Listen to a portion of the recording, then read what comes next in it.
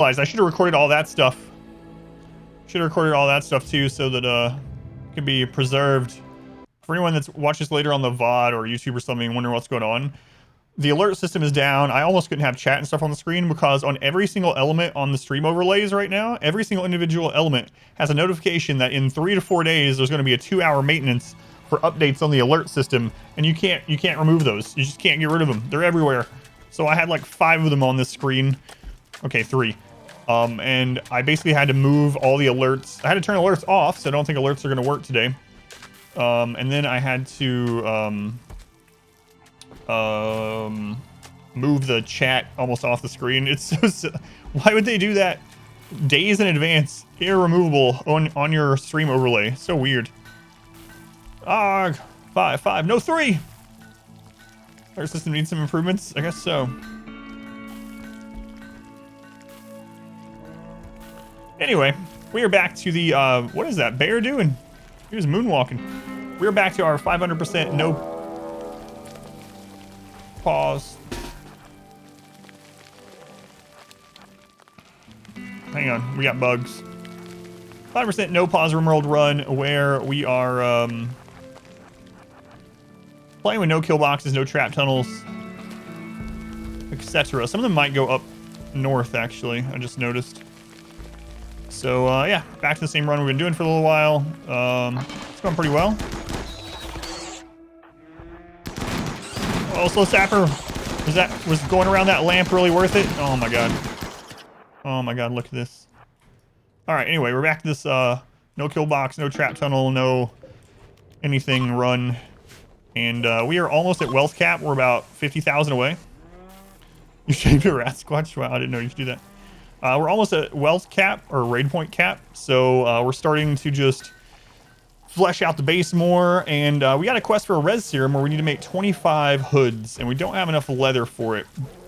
So at the moment we're at 11 hoods out of 25. We got like 20 days to do it. So we're going to need to get a bunch more leather. Hoping for a humanoid raid. Let's make sure. We had a lot of disease yesterday. Let me go through here and make sure we don't have any leftover diseases. We get some bionic legs on our snipers, and good lord, as I remembered, trigger happy, shooting specialist, anything is godly, but snipers with bionic legs for something else. Yeah, they're ogres, yeah. From Keplerth. Enigma, thank you for the 7 months. Thank you, Enigma. If I miss any of those today, it's because the alert system is undergoing improvements, apparently, and it's not working. So, if I miss it in chat, if someone wants to just AMA me. Amy. You know what I'm talking about, and I will see it. But thank you, Enigma, very much appreciated. I did catch that one, even without the alerts. So the reason I'm doing the path around these doors, or this outer wall first, is while we're doing the kiting and things like that, the extra speed will be pretty important. So we're going to do that part first. Before we even floor our base. So that's what we're working on right now. Mule needs to be going out and trading for some helmets again.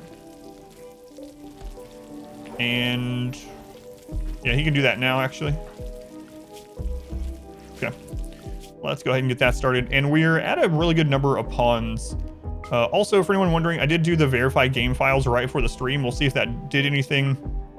But we had something weird going on yesterday that someone pointed out, and then once they pointed out, it was like very obvious that every time it happened. So what was going on was we were getting more enemies downed without them dying than we got in the early game. So like back when we had like 3 or 4 pawns, we had a really hard time getting any enemies downed in order to make them prisoners to try to recruit them, right? And then, now that we had like 16, 17 people, we were downing like half of the raid groups. Well, maybe not half, but like a third of them. So we'd have like, 80 raiders or whatever. And we would down like 20, 25 plus raiders without killing them, which is very odd with just gunfire and being at that population. So I did a verified game file thing. I'm actually thinking about stopping using one. We don't use very many mods at all. There is a mod that has some, it's the performance mod Rocketman, and it has some things that interacts with kind of buggy-ish. For example, Burden just doesn't work. Burden just does not work if you use Rocketman. I would hate to stop using Rocketman because of the performance increase, you know, is really important. But it also screwed up some corpses before. Anyway, we'll keep an eye on it. I'll probably copy the save file if it keeps happening and send it over to someone that knows more about how to figure out what's going on than I do, Smurf. And we'll see what's going on. But hopefully the verified game files fixed whatever the crap was going on with it. But we'll see today. It was weird though. We were getting way more downs than even early game, which should not be the case at all. So. And 6, they lose character. You like to roleplay? That's fine. There's no wrong way to play RimWorld. It's a video game. It's a single player game. Play however you want. If that's what you like doing. For me, my favorite number is usually the high teens. High teens. And if I'm doing a crazy challenge, the more pawns, the better. But I usually like somewhere between 12 and 18 pawns, and that's pretty much how it's always been for me. Even when I first started the game and I wasn't doing challenge stuff and I was just brand new, I usually stuck in the 12 to 18. That's just my preferred playstyle. You can do a full playthrough with 1 pawn or 3 pawns or 50 pawns or 100, you know? But yeah, whatever you like doing. It's all good. And each one has its own kind of challenges, right? So let's go on Eureka. Wrath Thrumbos. How many? 3? Oh, we can absolutely dominate 3 Thrumbos. Let's go. Let's do it. Thrumbos have one of the best textiles in the game. It's basically tied for number 1 with Hyperweave, with Devil Strand being 3rd for textile. Super, super good. Hyperweave and Thrumbo Fur are basically equal. One of them has slightly higher blunt, one of them has slightly higher sharp resist. But they're pretty much the same. I've talked about it, but basically it's a bunch of crap. I'm gonna have to see 2 other different kinds of specialists, and the appointments are so far out that I'm in this limbo zone where one of the specialists I can't see until the next open appointment is end of August, and the other one is in December. So yeah, that's the only updates right now. Rhino and Bearskin, they're nowhere near those 3, yeah. I mean, if that's all you got, that's all you got, sort of thing.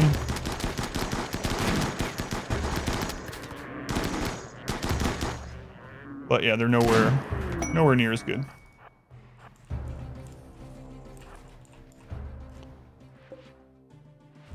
Heavy Fur is kind of your next like easy-ish bet to get something that will kind of last you until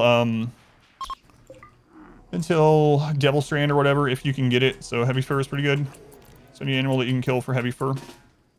I mean, like I said, those other ones are pretty equivalent to each other.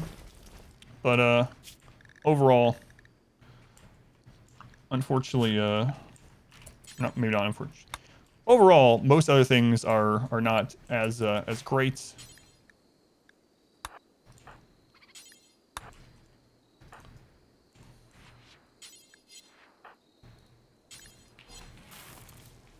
Okay, want to do that? So let's see. Doom, welcome in. Oh yeah, I saw the Teenage Mutant Turtle Shredder's Revenge one, the remake thing. Yeah, that looks pretty awesome. The Casey Jones reveal. Always nice. Always nice to see Casey Jones. Yeah, I saw that. I've seen all the trailers from the first day. I haven't watched the others. Is that where a guy tried to play using 100 pawns? I thought the map was bedrooms. Yeah. We had a run, the fluid run, where I was going up to 100 pawns and it got too laggy. So I just ended with like 80. It was just so laggy. Let's go on Big White. Zooey, welcome in. Only catch your first stream of these runs, 4 streams in. Stream cold worlds? Not the world. I've done extreme cold maps, but not the whole world, yeah. I don't know, they're usually kind of boring for me. Everyone's asking me to do a new like ice sheet run because I haven't done one since like 1.1, but it's just boring. But I might do one. It's boring for me. Like I said, everyone has their own likes or whatever, but I'm always kind of bored with those ones. The early game is extremely slow paced, and then when you get past that, it's almost like a normal run sort of thing. Although you fight more mechs pretty much, and that's about it.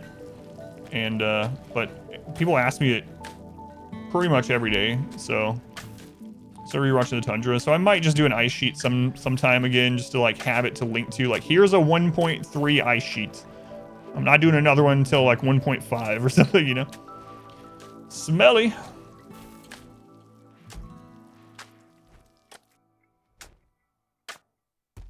Beja, that's easy. Steadfast Psychopath. 86 years old.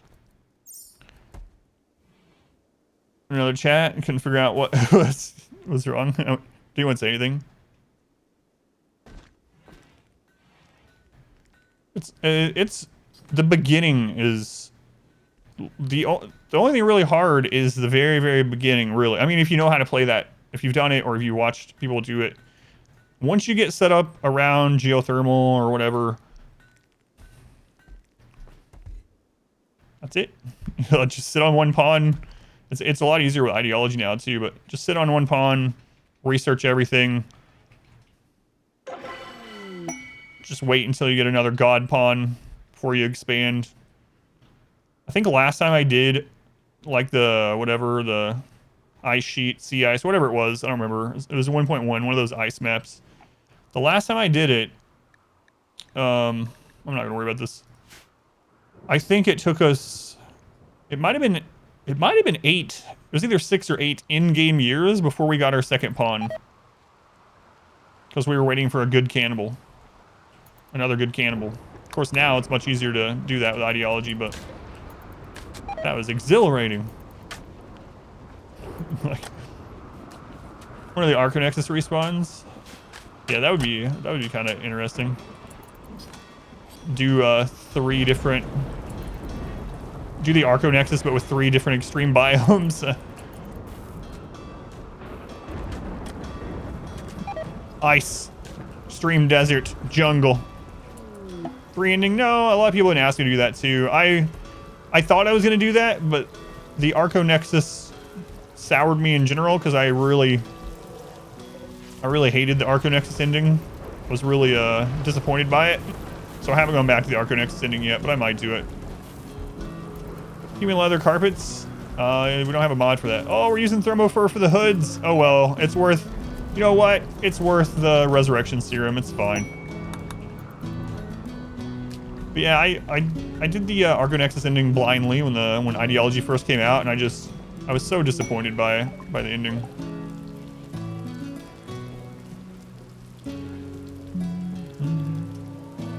Max and temperature is pretty fun.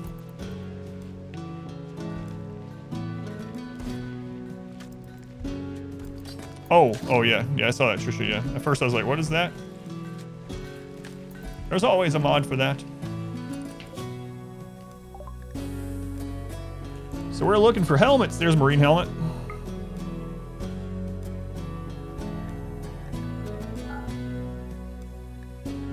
I think I know what that is anyway. Hang on. What is that?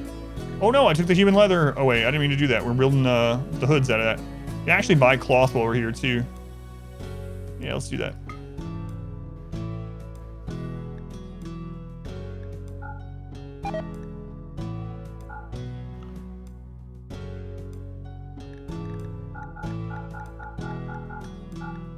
Get those helmets made. We can get L resed. I don't even remember what L had. I think L was pretty good, but let's go check if they have a helmet here really quick while we're out. There'll be a new Valkyrie profile game. Never played any of those. Random Plus is amazing, yeah. Really is. I really like it. It's just such a great quality of life mod. Might be one of my favorite quality of life mods, even though, especially if you do a lot of runs or whatever. What's Random Plus? So Random Plus is in the beginning when you are re-rolling a pawn, you can set what it's re-rolling to get to. Not like Prepare Carefully where you choose everything and you can make pawns that you can't roll, but you can put in stats and things and it will literally keep rolling for you until it hits your requirements, and then it will stop on it. I don't know how many times I've been like, all right, I need a really good construction pawn, and I'm sitting there clicking random, and I'm looking at the construction stat, and then I accidentally click again, and it rolls by a 12 Burning Passion, you know, tough brawler, construction specialist, basically. And I'm like, oh no, why can't I go back? Random plus, you can set that that's what you want. Like, all right, I want someone that has at least an 8 in construction and doesn't have any health issues, and I want them at least a 4 in planting, right? You hit random, it'll roll until it gets to it, and then it just stops on that pawn. It's so good, random plus. So yeah, I've done that so many times. It feels so bad when you do it. It's like, oh, they were the best pawn in the game, and my finger was just too trigger happy. Yeah, they're very rare. I've only had a few tough, nimble brawlers in my 3,000 plus hours of doing these. So I think I could probably count the number of tough, nimble brawlers I have on one hand.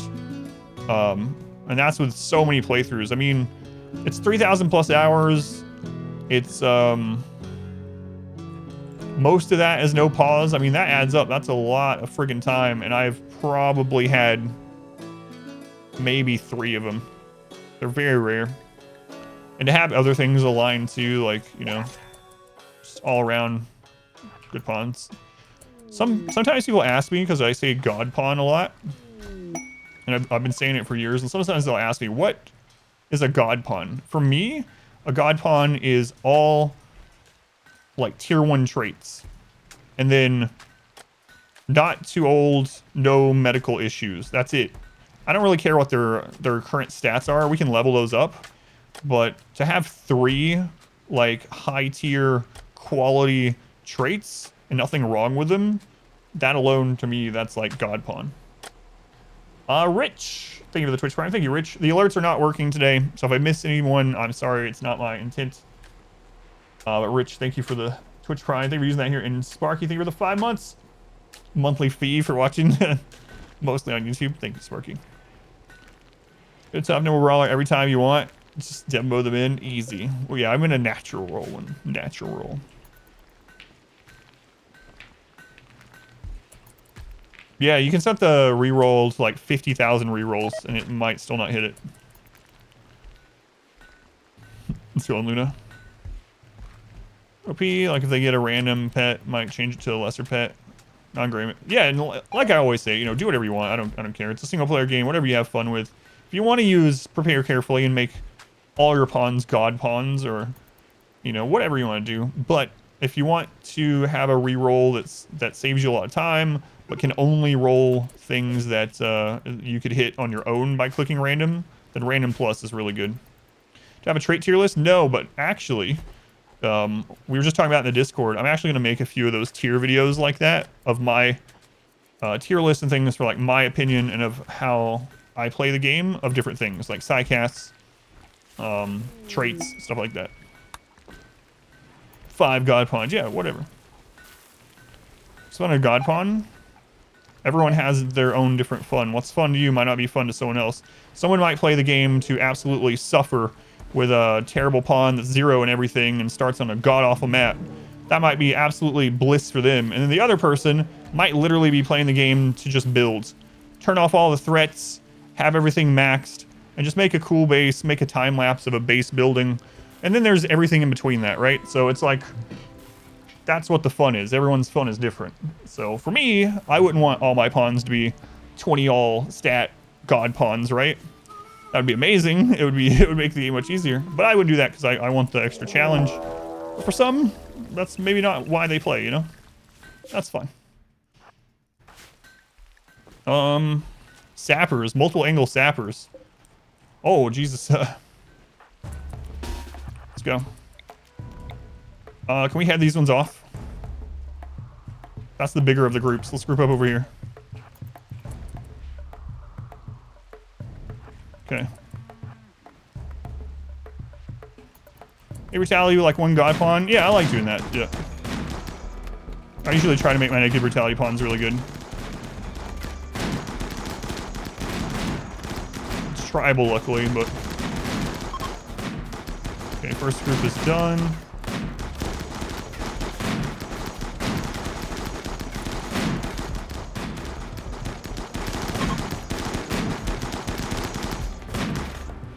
Tribals.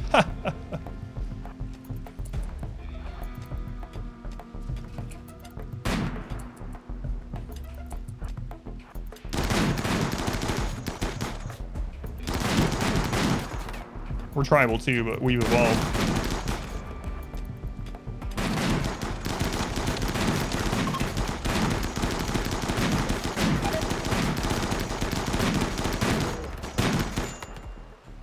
Okay, we took very little damage. We're still downing quite a bit. And I don't know. I don't know. It doesn't feel like as much as yesterday, but I don't know.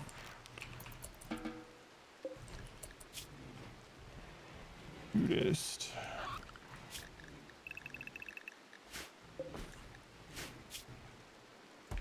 Great memory, bloodlust.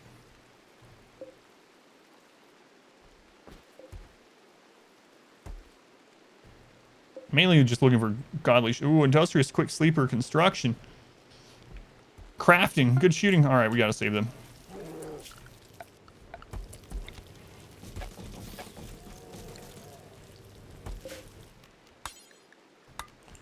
Okay, who was it? Is that this guy? Or was it the one further up? This guy, okay.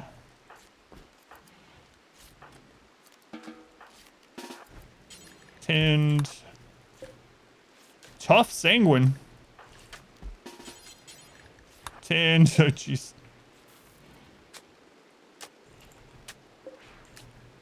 Tough jogger. It's Christmas again. I'll catch up in chat after this.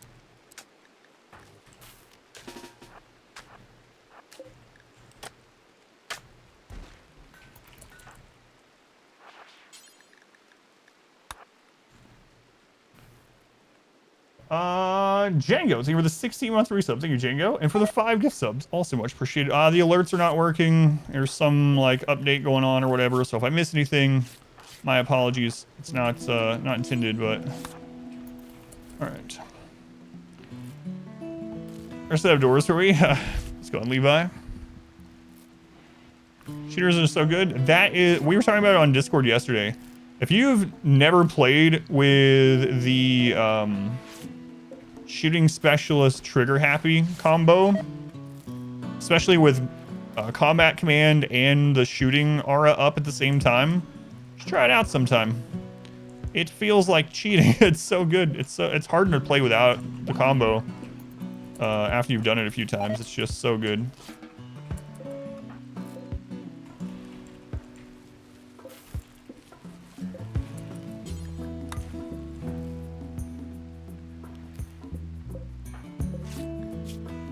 Yeah, thank you, Django. Starters like you used to make your D&D characters. 1 or 2 good traits. One oddball trait, rest average. Roll 6 times your stats and place them, but we had to pick our race, etc. before we rolled. That's interesting, yeah.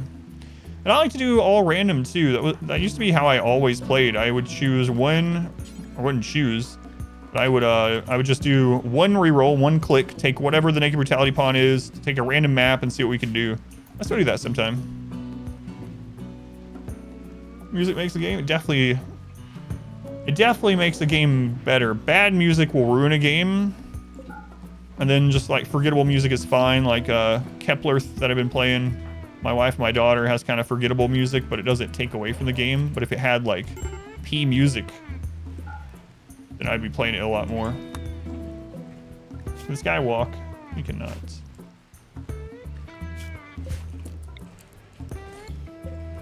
Yeah. Music.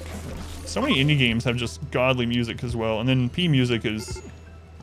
We were talking about it a lot on stream yesterday. It's just so good. P music is so good. Alright, did I miss anything? Let's go on pants.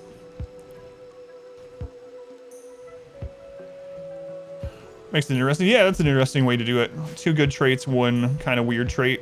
So you have someone that's like, they're a fast learner, that you don't sleep very much, they're quick sleeper, but They're a little volatile, that kind of thing, yeah.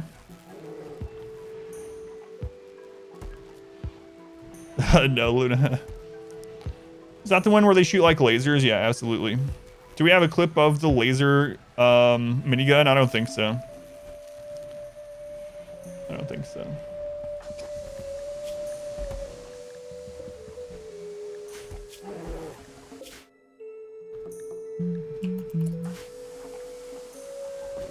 Not every game can have Val Ferris music. That's the truth.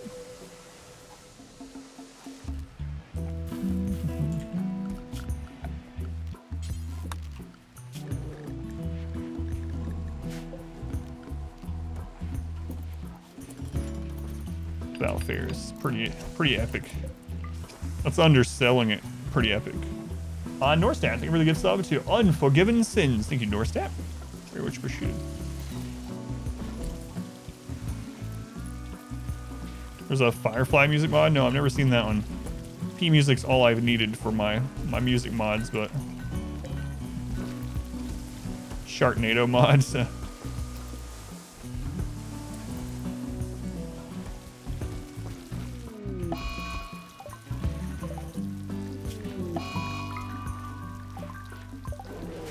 All right, what are we at now? We're at 19 hoods. Okay. Theme music is pretty close to the Firefly music mod anyway. Yeah, that's true. So a Norstat, thank you again. Throw hoods hurt, I know. But Resurrector Serum is worth it, you know. We're on a schedule here, on a clock for Res Serum, so feels bad to see them, but Rich, thank you for the 500 bits. And again, guys, sorry that the alerts aren't working. Those of you that were here at the beginning of the stream, you saw all the weird overlay bullcrap, but it's not on me. It's some maintenance thing. Hopefully they get it resolved soon. The maintenance isn't even until Wednesday. That's what I mean by fix soon. But for some reason, the pop-up on the stream is happening already. It's very weird. No idea how Twitch works. I want to show you some love for hundreds of hours of content provided on YouTube. RimWorld runs are constantly on your house. That's awesome, Rich. Thank you. So how bits work is every bit that you give me, I get 1 penny. So the 500 bits is $5. I appreciate it, Rich. Thank you. But yeah, I mean, just like watching, you know, helps a lot. Liking the videos, stuff like that. All that typical stuff that everyone tells you. But thank you, Rich. And if anyone ever does want to go above and beyond by any kind of financial support, it's very much appreciated. There's a list of like what percent of each thing I get. If you're ever really curious, I think it's an exclamation support. But there's options on there like, you know, use my Amazon affiliate link when you buy from Amazon, or, you know, buy games from Humble Bundle, stuff like that. So let me make sure that link is still working, because the website screwed up here recently and I had to switch hosts. Yeah, it's still working. Perfect. Okay. Yeah, thank you, Rich. Very much appreciated. Masterwork leather hood. We're at 20. We're at 20. When Mule's done this breakdown, he'll be coming back in. We probably don't even need Mule's cloth now with all these additional corpses, honestly. Probably not. Minecraft based, yeah. And there's some plain leather, yeah. We didn't need to buy the cloth, but I mean, there was no way to know when we sent them out, right? We are on that clock, like I mentioned. So. Huh. Early raid today, that's nice. Maybe Randy won't be asleep today. Like we were talking yesterday, on average, Randy attacks less than 2 times a year. I mean, he can attack 5 times in 2 days. We've had him attack, whatever, 7 times in 2 days before. But on average, over a long playthrough, about 2 times a year, which is kind of where we get the sleepy Randy from. Advanced Biomes mod. Percentage of them appearing in the world map. I've never played with that one. I've seen it, though.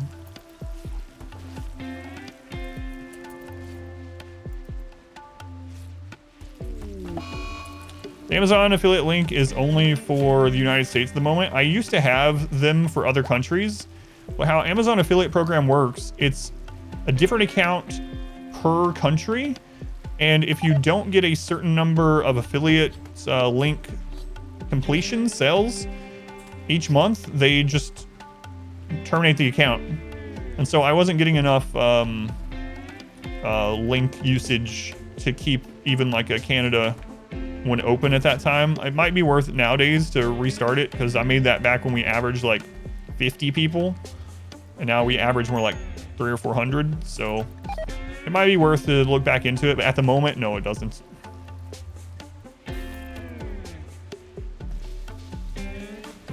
Oh, I didn't realize they put out more or new hype train emotes recently. All aboard the hype train. I'm also thinking about just stopping our research, like actually deconstructing it. Maybe we'll just knock this out because it's there, but unless we get like cataphract tech print or healing factors or something like that, I'm probably not going to use it. So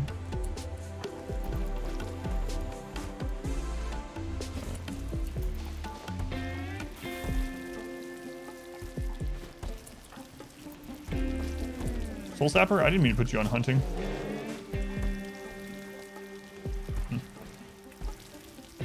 That was a mistake.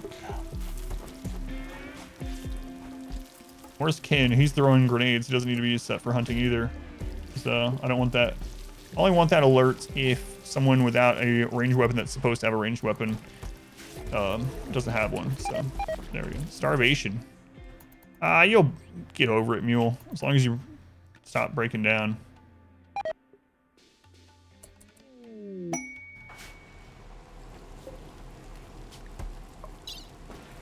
He's gonna be fine, right? He's always been fine.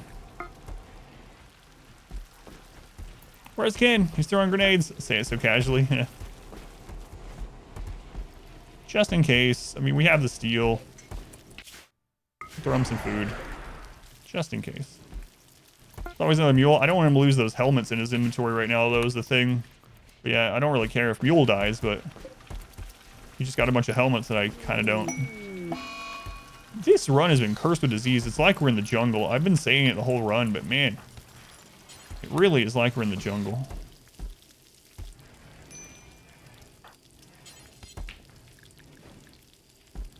Cage and Moses.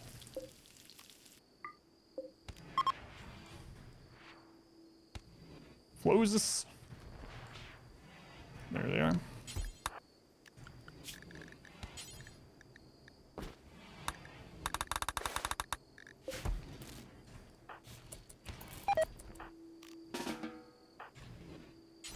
Okay.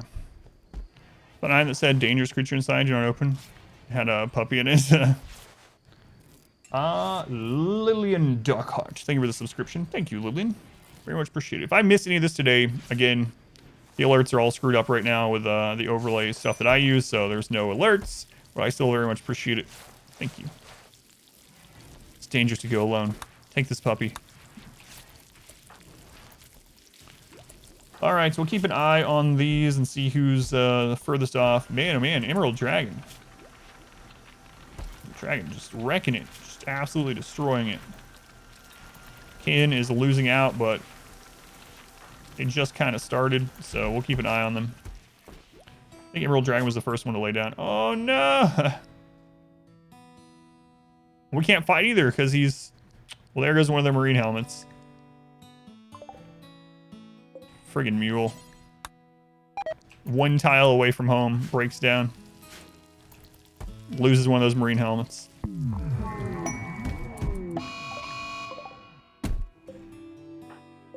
Lero, you don't want to do this, man. Lero, I'm telling you. No, no, Johnny, Johnny. I told him. Looks like we need a new mule. I was actually after one yesterday, yeah. Colonist outsourcing. Only one colonist to 1 star, okay. Gerard.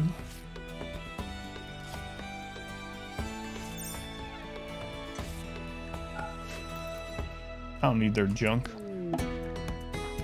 And now you make it home.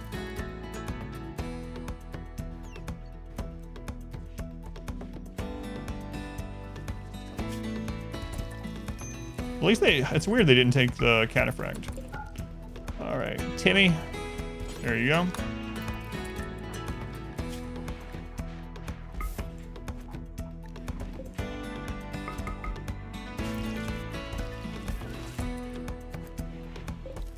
We are at 25. There we go.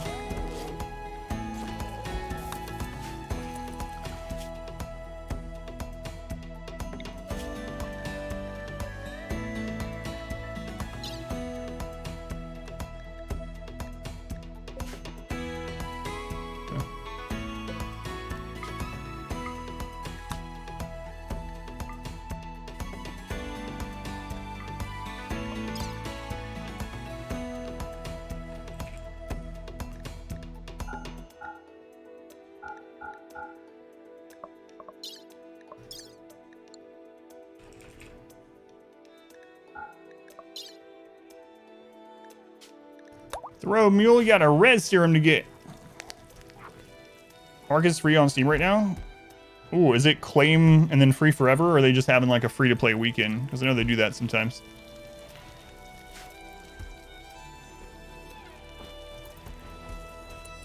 Claim and free forever? That's pretty awesome. Yeah, Arc is really was really fun.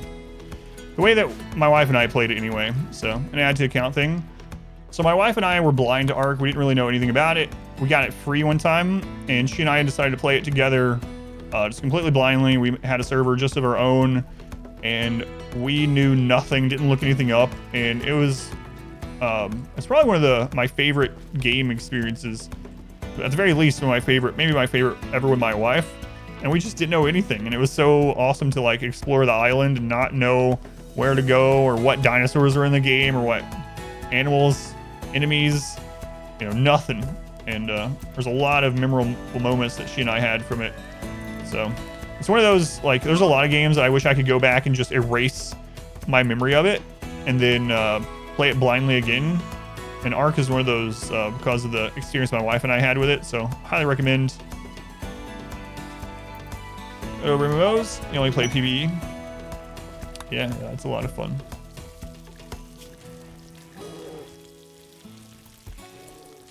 Blue Moon, Arctic, welcome in.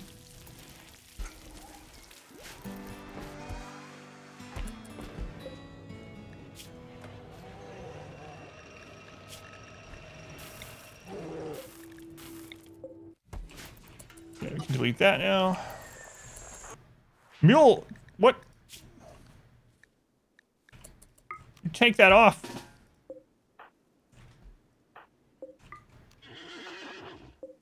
Oh no, I meant to. There we go. There we go. Friggin' Mule. It's like, oh, they wanted 25. Ah, they'll take 24. I'll take 24.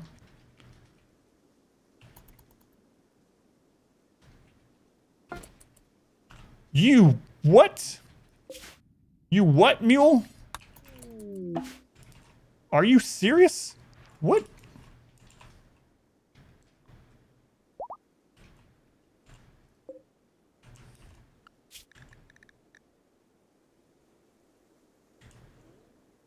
They have roofs around them.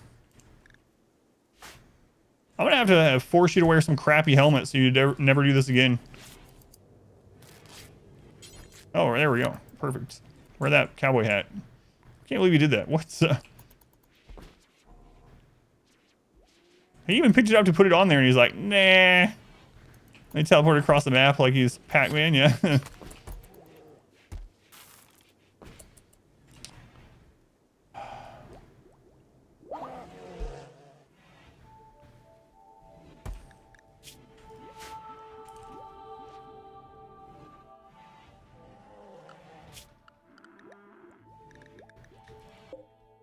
And they left the horse full of... Oh my god, Mule. I'm about done with you. Done with that Mule. So. I could have unequipped it on the caravan screen. Yeah, I thought about it, but I thought just adding it to the caravan like the way I did would be fine. I have no idea why he just decided to drop it once he got to the edge of the map after I clicked to add to caravan. It's so weird. Does anyone else pet dogs? I think almost everyone.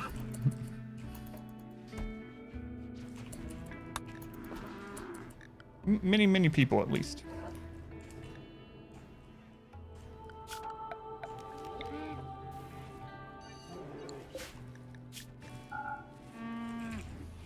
I would guess. Anyway.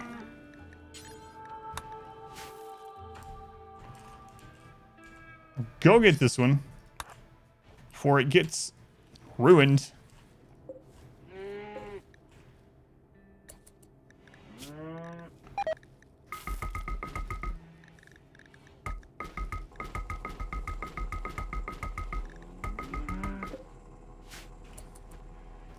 Friggin' mule. What a jerk. What a jerk, that mule.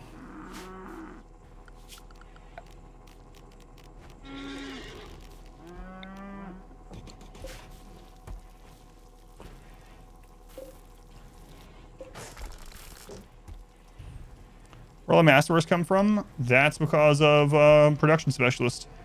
Mule jerky. Production specialist, the most overpowered specialist in the game, with ideology, obviously. I was talking about it yesterday. It's just so stupidly good. Every single thing that a production specialist makes is guaranteed to be 1 tier higher. And then if they have an inspiration, it'll be 3 tiers higher. So you get just crap loads of masterwork and legendary stuff with a production specialist. All right, mule. Let's try this again.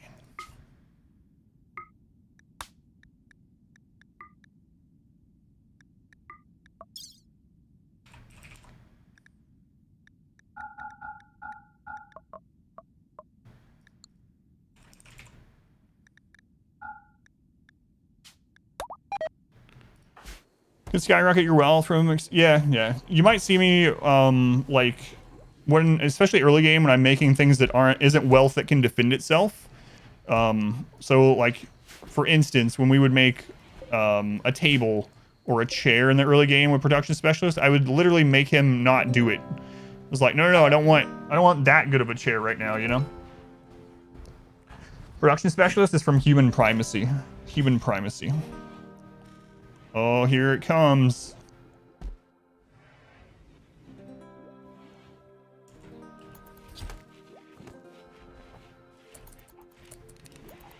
A good one. They're all good ones. Let's go, Minoc. Welcome in. Graph, welcome in. Sniffles, thanks for being here.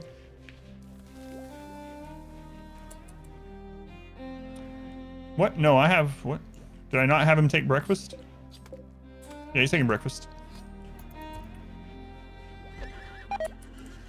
Slow from production, unless you're construction, making beds. Yeah, no, like I said, it depends on the point of the game. Once you get to wealth cap, who cares? Make everything legendary. For all I care, but let's go on Sparrow.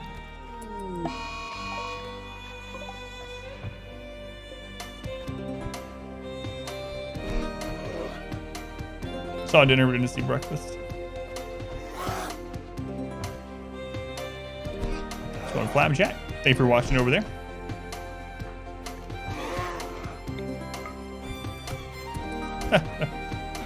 Lost to a baby bear.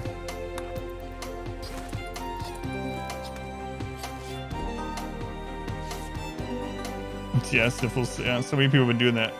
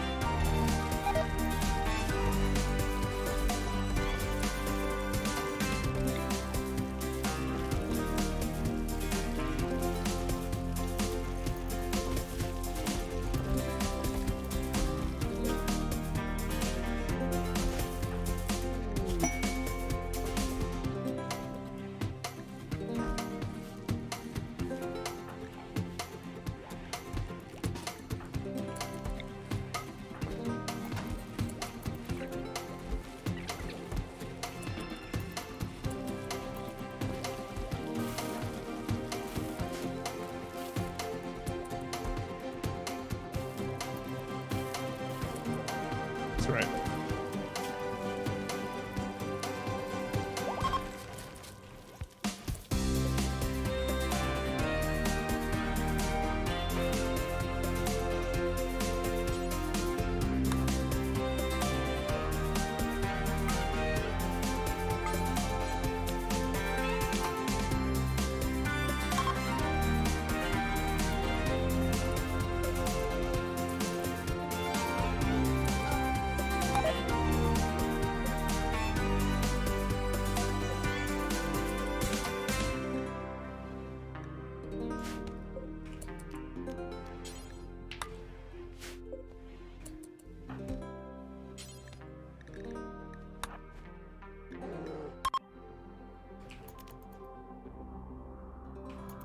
I'm having them bring them to the main room, but I don't want to interrupt the song. So.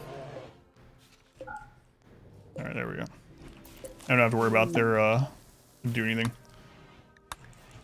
All right, and we're linking. The song is done. Sad times. Let's go on, Pachu. Ah, swear, look. I started to read that in a weird way. Look at that concentration scowl on a mission. No, that was enjoying the music scowl. That was intense. That was the Gandalf there. I just didn't want to interrupt the music. What's the run you've most enjoyed doing? Most enjoyed? It's kind of, I don't know. Most enjoyed. I don't know. The first ones that come to mind are the hardest ones. The one that I absolutely was like pulling my teeth out through it was so terrible at the time, but that I'm really glad that I did. And the ones that come to mind in that category is the melee only run. God awful. I will never do it again. I keep saying that, said it for years. But the melee only one, oh my good lord. That one is just absolutely insane. I still can't believe that we went through all that. But anyway, melee only, 500% no pause, only melee, no turrets, no grenades, no EMPs, no guns, nothing other than melee. That one, exclamation melee for the playlist on that one. And the second one that comes to mind is the Fluid Ideology run, where it took us 4 years to research our first research, which was beds. That reminds me, I got a comment on a YouTube video yesterday that I thought was kind of funny. On the Igor run, on like the first attempt where we were just dying right off the bat. Anyway, someone commented and we're like, you know, when people are breaking down in a bad mood, you can make beds, and if you build beds for them, they're not going to be as unhappy. It's like, this changes everything. 3,000 hours of no pause, dozens of 500% wins, beds. Why didn't I ever think of beds? But the other part of it is we were doing tribal, and it was too early. We had just started. We can't build beds that early as tribal. They're not wrong though. No, they're technically not. Why didn't I think of this? Oh my god. These things? It's just kind of silly. It's just so silly that someone would post that. I don't think they were like memeing or anything either. It was just like, oh my lord. We didn't have enough leather for bedrolls either. It's like they didn't even watch that episode of Igor. It's like, when am I going to do this? When? Show me. It's for line of sight, yeah. It's for line of sight on enemies and kiting. Probably some kid, maybe, yeah.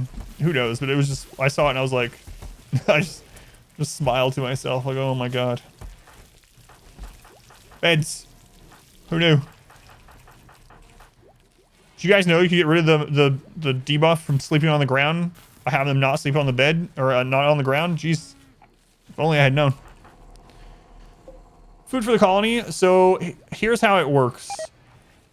Basically, if you only make simple meals and you harvest the plant every single time it's available and replant it, and you're on a year-long growing map, 15 rich plots of rice will feed a colonist of simple meals forever, with a little bit left over. So what I usually do in the early game when I'm really trying to like not go overboard is I plant about 20 spots of rich rice if I can. On normal soil, it's 20 plots of rice. 20 plots of rice on normal soil. And that's about how much it is for any plants. They basically, in the long run, even out for that. They have their own benefits. No, just 20. Just literally 20. It only takes 7 plots of hydroponic rice if it's planted and harvested immediately, which is not going to be in practice, to feed someone simple meals forever. Like, you can literally feed a colonist on simple meals forever with leftover for a rainy day with 3 basins per person of hydroponics. It's hydroponic rice. It's so good. But no, 15 singular plots of rich soil rice if it gets planted and harvested immediately, which in practice it's not going to. So I usually try about 20.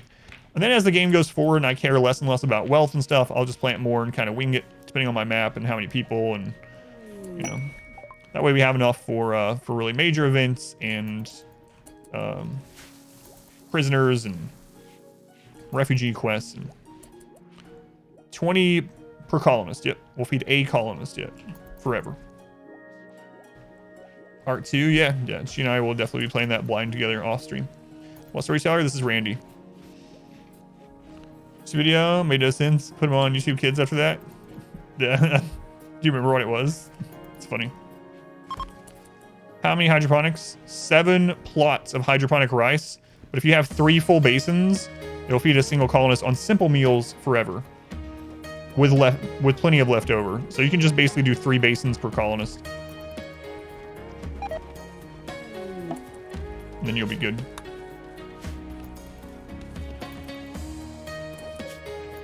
Mule is there. We did it. Now get home with that res serum.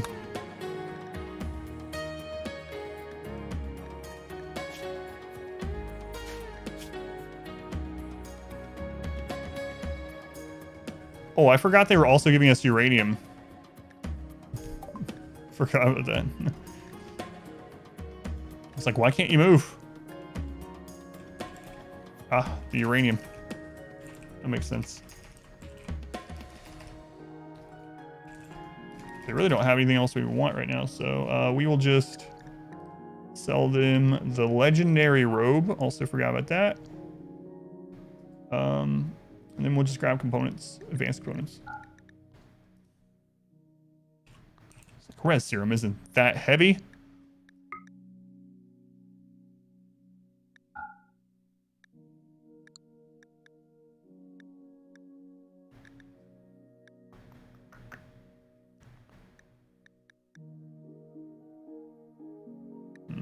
How much money do they have? Okay.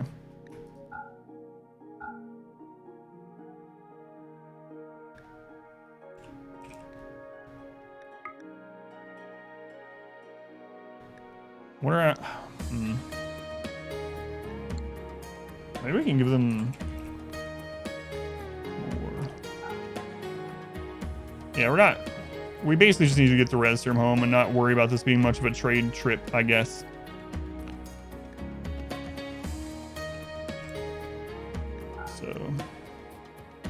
You can shift and control. Yeah, control goes up by 10 and shift goes up by 100. Let me reset this. All right, so we'll do all the uranium, legendary robe, and let's just get home and we'll go back out with the other stuff. We just need to get the res there, and then we have enough stuff in inventory that hopefully they'll take that instead if he gets ambushed again. Do you have any RimWorlds? 3,000 something.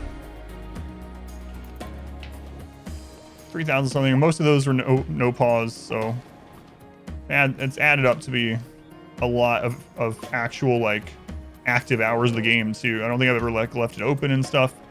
So, I mean, it's not a competition sort of thing, but just to give an idea, on Steam, I have over 3,000 hours, and I played a few hundred before I had it on Steam back when I had whatever, the alpha that was non-DRM, back when the game was just getting started. So a bit. I know people that have way more. Yeah, I could have dumped leather on them too and bought components. Yeah, I really thought about it. That's what I was doing the first time, but I was like, nah, we'll just get home. I should probably give some of it to the Empire anyway. 4th of your playtime, you've left it open. Left yours overnight a few times. Launch a couple of horses over there. Yeah, we were talking about that yesterday too. Yeah, that's when you work.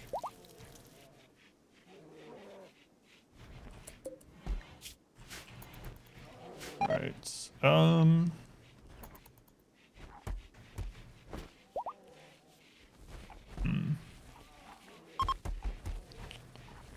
So it would be a pretty good idea to get some dining places around that we can eat in between hiding the enemies at almost every door.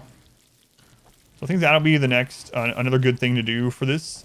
I should also start setting it up so the bears can sleep in here, or I need to switch over.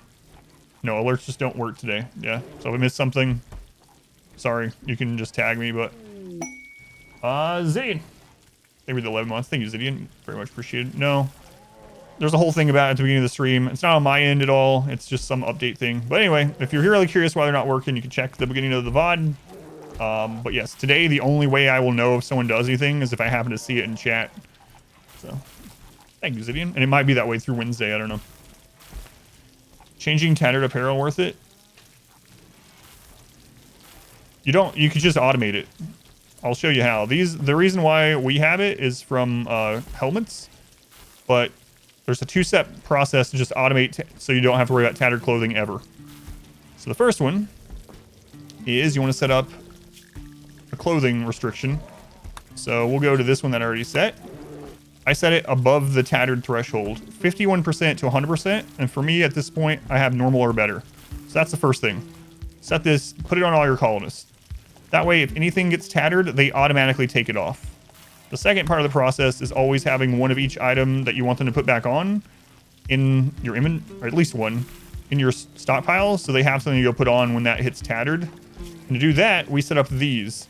So for instance, someone just put on a new cape, so now it'll queue up for them to make it. And how I do that is I set these thresholds. Look everywhere. If we don't have at least one cape that is 52% or better and normal or better, it will queue up to make a cape out of the materials that I have chosen. So with those two things in place, you never have to worry about the tattered clothing thing. The reason I have it right now is because of helmets, and I would rather force them. October 4th, Overwatch 2. Yeah, I probably won't play this one. That is interesting though.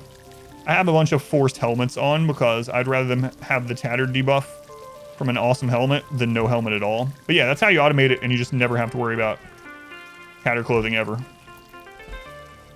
It'll just do its own thing forever.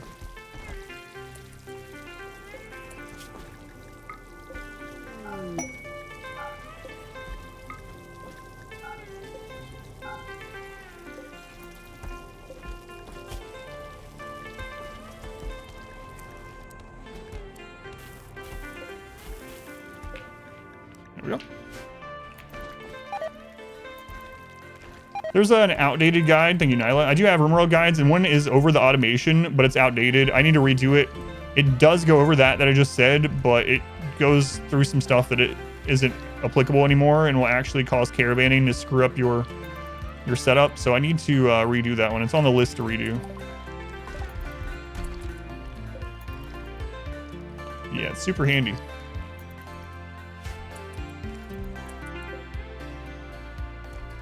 So each table, 6 people.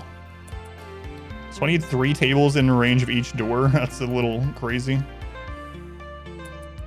I kind of would want it not flammable too. Let's go on Morbo.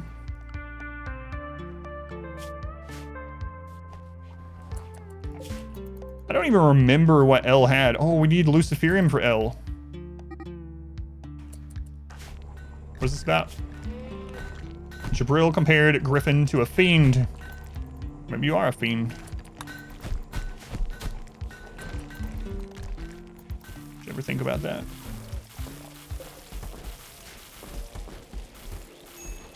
Did you ever think about that?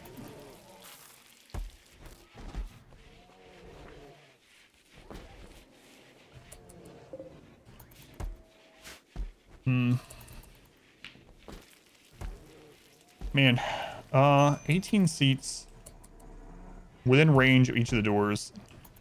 Just don't insult their leg hair. That's right. I mean, let's do it, I guess. All right, so we have the res serum. We want Luciferium before we res L if we're going to do that. Finn, thank you for the 100 bits, Finn. Very much appreciated. Alerts are not working because of something on the alert end, not on my end. Sorry about that, but I do appreciate it, as you know. Thank you, Finn.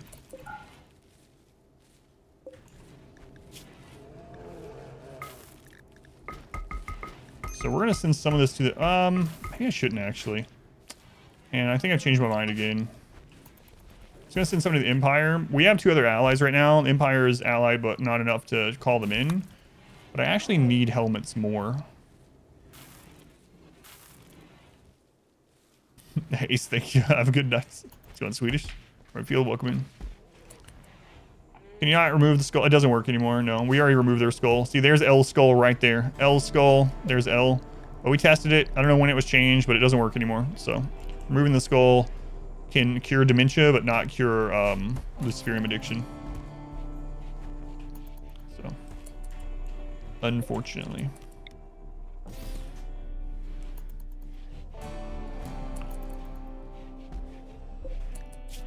So you gotta do it the old-fashioned way by giving them drugs.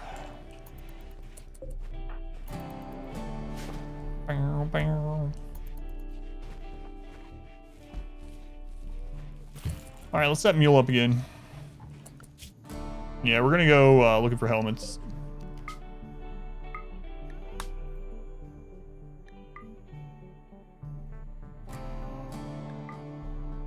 Maybe we should have just got those components down there, but helmets are more important at the moment.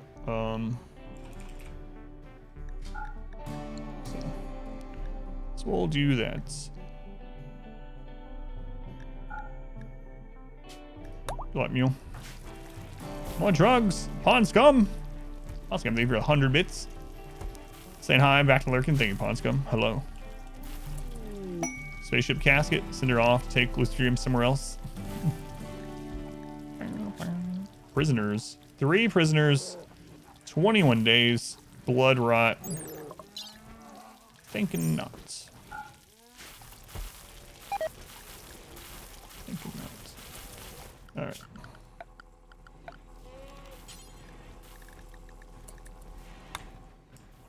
So within range of this door, these 2 doors, we'll do... Let's do it like this. I can just bring them over there. Okay, and we'll do the same setup down here.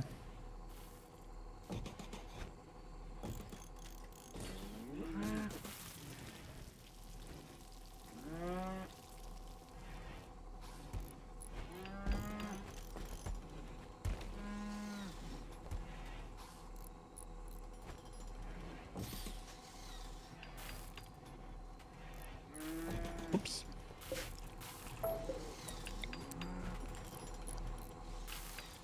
Actually, I need these ones turned differently. So I need them between these, but relatively close, so.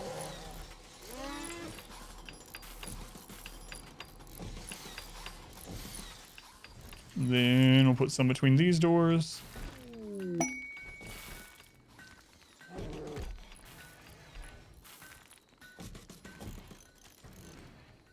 Okay, I'll turn it back for these ones between these 2.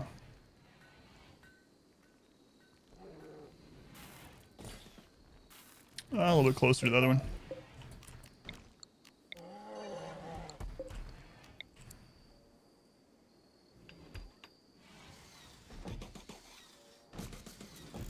Okay. We'll do the top. Use the rest serum? No, because I don't have any Luciferium. They'll just die again. So I need to get Luciferium next. It's one Elks. There, it's right here. 2 rival factions are tagging each other on your map. That's always nice. Mortar made it even. You third-partied them? What are you playing? Are you playing a battle royale?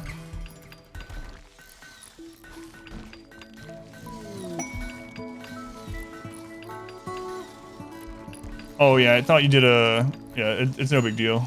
If you put, if you don't put a space after a period between 2 words on accident, Twitch will be like, "That's a link. You haven't been here long enough to have links."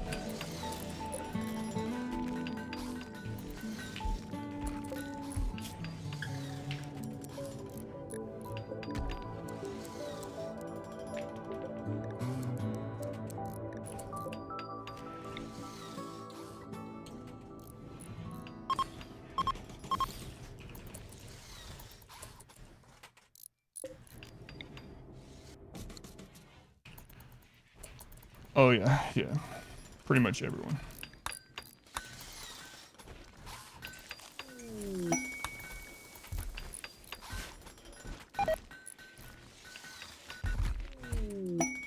Legendary.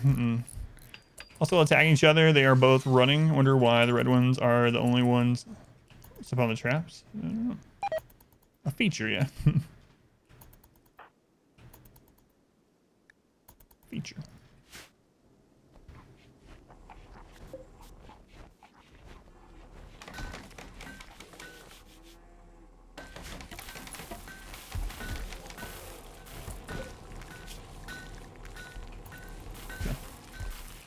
Do they become incapable of a lot of stuff? I will show you. They do become incapable of a bit, but they can still do art, animals, and intellect. So it's a good one to put on someone that's already doing lots of your animal handling or someone that's doing a lot of research. Overpowered guy with 6 high skill and a wimp trait. Kept him around, got pain block psycast. Fun and games, so they got a pain scar with 28 pain. Let's go on Wicked Warrior. So yeah, they do become incapable of quite a bit, like you see there, but luckily not everything, because you know, animal taming and intellect are pretty good ones, so you're not gonna be super hindered by it on most of the pawns anyway, or on some of your pawns, I should say.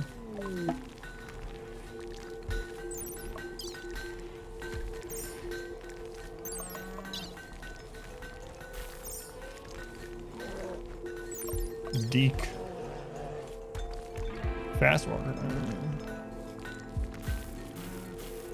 See, like, that would be an alright shooting specialist there.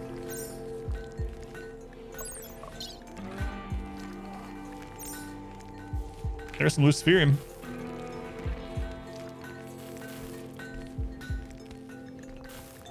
I'll trade you some beer for some Luciferium. Seems like a good trade. Good trade for me.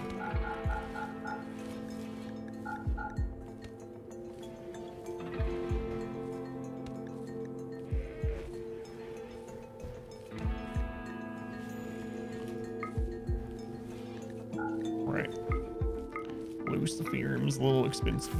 We'll start with 4. Usually wait a bit before you assign someone to it. Yeah, it just depends though. Like if you have someone that's decent at shooting and you have them like tied to a research bench anyway, then sure, why not? It does add so much DPS to the character that it's well worth it in a combat situation. Or, you know, like I said, someone that's mainly doing animal work, then sure. But answer like usual is it depends.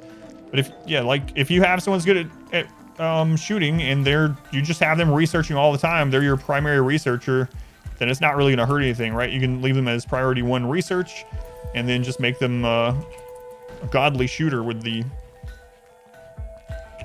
specialization. So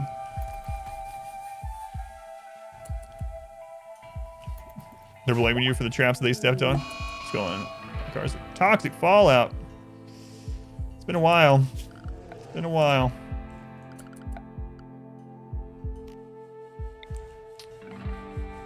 I mean, we have enough stuff, so.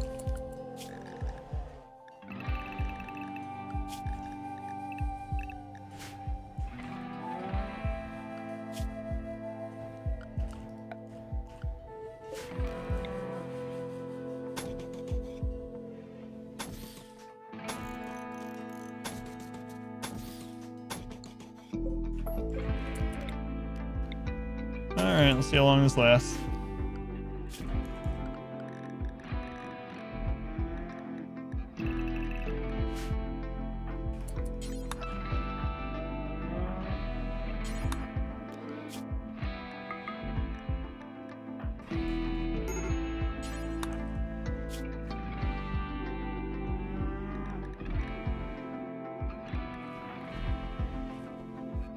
What ending? I'm gonna build the ship.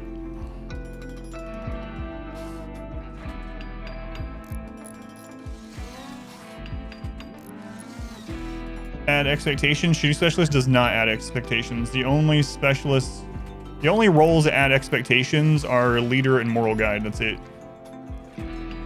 Corpse in the transport pod? I am, yep.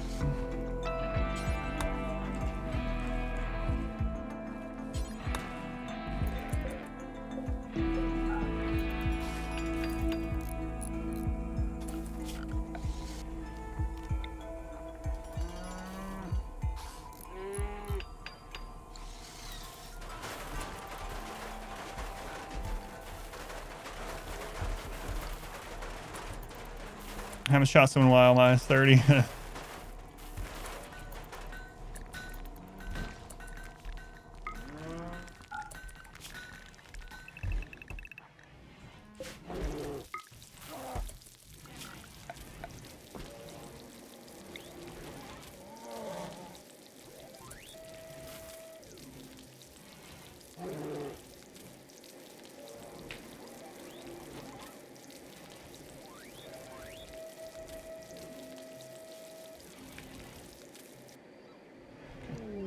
My wife's not feeling well again.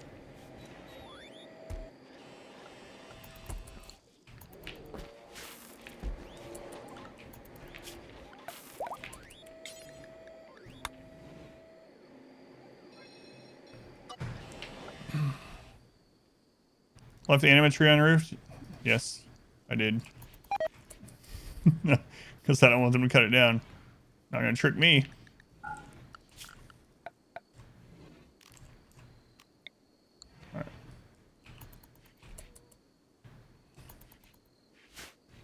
All right. The anime tree.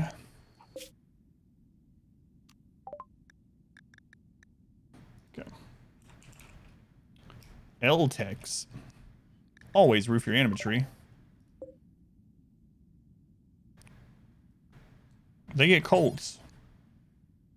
You know? It's cold outside. They're cold too. Bring them in. It's not even how it goes. You're cold, they're cold. Bring them inside. Build a roof over them. There.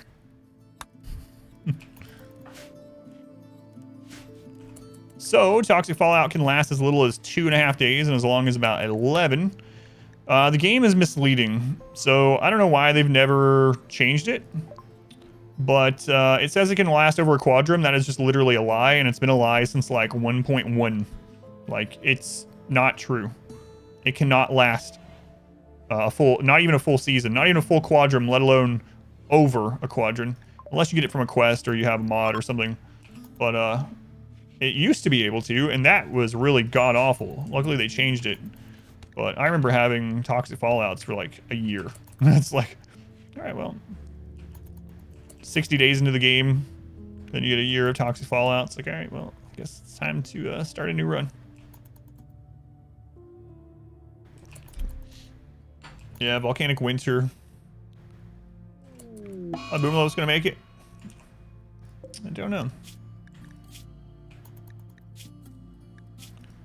Depends on... Oh, man. Oh, my God. Look how many people just got gut worms. Jeez, that sucks. That really sucks.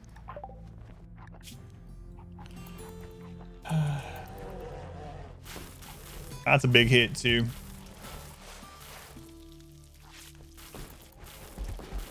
Yeah, I'm gonna watch the trailers after the stream too. Better than buttworms. I got news for you. They're the same thing.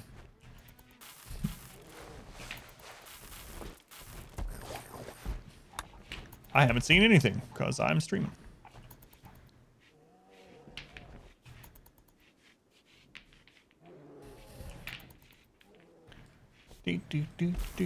Fallout for over a year. Yeah, it was god awful. Yeah.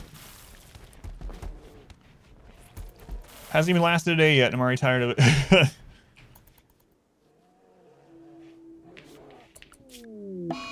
Well, might as well research. All right, good luck, alpaca.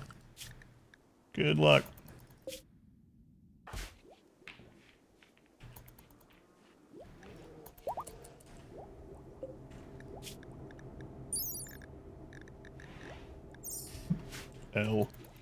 L.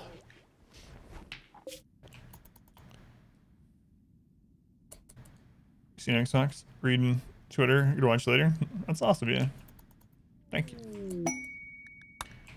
Yeah, I'll look too. My wife and I watched all the trailers from the first day, but I haven't caught up on the other stuff, so I'll probably just catch up on all of it tonight. I made a list so far of the things I was kind of interested in from the first day. I don't even remember all the names, but I have them written down or typed up. Slaughter event from Mental Break is the worst. I had one nearby, lost like 4 thrombos. Slaughter is very bad. Murderous Rampage is probably the only one I would say is above that one. I'd rather my pet thrombo die than someone take out my god pawn that doesn't even fight back. like, hey, this guy's trying to murder me. Good thing he didn't insult my leg hair. I won't fight back. Oh my god, yeah. The slaughter events on Igor. It's like, well, there goes another husky. Too bad we didn't have some beds. Then we would have won that run. The leg hair insult into death.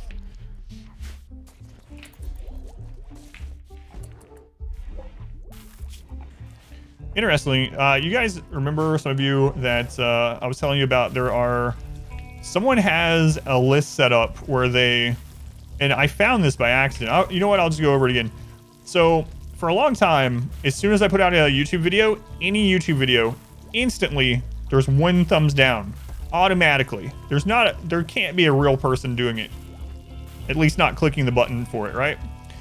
And so I'd found this by accident, but in my statistics or whatever, I went in there and to check, I can't remember what I was checking, but anyway, I went into the statistics thing in the YouTube dashboard, and I clicked on one of the new videos, and I noticed that it actually had something that shows you, where do these come from? Where are your likes and dislikes from? And since there was only 1 dislike on it so far, it said it came from a specific playlist, and it said playlist, and it said the name of the playlist, and the playlist is just the N-word. Just the racist N-word. Everyone knows the N-word. I don't have to describe it. That's the playlist. I go on there. Someone has it set up that they have certain channels on there that every time that channel posts a video, it goes on that playlist. And then I look, and this is right before they stopped showing the thumbs down, thumbs up. And I looked, and every single one of those videos has 1 thumb down at least. All of them. So some butthurt someone has made a bot or whatever and a playlist that automatically, and I mean, it's good for the algorithm either way, it doesn't bother me, but it's just kind of crazy that someone would go out of their way to do this, that does a thumbs down immediately as soon as any channel from that playlist group posts a video. And like I said, the name of the playlist is just the N-word. So however, recently someone else has been doing it too. So now, as soon as any video is posted, any video, doesn't matter how obscure anything, the second it is posted to YouTube, it has 2 thumbs down, just instantly. It's really crazy that people do those kind of things. And I wonder if they know that it's like good for the algorithm. Any interaction with a video is good for the algorithm, but they're probably like, I'm screwing this guy over. But absolutely bizarre. And, you know, severely racist in some weird way. I have no idea. God, I hope it wasn't you, yeah. I doubt it was, but I wouldn't even take joking credit for being blatantly racist. You wish someone thought about you as much as whoever that is thinking about me. It's so weird. So weird. Showing you My Little Ponies, you kept thumbs downing it. So your entire YouTube algorithm was ponies. Yeah, if you actually don't like something and you don't want to see it, you don't want to thumb down it, what you want to do is you want to click the little dots button and say, I'm not interested in this video. That's your best way to stop seeing a topic. Because if you do the thumbs down, it's still interaction. So with a lot of free time and a lot of hate, I guess. It was just so crazy when I saw that playlist. Because I saw it kind of like out of the corner of my eye in the bottom of the screen where it was coming from, and I saw the N-word and I was like, what the crap is that?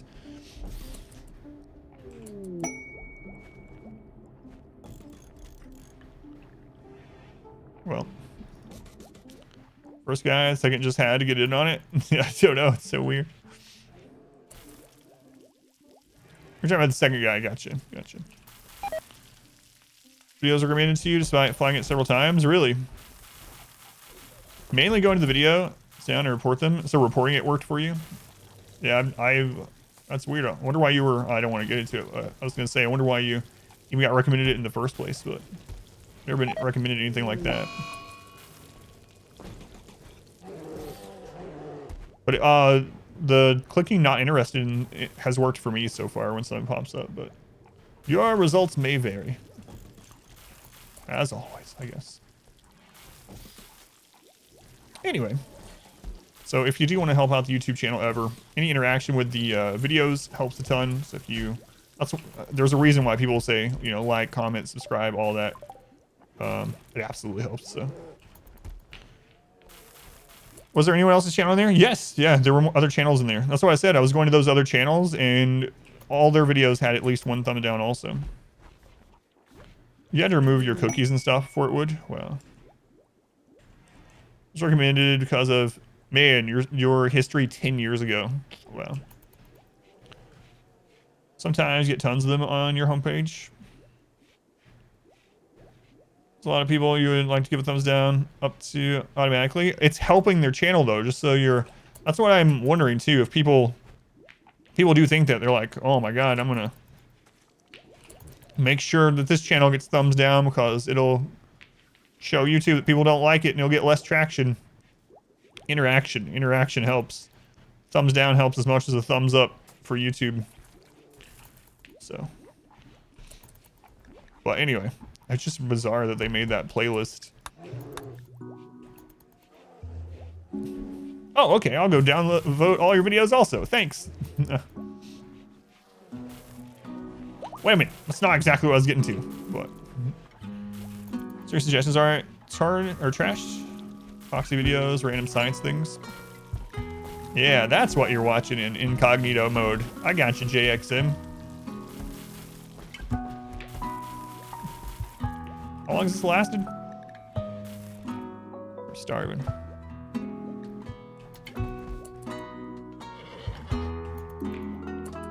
Cots.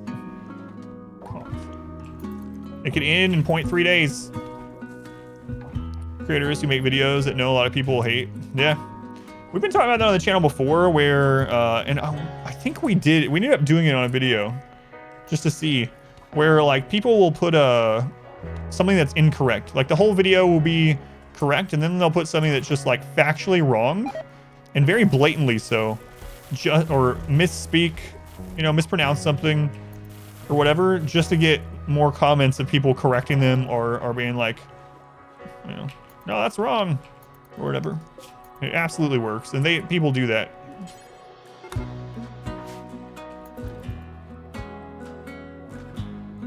Top 10 type videos, yeah. I think I told you guys, I don't know why I even clicked on it. Clickbait, I guess. But I clicked on some video from like Twitter. It was posted by like PC Gamer or something. And it was like, the top 50 most iconic video game characters of all time. And they didn't even have things like Mario. Mario wasn't in the top 50 iconic video game characters of all time. And yes, this thing had tens of thousands of comments and people were saying things like that. And it's like, well, there you go. That's literally the purpose of this video. Joke's on you, because I'm using my ad blocker, you know. But not getting any ad revenue from me. Brain's like, no. The hands, they won't let you not go. How do you have a top 50 most iconic video game characters and you don't have someone like Mario in there? But you know what was in there? You know what? Maybe this was made by, even if it was made by someone like new to video games now, like the younger end of like Gen Z or something, even they would probably put Mario in there. But there were things in there like the banana character from Fortnite. It was like number 8 out of 50 as the most iconic video game character of all time. And I'm like,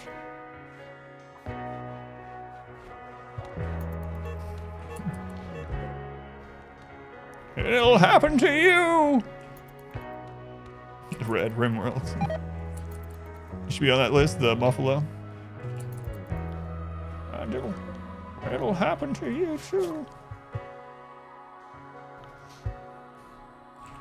Thanks, Abe Simpson. Back in my day. It was just made, exactly, that's my point. It was made to get a lot of comments and hate and stuff and interactions, just so it would get millions of views. And it worked. It worked. Rick from Fortnite. So. Wonders they're slaughtering the fallen enemies? Really? Do you have a mod to make that happen? Video, lots of comments. Maybe not about the video too. Yeah, that's true. Let's go, Newton. Harry. Well, today is Sunday, Harry. Right.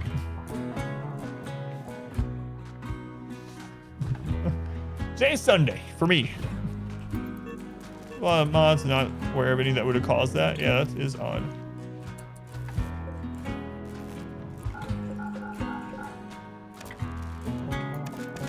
Doom Guy or Lara Croft most iconic?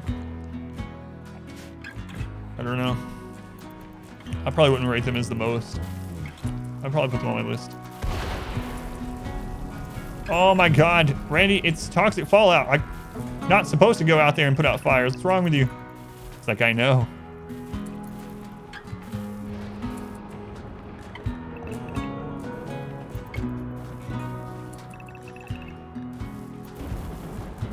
Most iconic. Mario's not on the list.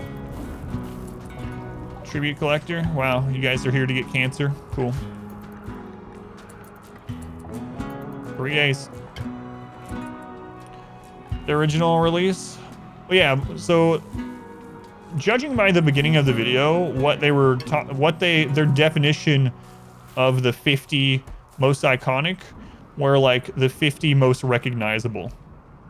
Like, most people know these and they relate them immediately with gaming, etc. or whatever. So, I mean, maybe in some bizarre way some of that was true, but man, oh man. Yoshi wasn't on the list. No. There were no Mario characters. None. None. Just in a little bit of cancer. Free helping of lung cancer. It was mostly things like I said, there was like Fortnite characters, and there was some other thing on there that was really weird. That wasn't even a character. It was like not even a named character. It was very odd. What's Mario? You didn't even know there was a banana. It's just a costume. It's just a costume in Fortnite. It was like number 8 most iconic, most recognizable video game characters. Like, what? Get out of here. Luigi on there instead of Mario. They left Nintendo out. What else was on there that wasn't Nintendo? Let's see.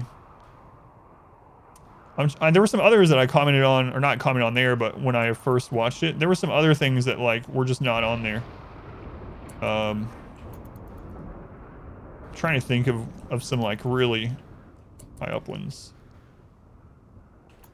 There was someone on there from like Grand Theft Auto 5, but there were people on there that like Lara Croft wasn't on there that was mentioned. Doom Guy wasn't on there. It was just really weird. It's like it was almost like someone that had never played video games made it, and they just went on like, let's see what the most popular search characters are on Wikipedia or something. And that was their list. Like it was so weird and random. Animal Crossing is Mario game. Yeah. Speaking of Nintendo, I remember it was a really big deal when I was a kid that Nintendo was even put out public service announcement commercials and things that not all video games were Nintendo, because they were trying to make sure that their brand didn't get incorporated or get homogenized into everything being a Nintendo.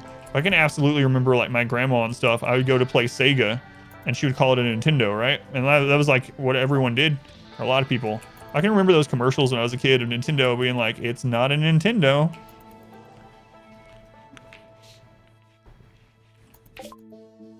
Cracked Bus. Yeah, both of those still do it, yeah. Recon, that's better than nothing. There's a prestige cataphract. See if we can afford both of those. Oh yeah, we are rich.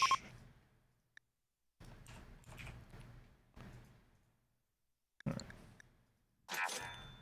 Yeah, my grandma did. My mom did for a little while. Just called every kind of video game console was a Nintendo. Every video game was a Nintendo game, yeah. But I can remember those. You can look them up. There were commercials because they didn't want.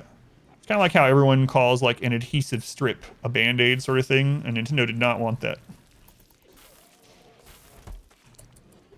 Awful lists like that are always just characters I happen to like anyway. Yeah, it's just so weird. Hoover became generic. Cleaner.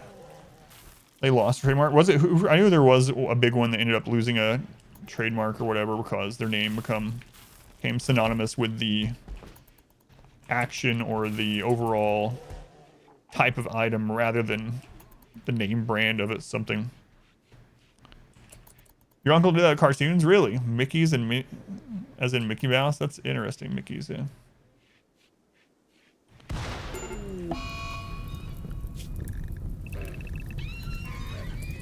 Well, our horse is on fire. Kleenex is one that was a big deal about.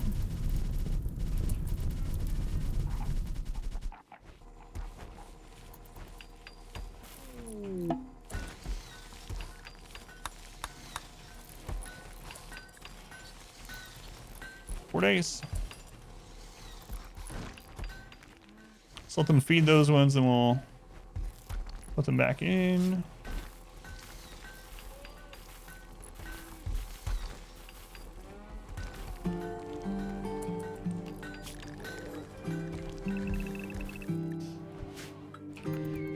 Raw breakfast? Ah, breakfast is out on the road. I would have brought breakfast inside. Trampoline, that's a good example, yep. I forgot about that one. Good show. Only pyros, have to build everything out of wood. Yeah, we were talking about that yesterday too.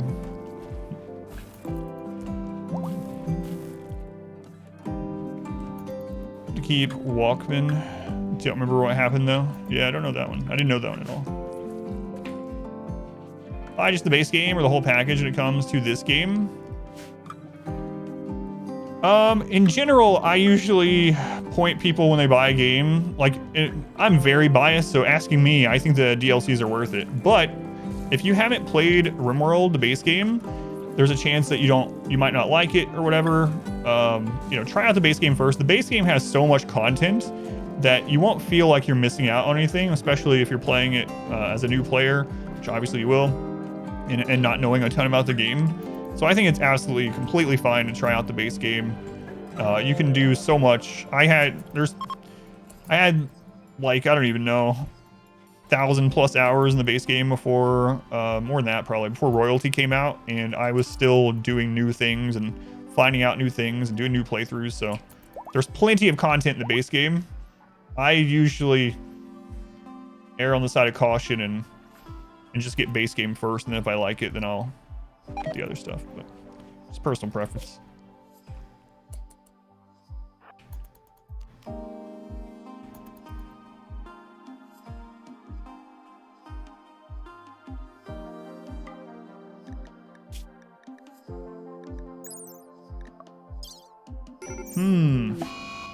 I mean, I know that's how it works, but it's kind of interesting to look at that and see that he doesn't have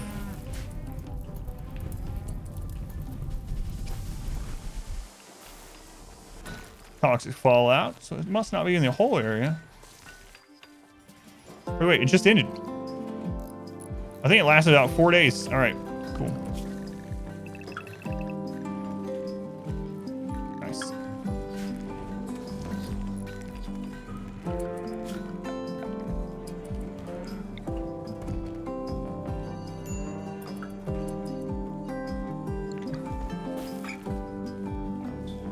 Yeah. If you buy it through Humble, you still get a Steam key, and it's worth the stream and charity. I actually might have a direct link to it. Let me check. What do you know? There it is.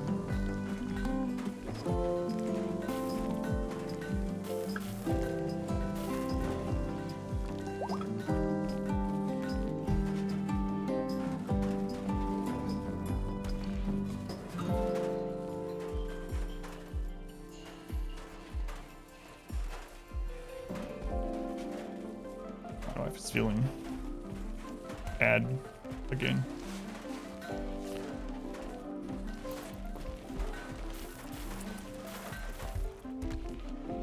You're sure? Let me know. Okay.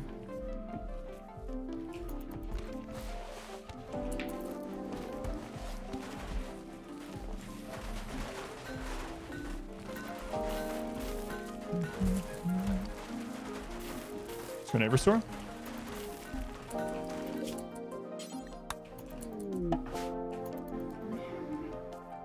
All right, we got 2 more helmets. We need one more. One more.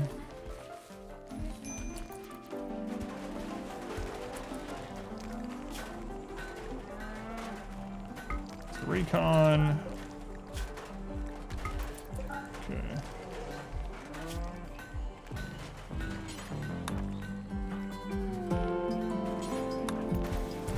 Torgman needs one. Torgman.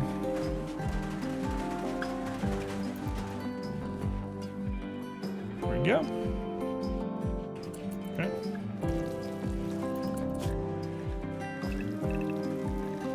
And we got some new bears. We need to answer those sometime. We got plenty of boobalopes left, so that wasn't too bad. Most of the or not most, some of the crops survived actually, which is kind of nice.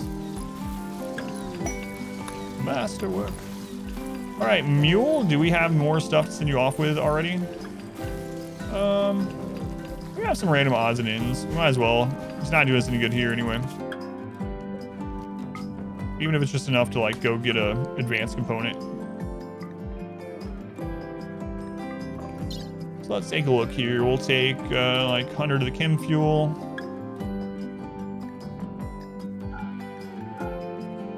Like 150 of the tea.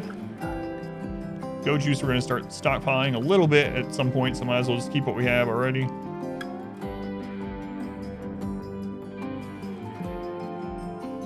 We got the thrumbo horns, nice.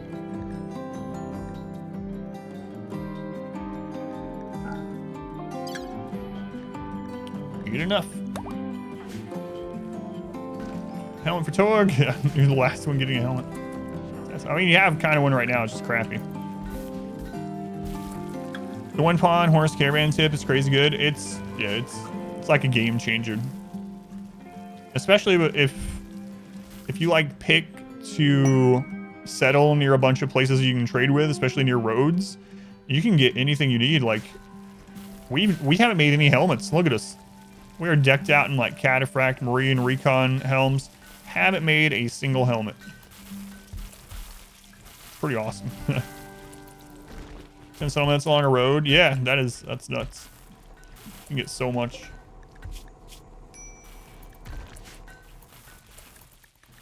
All right, on to chairs.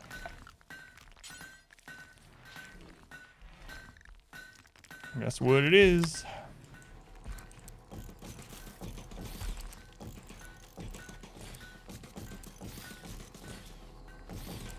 We are gonna really shoot up in wealth, but whatever. We're getting ready for raid cap raids, so if we die, we die. We're almost at raid cap anyway, so it's not like it's gonna be that different.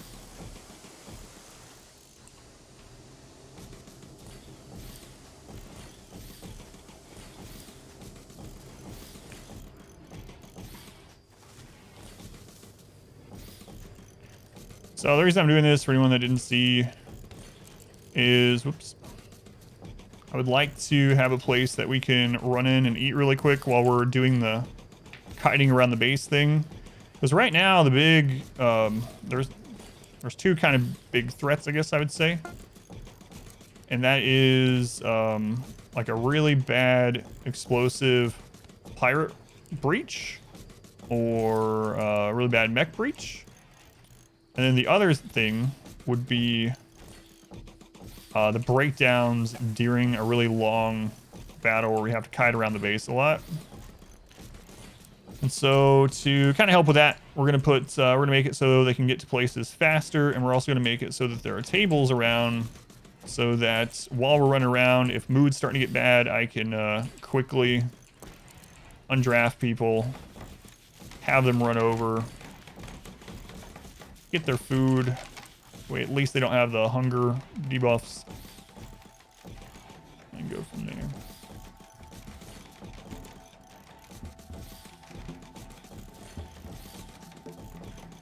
Kind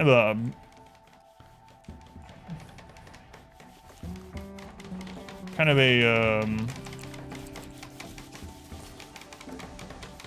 step up from like the normal way I do with the KILLBOX.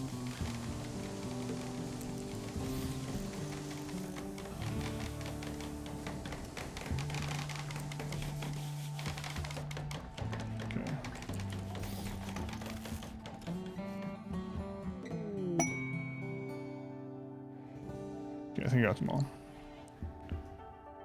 Can't you copy paste entire area blueprints if you have the blueprint mod, but in the base game, no. I do not have the blueprint mod. Drop pod raids you also use as cover, and chairs are bad cover. That's true too. Yeah. Noggin caused the mods didn't know what you meant. Thought it was a rude word. It's a word that kids use for their head. Yeah, that's funny. Timed out for noggin.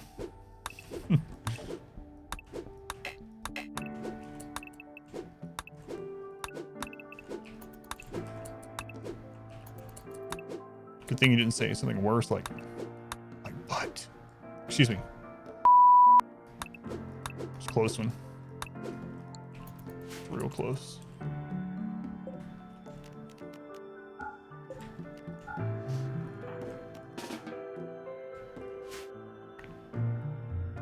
You make the rest of the chairs.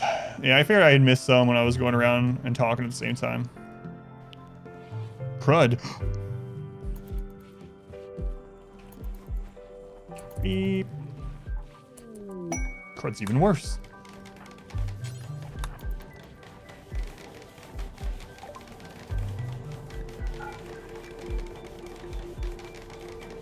Gonna get me banned repeating that. Language. Watch it, buddy. So I'm pretentious. Welcome in.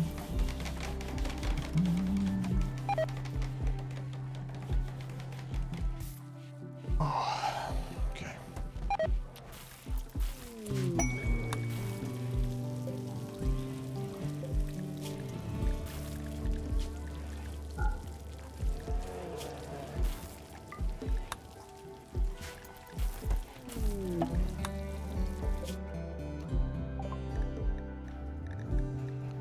All right. Get rid of this junk.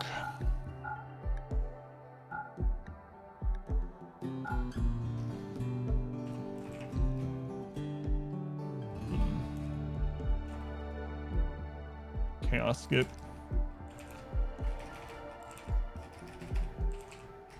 Okay, components it is. Let's get advanced. Well, we can get both. It's fine. He'll be coming back anyway.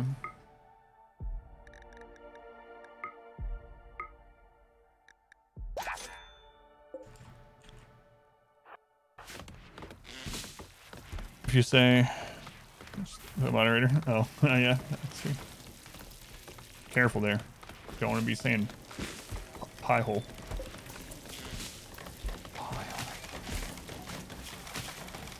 How could you be so careless?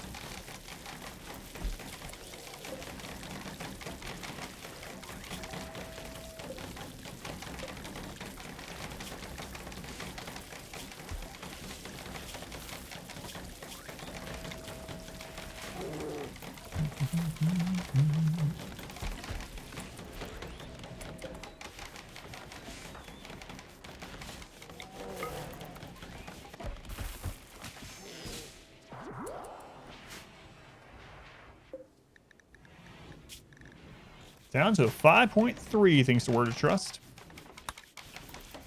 Need a research project? I think not. I doubt I'm going to be making cataphract helmets, honestly. I think we're just done with that. Can't imagine me using cataphract armor in this one, because we need to be faster than a normal playthrough, and I already kind of shy away from cataphract armor in most of my playthroughs. Marine armor, probably fine with bionic legs. So I think we're pretty much done researching. I mean, I could just get the last research here. Like, we won't use it. I could. For completion's sake? No, I'm not going to. Change my mind immediately. Is playthrough going well? Yeah. Yeah, it's surprisingly well, actually. We will not win this today, no. The ship, like, the shipbuilding alone will probably take a stream. We have nothing for it yet. And then the launch will probably take 2 or 3 hours, so. Glass from sandstone is a mod, yeah. Not part of the base game. It's going deep. Doot. Welcome in. Igor no kill box. I think an Igor no kill box might end up being easier in the long run because of the double damage. No, I checked the tech prints, so I probably won't be making any of that stuff, so I'm good.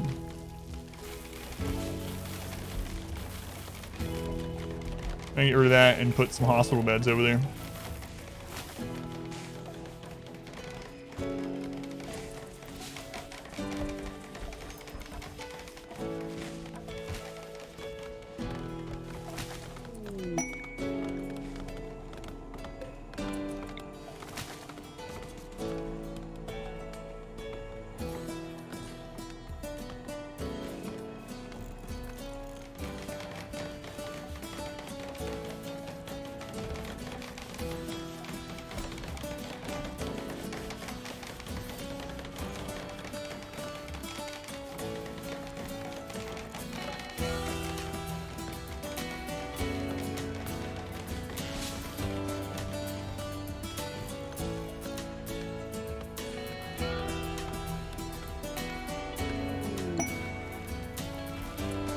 Advanced colonists didn't think the debuff for lost colonists would be much better. Yeah, that's why I usually just kill them. Same debuff unless they're friends with them. No barracks, no kill box, no square rooms. I don't know.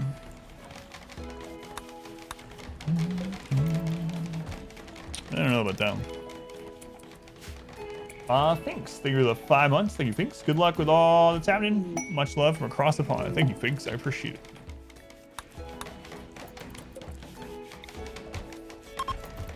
Horse fist. What are you getting, horse fist? Is that like donkey punch? It's not like that at all. Oh, tier 1 only. 8 friendly is going to be 100%. Before they all leave. It's always nice. No barracks be the hardest part. I might not do. I say that now. Maybe I want to do a barracks on the next playthrough. Just to how close are we to raid cap? We're probably 10 to 30,000 off right now, so we're really close. Randy could absolutely roll like a 10,000 point raid right now. No manual priority. No. The next run, I'm going to try out another modded storyteller. We're finally going to do Winston waves that people have been asking me to do for a long time. So. Yeah, we're almost at raid cap. Randy could absolutely roll over 10,000 right now with a high roll on his 0.5 to 1.5, you know?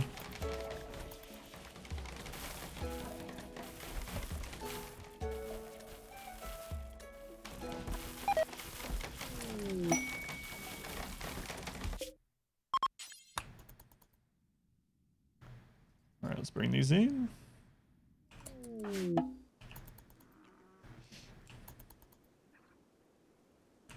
Bug or mech storyteller?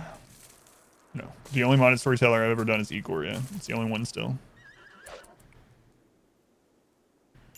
So Wave changed the game a lot. Yeah, that's what I've heard too. And he's one of the relatively new ones. And a lot of people were like, can't imagine you can get very high waves at all at 5% no pause. So I'm like, sounds like something I want to try, you know? So apparently it goes up to 100 waves. So we'll see. Extreme break on mule. He'll be fine. Done a speedrun challenge, like how fast you can launch a ship. I haven't done any of those. Not like a real speed run, no. I know you can do it in like 40 minutes or something, right? But it just doesn't seem very... Like, I'm a fan of speedruns on a lot of games, and I watch speedruns, and there's been some speedruns that I've done on other games. The speedrun of RimWorld just doesn't sound very fun for me. But, like, not an actual speedrun, but let's just try to launch a ship in a normal kind of playthrough as fast as possible. We've launched one in like just 4 or 5 in-game years, you know, but I haven't really tried to rush before, no.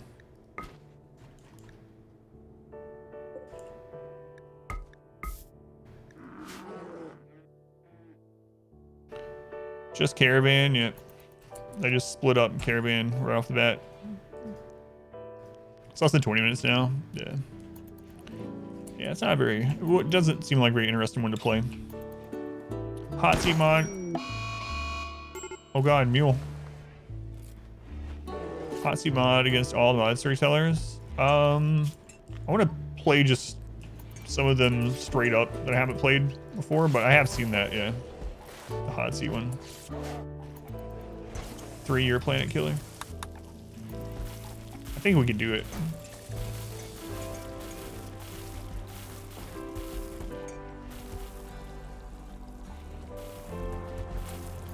Would be interesting though. I might do a planet killer one sometime. Maybe start at like a 5-year one or something.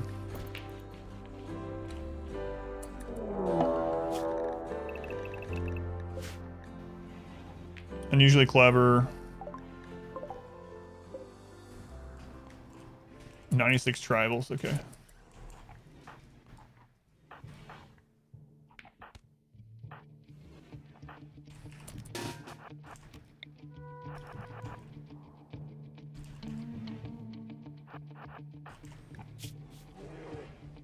Yeah, freaking gutworms. We're still at 120, but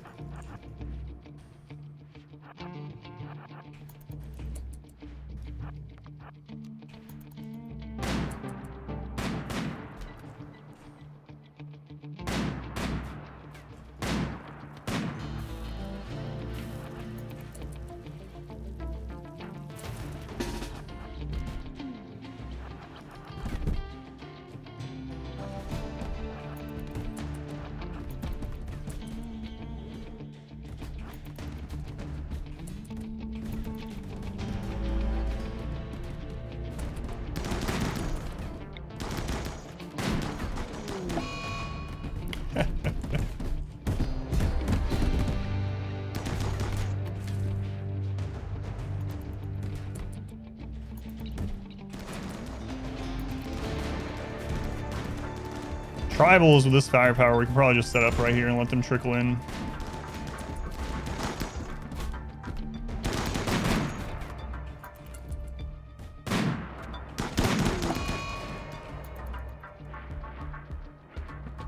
Probably just could have went out and met them. Opinions on the latest D2 content? Oh, of the newest patch? No, I don't have a video or a clip of that really.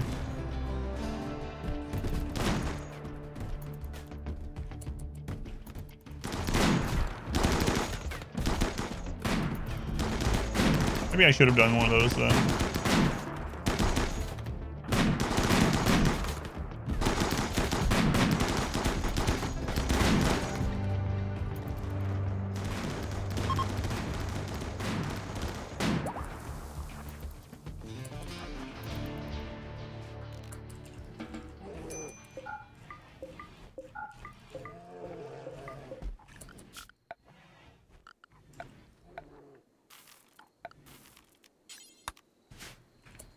That looks more right. So yeah, maybe we're just getting really lucky. I don't know. Like 4 down out of 100 seems a lot more accurate. There's another trigger happy.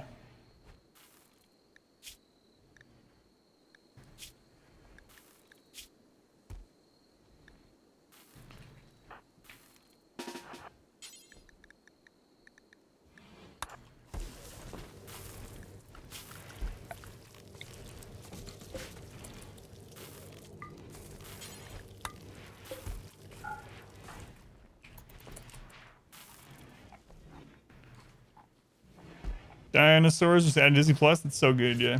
My wife and I rewatch that every couple years.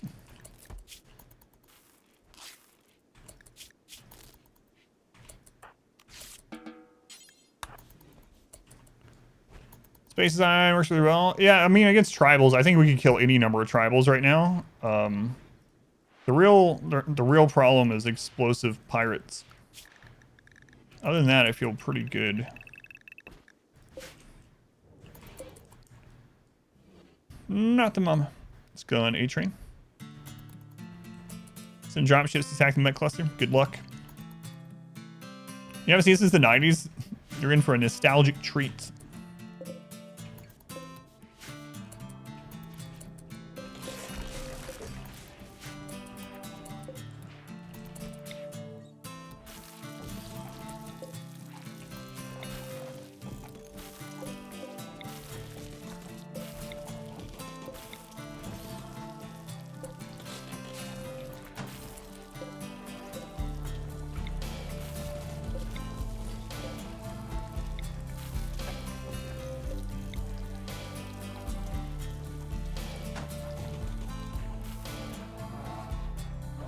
That's the wrong dinosaur. Was a game announcement you were looking forward to from the other day? Let me pull up the... Oh, I don't have that monitor set up. Hang on.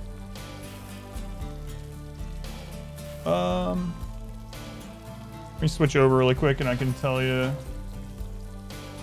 It'll minimize RimWorld for just a second, but then I'll bring RimWorld right back up.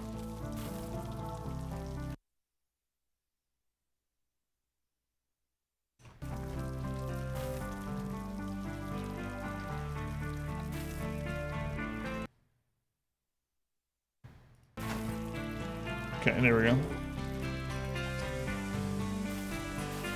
So let's see. I'm hoping that Callisto Protocol will be really good. I really hope it goes back to the more horror side of the Dead Space type of genre of the space horror. So I'm looking forward to seeing more of that. Really hope it's good. Stormgate will be interesting to see how it develops. I've been really keeping a close eye on Frost Giant for a long time since they first announced that they had made a company. So Frost Giant, they're trying to bring RTS back, and Stormgate is that RTS. We only got a teaser trailer, no gameplay at all, so who knows what it's gonna be like. But Stormgate, the cinematic trailer was pretty cool, but who knows? I really have high hopes, but I'm trying to keep my expectations low with it. I was really hoping that when I saw a new Aliens game that it was going to be like an Isolation 2 type game. It's unfortunate that it's not. Maybe it'll be pretty awesome, but it looks more like a squad-based combat type thing, you know? But anyway, I was really hoping when the Alien thing popped, I was like, please, Isolation 2, Isolation 2. It wasn't. Witchfire is like whatever, you know? Let's see. Routine, I hope Routine is good. Again, another space horror. I would absolutely love some more awesome space horror games, like some real horror in space. Not like, what was that one we did last year that was like, meh? What was the name of that one? Can't remember. The one where we were on Mars or whatever. I've only seen the first day, so no, I haven't seen that. The new Teenage Mutant Ninja Turtles remake seems pretty awesome, just pure nostalgia, so I would like to play that. Nightingale is like whatever. We've been seeing trailers for that for years. Who knows? Hopefully it'll be good. It's another survival game. A new Layers of Fear. It's like Moons of Madness. That one. Moons of Madness was just like meh. It was alright. It was forgettable. It's up on YouTube if anyone wants to watch my playthrough of that. So this is notes only from the first day. I haven't watched any of the other days' trailers yet. Layers of Fears. Layers of Fear, the DLC, and Layers of Fear 2 were pretty awful, honestly. And I mean, they had a bunch of cheap jump scares, which is whatever. It's kind of, I kind of figured that, but the stories were so bad, and the endings were god awful. God, I hated the endings of those games. They were just absolutely annoying. They were annoying endings. So now there's going to be a Layers of Fears. Layers of Fears, and I'm sure I'll play it in October, whenever it comes, whatever October afterwards. And the only other one that I saw on the first day was Darktide. And Vermintide, specifically Vermintide 2, is an incredibly fun game. It's just a silly, just pick up and just play for a little bit sort of game with on your own or with friends, especially. My wife, you know, I do that. That's how I play Vermintide 2. Vermintide 2 is it's just really fun. It's just stupid fun. So I have hopes that Darktide, which is basically the 40k version of Vermintide, same game type, I hope that that's good too. Just a stupid fun game. Village, that's this year, yeah. I didn't have it last year, but I have actually bought Village for this October, yet. Fool, I didn't even, it just came out and I had already had all the other games. You fool, why didn't you spend $70 extra and not play Darkest Dungeon 2 on release last year? What? We're back with this song again? So Village is on this year's playlist already. I already bought it for it. One of those Capcom deals. But no, I wasn't gonna miss the Darkest Dungeon 2 early access. Why?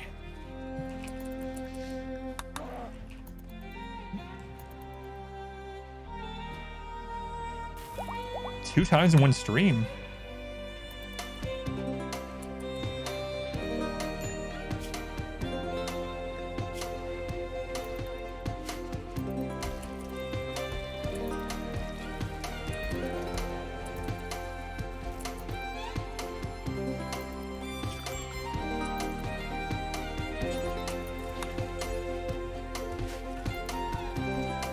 No one spoiled it yet, so I really hope they don't. Yeah, that would really suck.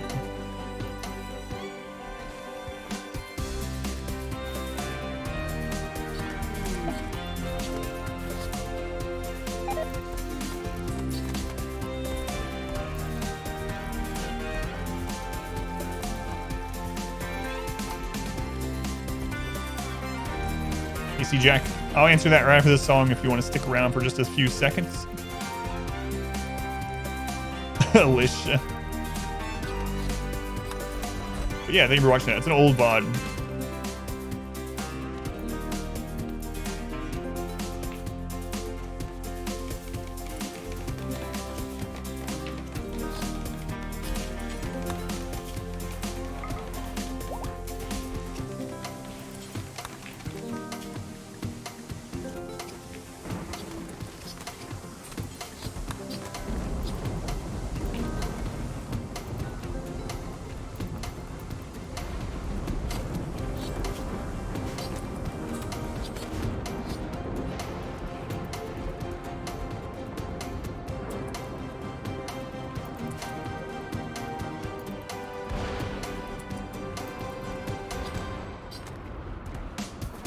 Packet Advance is back. Thank goodness.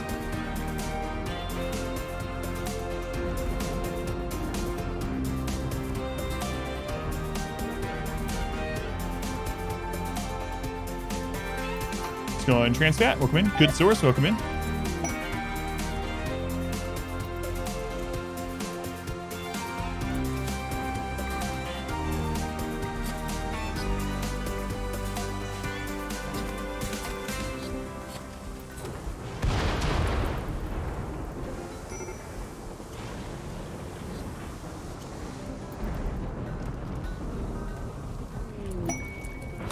So see, Jack, the real answer to that for you is that I was way worse at playing games and streaming at the same time back then. Violin time? I thought we had that one. Do we not have that one either? But I was way worse at playing games while streaming at the same time back then. So that was like almost 4 years ago. And I couldn't really think about stream stuff, think about chat, read chat, reply to chat, and play, especially on that level of like the world first kind of thing, well enough. So honestly, a lot of the time, the reason why I just stop in a hallway or, you know, I stutter in the hallway a little bit was just from that.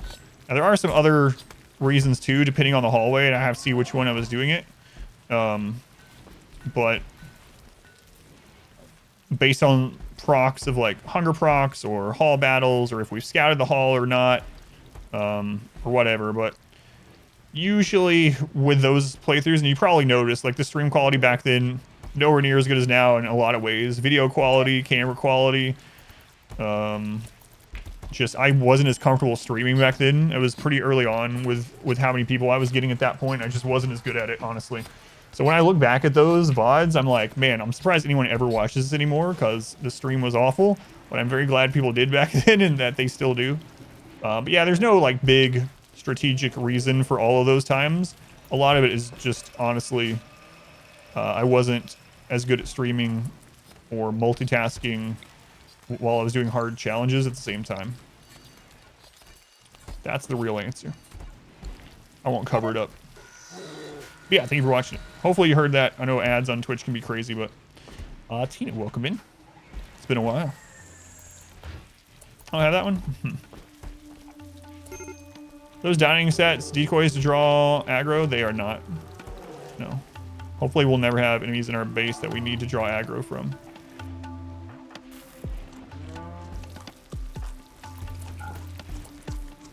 The reason for those are when I'm doing fights on this one, because of the nature of the kiting and stuff like that, mood is a big issue. Fights are way longer in this one when I'm peeking out of doors and shooting here and there. So I need to be able to undraft people and have them eat so that their mood goes up in between running out. So it's all related to mood.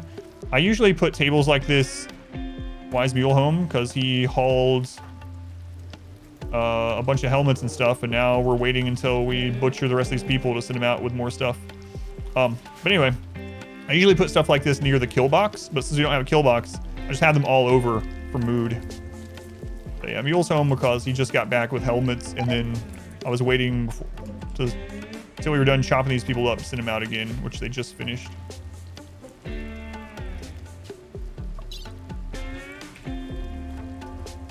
Anyway, hopefully you're still here, C-Jack, and you heard me. But if not, that's all right. All right, we're gonna send Mule down here. We haven't checked this one in quite a long time. And then we'll take breakfast and all the human leather. That should be plenty. Now we need to get Wolf fixed here.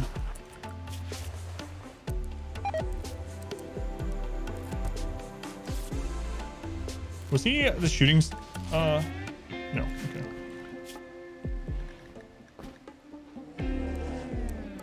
Can make him another production specialist. Yeah, let's do that.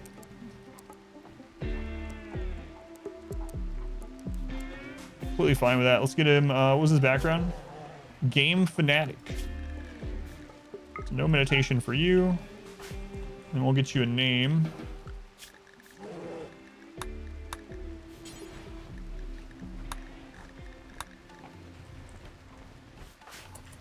From the queue, let's see who this is. Let's go on Chico, welcome in.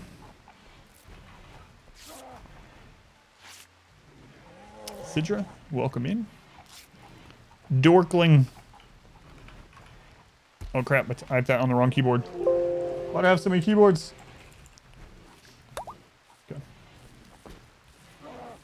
Dorkling. Alright, so we're gonna need to make another weapon first time in a while. We're actually gonna need 2 of them. Okay. Dev. Let's see if we can get inspiration on you. Inspired surgery. Not exactly what I had in mind. And Dorkling. Let's make you a production specialist.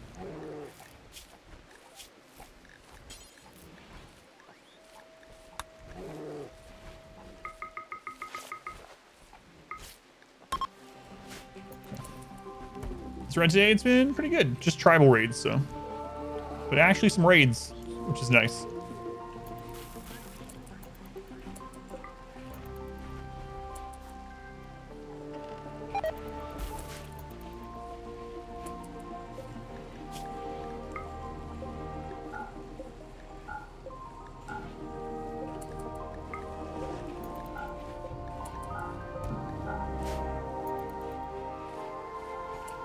You're always eating too much stuff, yeah. I don't mean that in a negative way. It's just funny that every couple of streams you're like, man, I just ate a bucket of chocolate. Why did I do this? I'll remember this. And like 2 streams later, you're like, oh my god, I'm dying. I've had so much crab. Strawberry, welcome back. It's Sunday. Every Sunday you do it. It's my Sunday ritual. I overeat until I'm sick and then I hate myself. Then I have a week to recover, and then I do it again. Sounds pretty accurate, actually.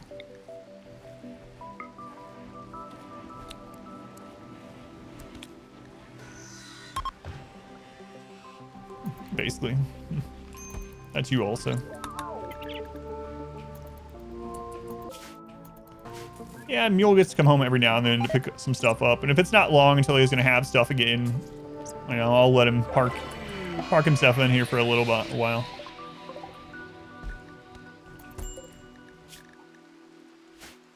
High psychic drone.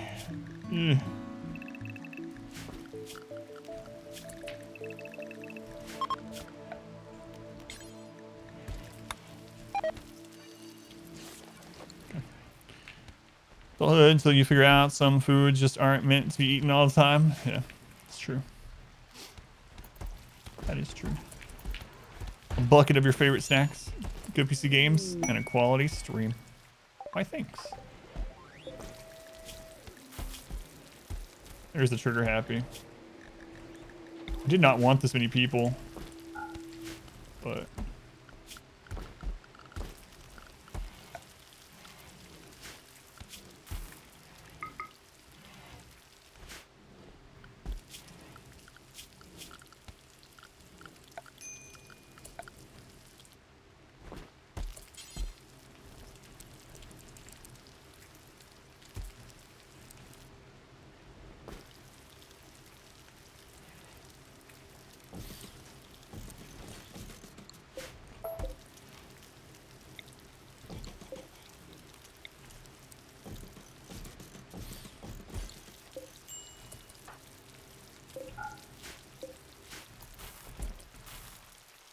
Go home, Psychotron. You're high.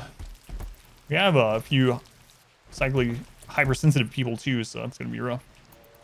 What's with the extended walls on each side? That's because of the nature of this playthrough. I'm not allowed to use any kill boxes, kill tunnels, trap tunnels, etc. So that's a way to break line of sight with enemies and kite them around corners outside the base. Not using any cover, none of that kind of stuff. So not a good way to play, but a fun challenge.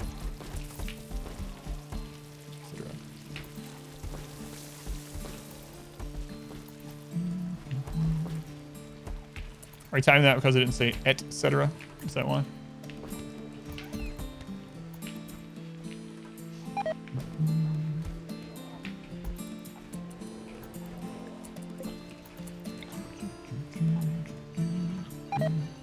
Might finally move that storage. It's just like a storage corner.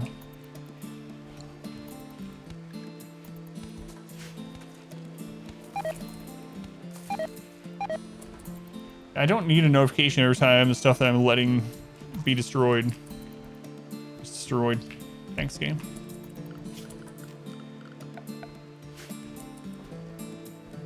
Finally launched your first ship. Congrats, Chico.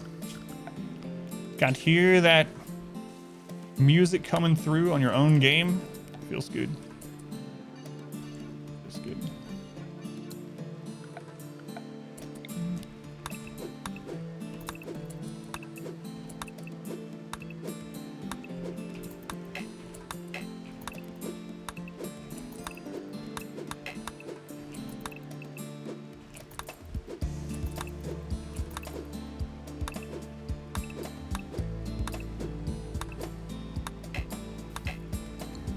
Might be your favorite peace song.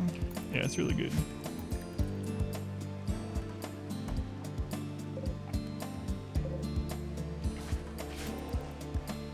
Really good.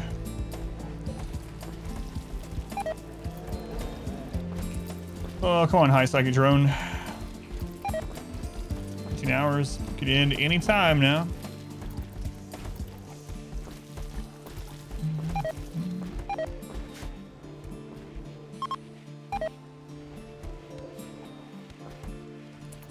I would integrate them, but opens can of worms.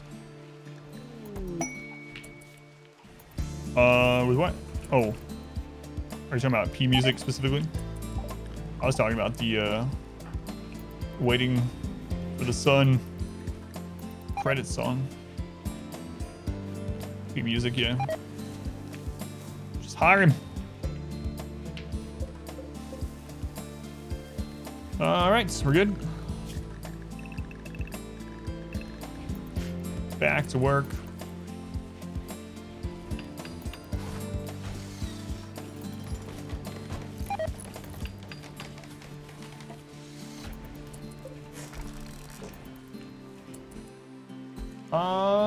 Jalik, I'm not sure if I missed yours or not. The alerts are all screwed up. So Jalik, if I did, my apologies, but thank you for the 7 months. And Marcus has summoned Granny. All right, Marcus, what does Granny have to say to us today?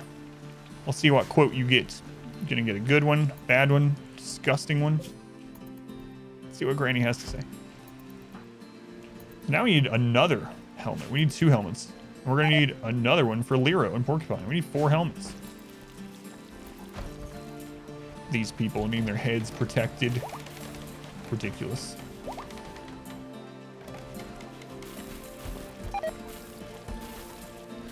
Ridiculous.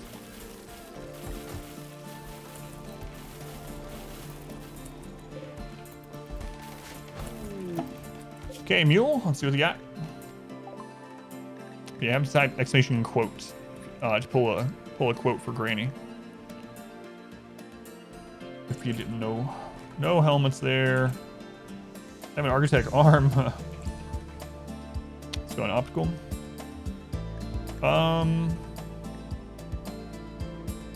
Another Soothe Pulsar. Another Neuroquake.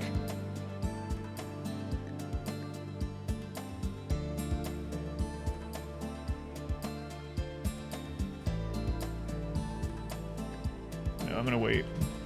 It's tempting. All right, I gotta sell some stuff to you first, huh?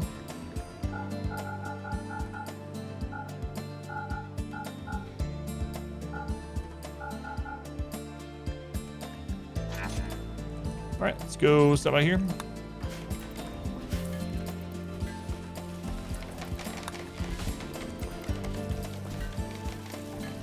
Dev's working on one of those new guns. Very nice. You run in the swamp. Swamp is really crazy too because you don't, right? At least I didn't think about it until I played there. Just how much wood is there. You might be like, oh, I've played on a jungle map. No. Like you will clear out an area for just like a new small room. It's like, all right, you know what? I need another 5x5 room. And somehow you end up with like 3,000 more wood. You're like, how is this a possible thing? Like there's just so much wood in the swamp maps. It's crazy. All right, I'm gonna make a small outer wall.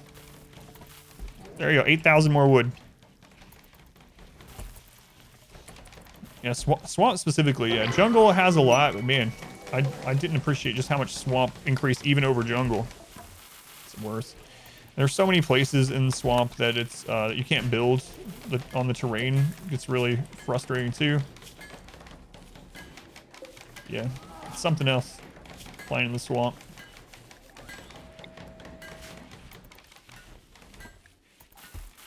But you'll never run out of wood. So you got that going for you. If you were ever worried about it.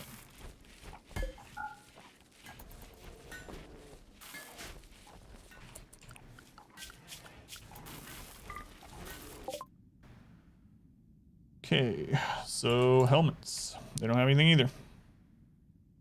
Okay, we'll grab your advanced component. Oh, I should have looked down there for their advanced components too. We'll go back. It's just right down the road. Less than a day. Tree hugger on the swamp. Yeah, you just have human primacy with it and they don't even care. Human primacy is so stupid unless they fixed it. Wooden grand sculptures, that's right. Epitome of beauty. You want to find a map of the anima tree close by though? Yeah. Yeah, I wish the mod that lets you preview maps would show you where the anima tree spawn. That'd be nice.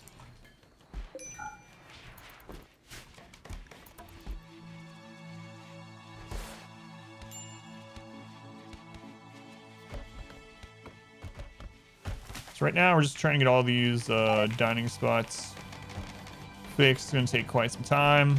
Get the hospital beds. It would have been faster if it hadn't been for the toxic fallout, but and then I should probably start storing this elsewhere. And then we'll probably start paving everything else. So. Marcus, did you ever summon a quote? You didn't. I'm just gonna use R squareds then. It's like my dear old granny used to say. Oh, there it is. You will celebrate until you have a good time. Let's go brand some more people. They're not really people. Thank you, Marcus. Those medium granny quotes, I'm gonna say. And Ghost has summoned the devil. Speaking of my granny, one time I was at her house and I played a record backwards on her record machine, and I'll never forget it. The devil spoke to me, and this is what he said. Oh no, I missed an opportunity to do something terrible. That actually sounds like something the devil might say. Good hit, Ghost. Very fitting. Good job. Good job with the RNG.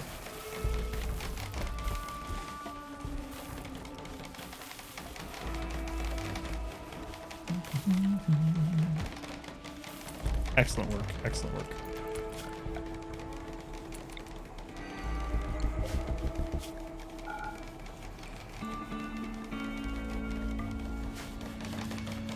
Bow, bow, bow. Very twingy. Very twingy. One more, Granny? All right, Granny. Granny. You know, I've been having a hard time lately. If you could give me a piece of advice for my life, just make things a little bit easier. What should I do?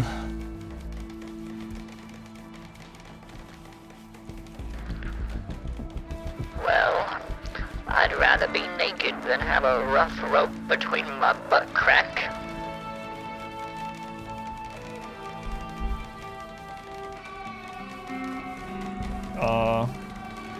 Yes. Words to live by. What is that quote? What was I playing? Dark Souls? Ah, okay, I remember.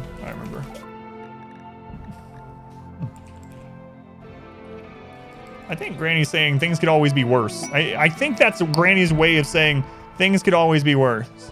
Oh, you're complaining because you're naked and you don't have any clothing? It's better than having a rough rope wedged in your butt crack. Thanks, Granny. You know what? That is actually good stuff to live by. Thank you. Wise woman. Those are to break line of sight with enemies. And for kiting. So I can't use any killbox or tunnels or anything. Leon, thank you for the subscription. Thank you for the Twitch Prime, Leon. Much appreciated. Yeah, those, so I'm not using any killbox or tunnels or cover or anything. Those are to break line of sight with raids and to kite. So.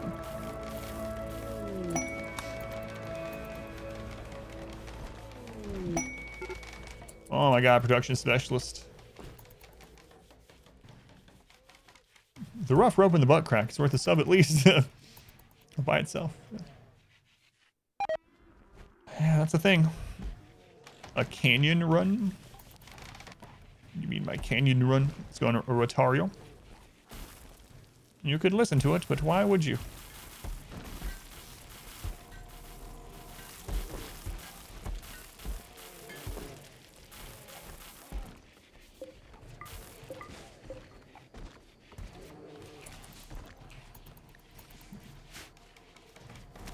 Like a modded biomap or...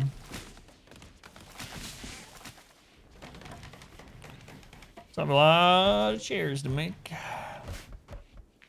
We're getting there. We're getting there.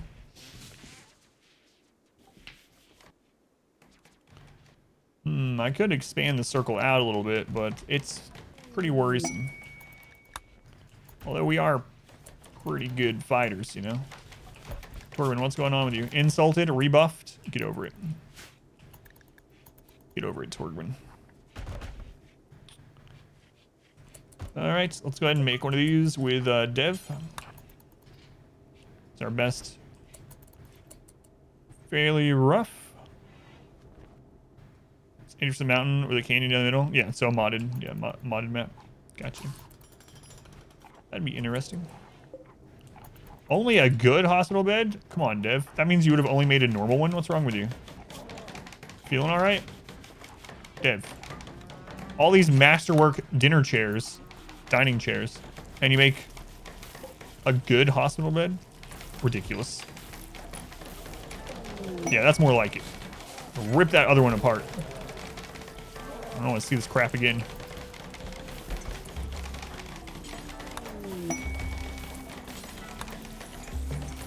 I don't care if people are walking over it. You make it. Dev. Excellent, that'll do. Excellent is the least I'll take from you. If you had quality builder, I know. I know.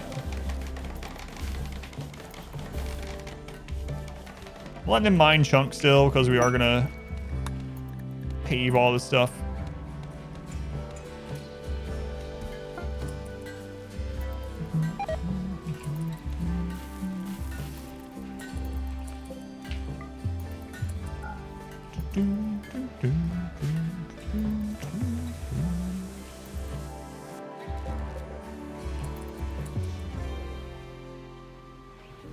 Ah, yes. The funniest of jokes.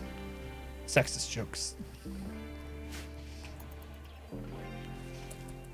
It was the mod, adds new layouts on the planet. Yeah, it's pretty interesting. I've seen some of the screenshots of people using some of those weird maps, like the donut map and stuff, you know, but never played with it.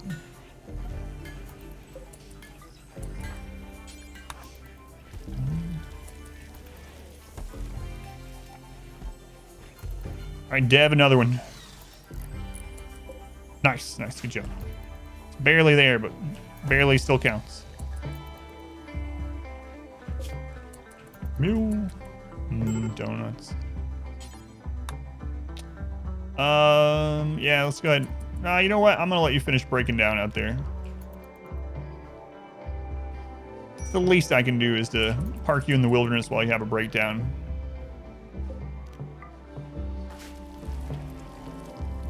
Try Canyon Run. No, it's not. Maybe someday, but yeah, it's not on the agenda for next. Next, I'm going to try out Winston Waves. Not sure what map I'll use for Winston. I don't know. Maybe I'll use a, I don't know.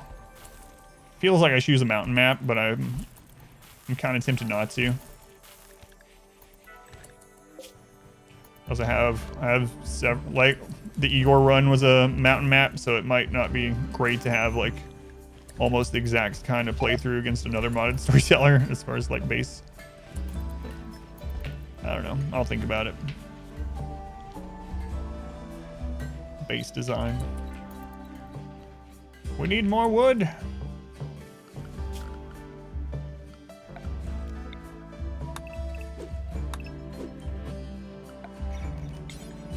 Gotta remember to bring this that zone in a little bit after we're done with this.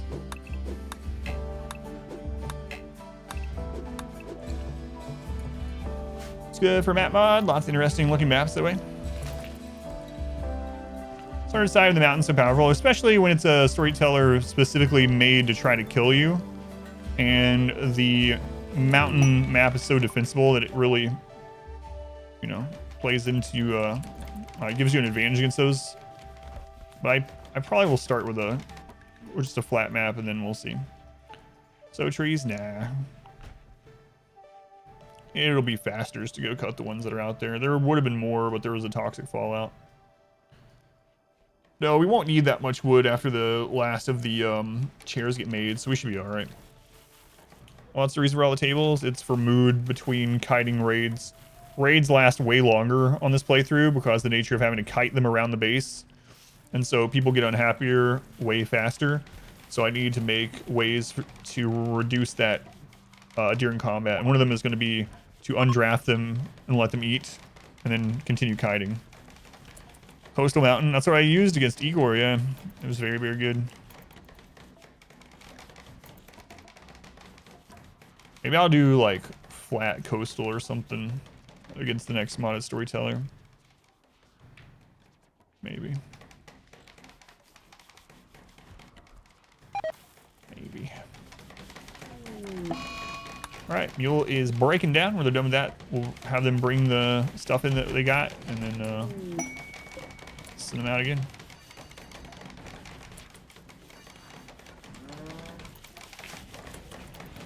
An island, so. What kind of map did I complete my first full playthrough on?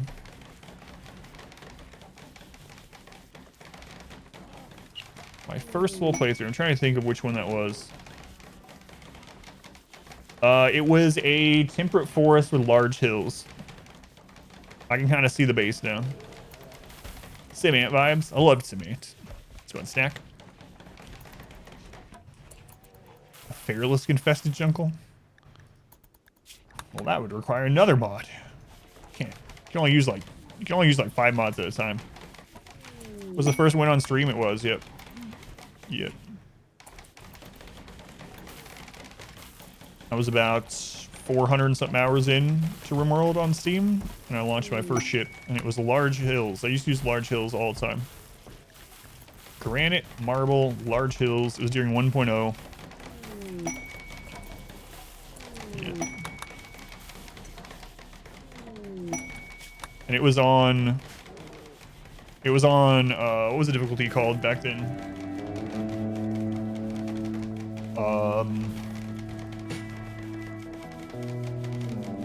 It was on rough. That was it. The one before Merciless was rough. And then after I beat it on rough, that's what I started on. I started on rough. You actually, back then, you had to beat the game on a different difficulty before Merciless, which would open up on its own. Or at least you had to do a playthrough and lose or something. But there was like a dev option or something where you could turn Merciless on anyway, and I didn't know about that. So I actually started on rough, which I thought was the hardest difficulty. And then I played that for about 400 hours or so. We finally launched a ship. And then I switched it to merciless, which was later changed. The name was changed to losing is fun. And then I don't remember how long it took to get the first merciless win. Definitely didn't. It definitely wasn't the very next playthrough, I can tell you that. The first merciless win was on a mountain map. Yeah, I like the merciless name. I like the old naming scheme better. I don't know why. Now they're just so like. I don't know. Zoom out. It's camera plus. Camera plus. Here's my settings for it. Because a lot of people ask. I actually don't like the default settings of camera plus. So if you do get camera plus as the mod, there's my settings if you want it to mimic what mine looks like. Yeah, I like the old name scheme a lot better. Yeah. All right, all the chairs are done. So let's bring this back in.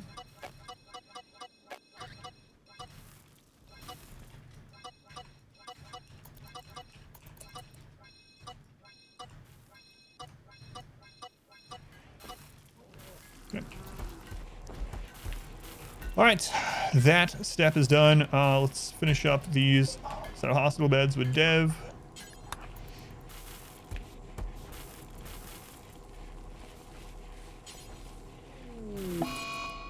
Lunch had a heart attack.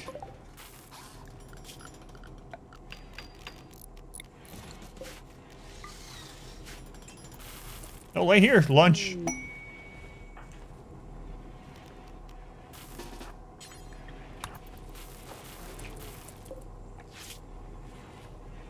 How old is our bear? 26.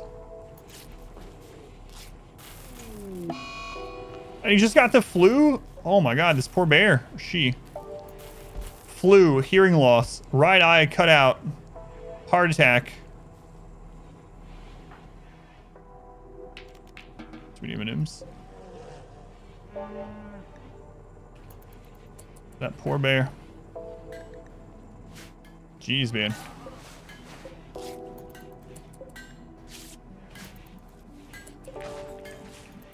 Poor bear. The bears have been with us a long time, too.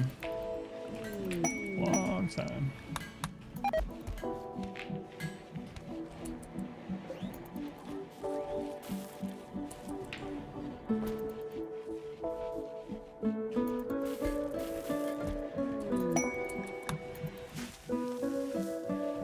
Yeah, pregnant doing all that. The poor bear.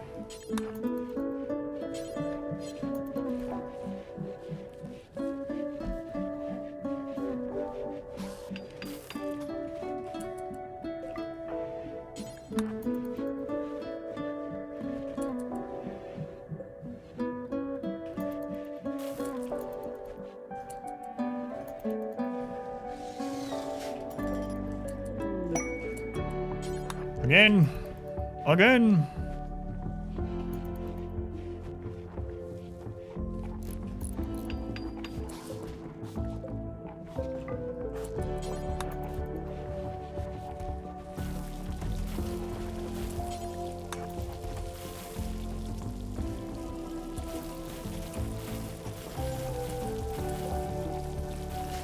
Okay, there's one set. We'll make another set at some point.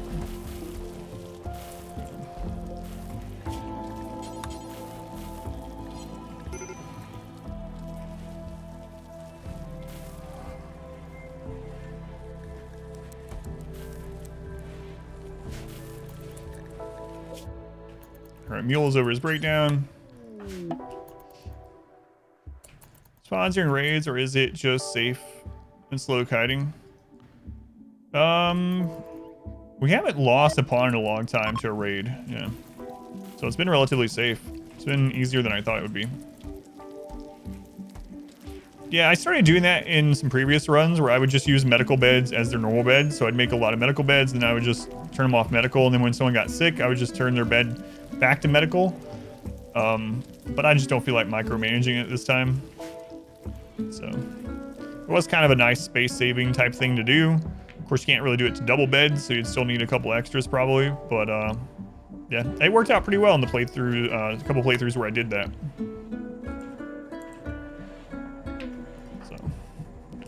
Might do it again in some playthroughs, but yeah, I probably won't in this one.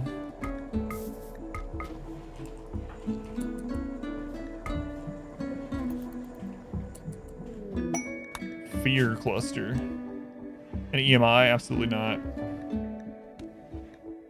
Absolutely not. See ya. How do you get so much plasteel? Like this. Let me find some. That plasteel was all mined. Here's some more. 2, 3, 4, 5, 6, 7, 8, 9. There's 2,700 plasteel right here. So drilling.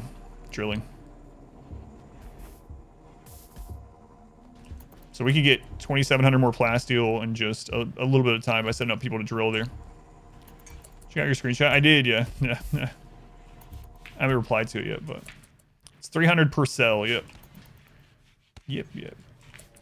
Ground penetrating scanner and deep drilling is so good. One of the things I highly recommend people get to in their playthroughs. In fact, I was meaning to get some more of those going. Yeah, and smelting stuff. Yep. That's where most of ours came from, was drilling.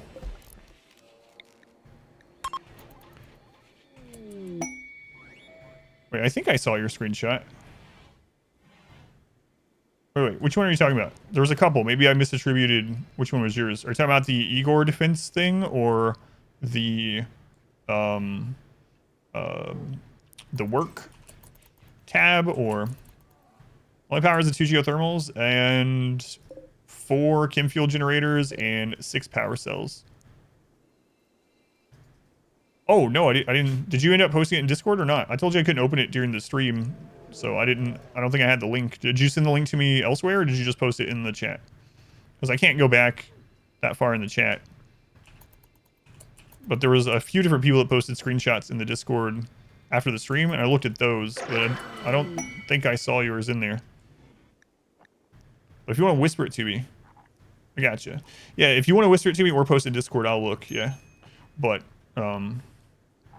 no, my chat doesn't. I use a program called Chatty, and it doesn't scroll that far back, so I couldn't go back to it. But yeah, if you want me to check it out, I will. It's not a tainted clothes pile. It is. Yeah. Just letting it deteriorate.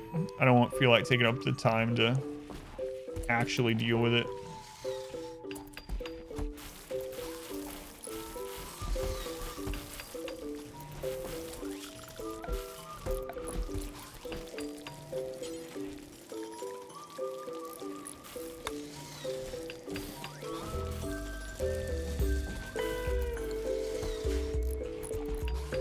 I understand. Yeah, I'm interested in seeing it, but no, I did go on the Discord, but I don't remember if I told you to post it there yesterday or not. But that's the easiest way for me to end up seeing it.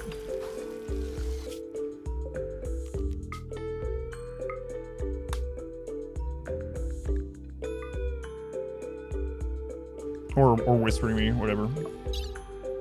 I'll see it that way too. No, chem fuel generators are really, really good. They're really efficient, especially with boomalope. So a single adult boomalope, if it is milked every time it is ready, can power more than 2 geothermals, not geothermals, excuse me, chem fuel generators by itself. It's like 2.3 or something weird. I don't remember the exact number, but which is absolutely nuts. Keeping one boomalope fed and milked can power 2 chem fuel generators forever with some leftover. So a lot of our power is coming from the chem fuel right now, yeah.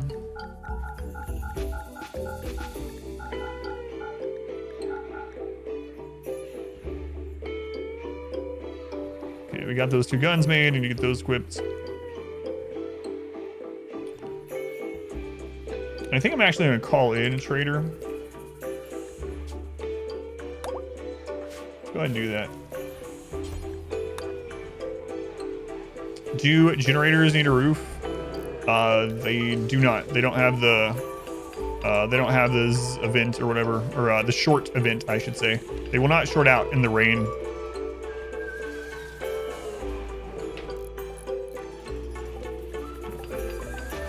Unlike sun lamps and stuff like that. Bullock, welcome in. Criterium, smelting, staying speed runs. There is a mod for that, yeah.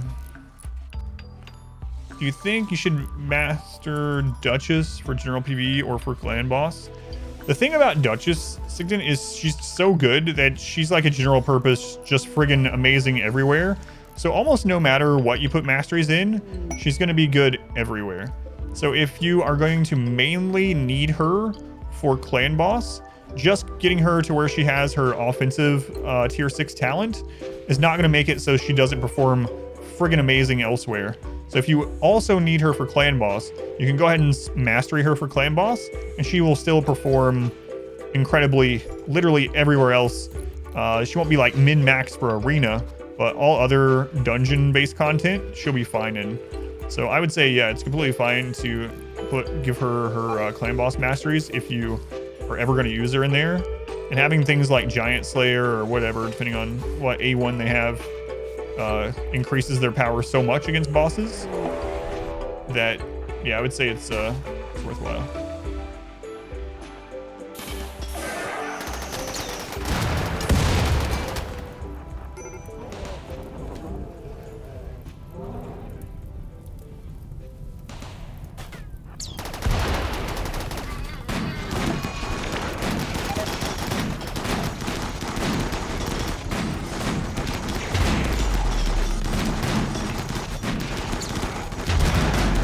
I thought I got that off.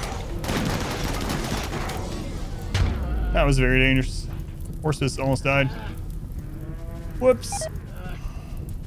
I thought the Berserk was still on that, but the one with the Berserk died, so they got that hit off. That could have been the end of the game. Whoops. Good old-fashioned whoopsie. Horse fist, what happened to you? Well, lucky you got hit in the legs. Nowhere else. All right.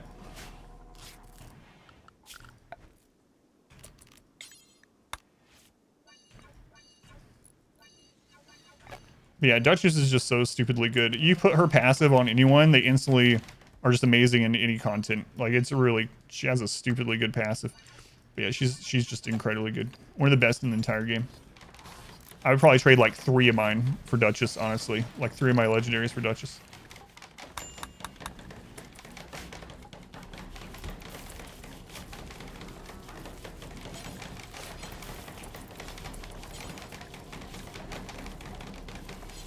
Who's on their way? Oh, you're already on. Okay. That was a mech center drop, yep.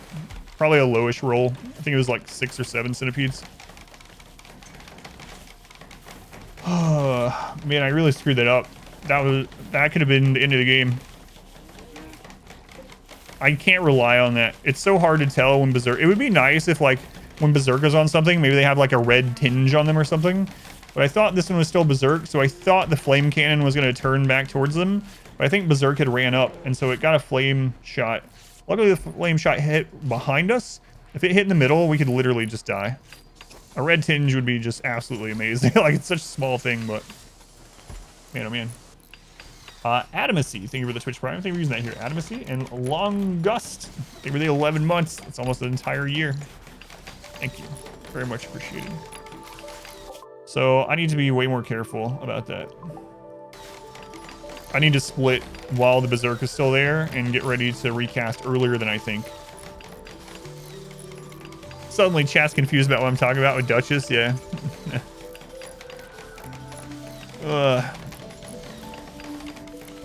Asking when I last lost a pawn. Yeah, I don't remember last time. It's been a while. What kind of weapons? We have Masterwork and Legendary Assault Rifles with probably 6 or 7 people with trigger happy, but I also Berserk Pulse like 4 of them, so they're also attacking themselves. Future Colonist, it could have been the end. So I guess I'll clarify. If the flame hit in the middle and literally everyone was on fire, we could actually have lost the entire run there. I had the exact same thing happen in a Tundra run where I had a lot of colonists that could just kill things like crazy, shooting specialists, etc. And they all got hit with a flame shot. And while they were on fire, they ran towards the mechs, and then the mechs shot them with fire again. And you can't do anything. And so they all just burned to death. So I could have lost a run there. Yeah, it wasn't It was definitely a possibility just from that one mistake. So horse got... He's missing an arm, and his legs almost got destroyed. That was pretty lucky in a weird sort of way. Sleeping next to their own skull yet? No, I haven't rezzed them yet. Probably will, but...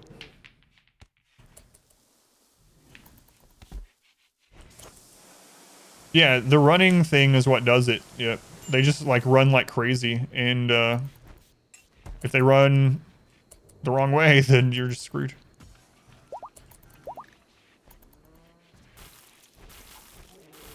Lost a run during ship launch to a group getting hit by a flame cannon. That was just it. Alright, let's make a bionic arm.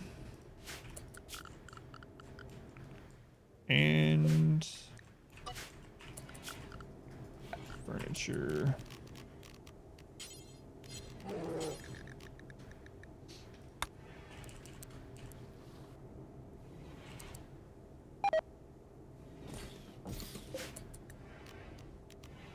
Okay, let's get built.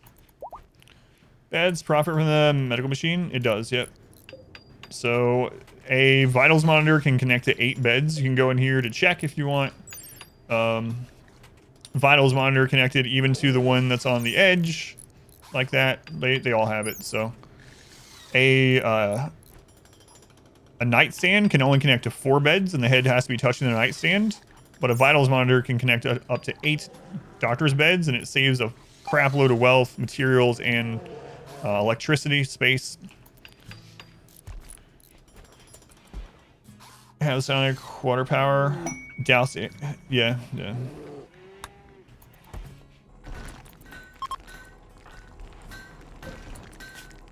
Hard to do, especially with no pause, but yeah, you can do that.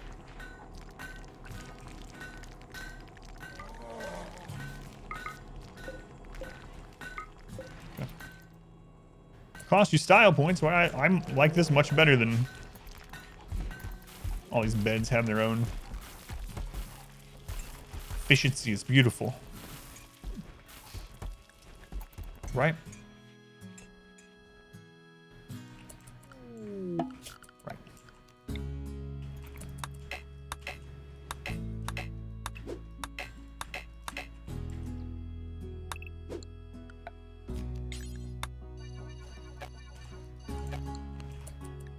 Okay. What you guys got going on? You got helmets. You got a cataphract helm. Okay.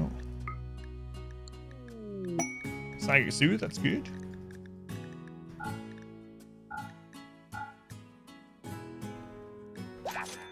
Bring that home. Do people have an awful barracks debuff? No. What are you talking? Our barracks is extremely impressive. They have a huge buff for being in the barracks. Awful barracks? This is almost the best quality barracks in the game. I know it doesn't look like it, but it actually is. Let's take a look at someone here. Luxuriantly comfortable. Extremely impressive dining room. Elitist style. Spacious interior. Where's someone that's got the barracks one? You have it? No one's just woken up, but... How you get the good barracks? Space is one of the easier ones. Space, beauty, and wealth. Yeah, that's all it is. One of the easiest ways to make a room more impressive is just make it bigger. Up to its cap. So, the cap on it is 350 for extremely spacious. And you can see it's very luxurious because of wealth, because we just have everything in there. And then the beauty is good enough. It's pretty. We could raise it even more.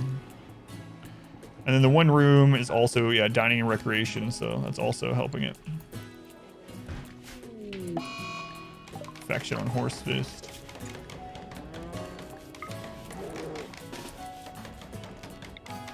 Just go ahead and make sure he gets over it.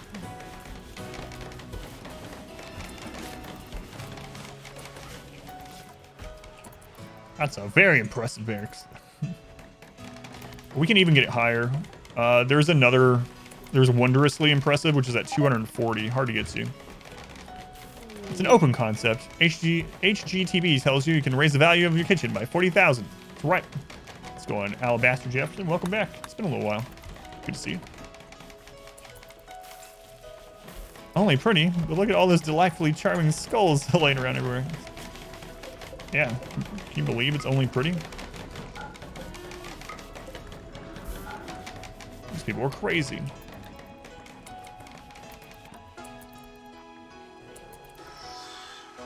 Yeah, I get the barracks to impressive very quickly by planting daylilies, then later on I'll add beauty a different way. So early game, this barracks was still giving a positive mood, even from just the barracks itself, because I just planted daylilies. Daylilies don't need sunlight. They can grow in just 50% light, which is lamp or torch light, and it pushed the room up to impressive or very impressive, and they got the mood boost, so. But yeah, no worries, no worries. If you have any questions, just let me know. God, yeah, it's always like that. What do you two do for a living? My husband, he collects butterflies, and I'm an assistant for a taxidermy. Our budget is pretty modest. We're looking to spend about 4.7 million. Form over function playthrough, like a high wealth playthrough from the get-go. I have, yeah. It's been a while, but I have. Where I don't worry about wealth, even from the beginning. It kind of reminds me too about like all those shows that have like specialists, and they'll have like the specialist, and there's a specialist out there for everything. You would just never think, you know? Like, this is Dave. He specializes in couch cushions. And then on the next segment, it's like, this is Dana. She is a specialist for toenails and small mammals' rectums. Like, it's just random. There's so many. It's like, wow, I didn't know. People are always talking about there's no jobs out there, but Jesus, who knew? Can make 4.8 million a year specializing in toenails and rectums.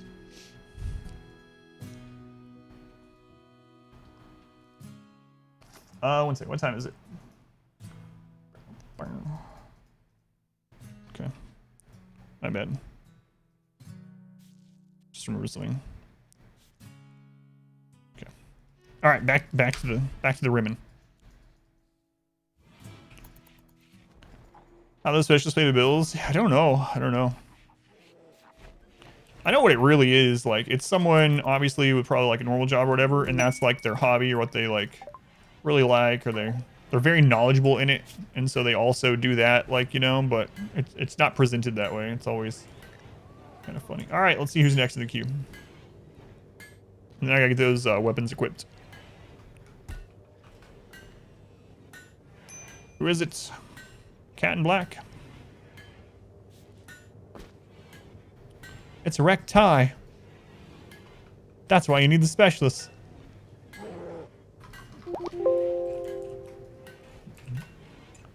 Cat in black. There we go. Do what you love and you'll never work a day in your life. It's true.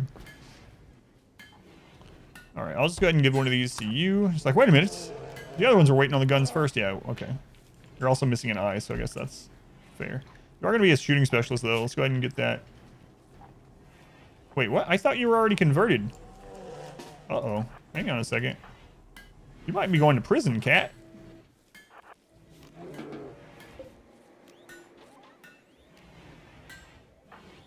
Cat.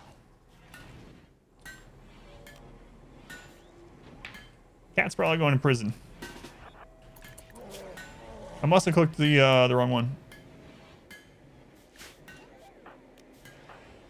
I mean, we could see what percentage this is, even though it's not ready yet. 11%. All right, Cat. Sorry about that. It's like I just came from prison. I know. But don't worry. You'll get over it. How am I making meals with these 3 stoves right here? But we just ran out of food because of a toxic fallout earlier, so we're gonna have to, and so many prisoners, so we're gonna have to deal with it now. I thought we would probably have a harvest come in by the time we needed it, but we didn't.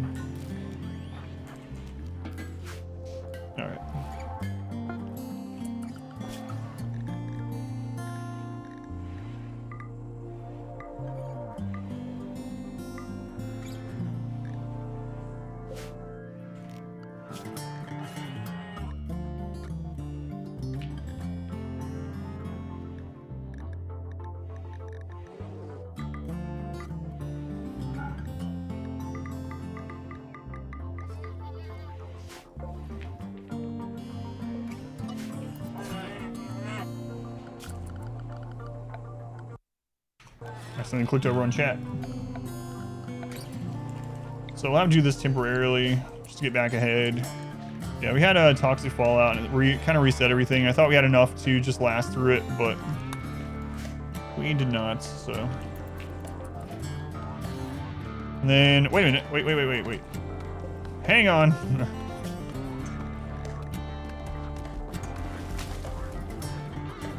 Forgot I was storing that in there. There we go. Thought it was weird that all the human meat was gone. Yeah, I'm killing some of the bears. We're not really using them. And we'll get... Oh, I probably should leave one extra. Too late. They did that with stunning efficiency.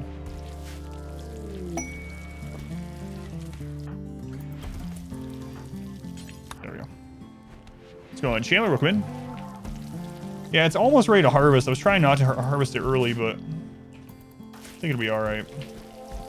We had all that meat in there that I had stored in there for a rainy day or to possibly use in this emergency, but emergency food pods, yeah. Saving the run again. Killing the pets. Yeah, that was a little unfortunate.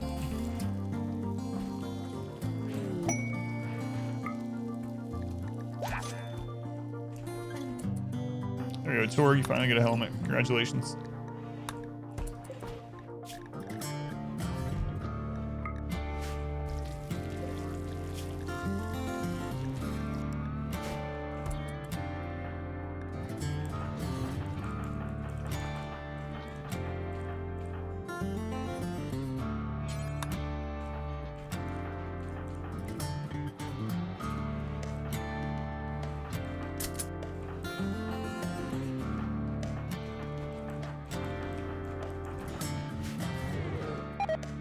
Play because you had to slaughter a cat that got addicted to your beer.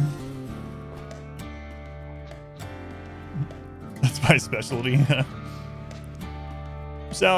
Production specialist. At the moment, it's just I don't have access to very much resources.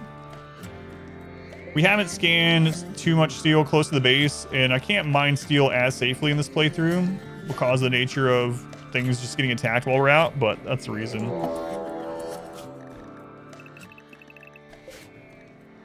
Tries people, sappers, all from one side. 73, okay.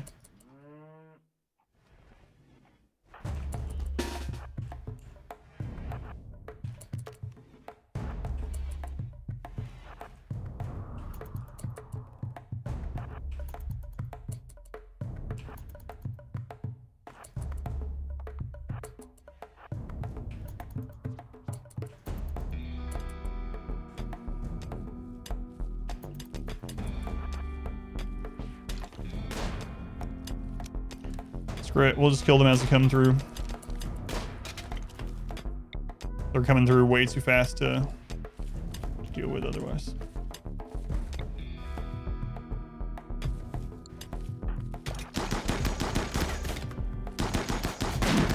It's all melee.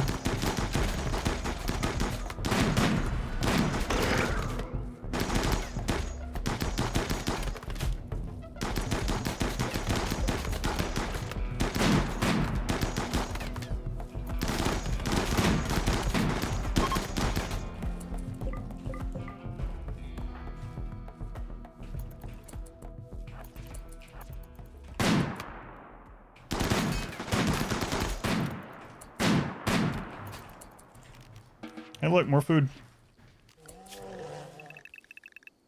Tribals.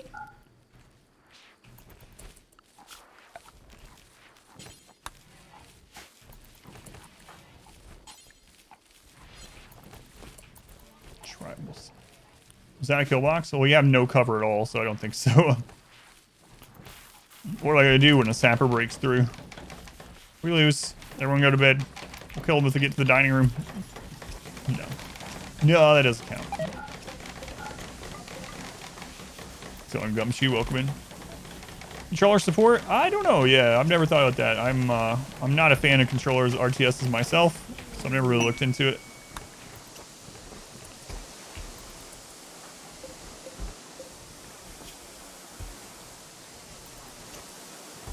I gotta stop taking new people, man. But look at this tough iron-willed body modder shooting and medical. Oh god.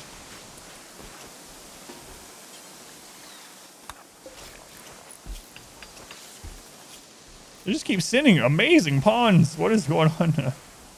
Where were these early game when I just needed like all this stuff early game? We needed some more plant people too. How many planters do we have? Ah, we're okay.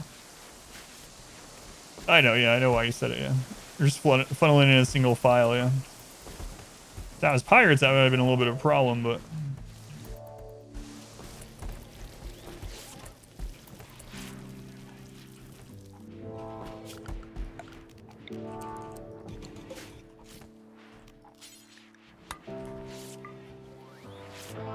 Are you actually gonna save them? Oh, you are, wow.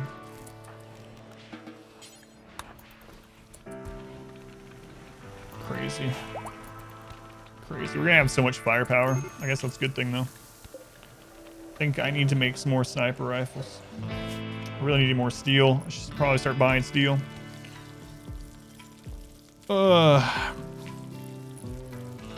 it's gonna be tough to get through Iron Will, but also get like a masterful conversion, which does happen, but.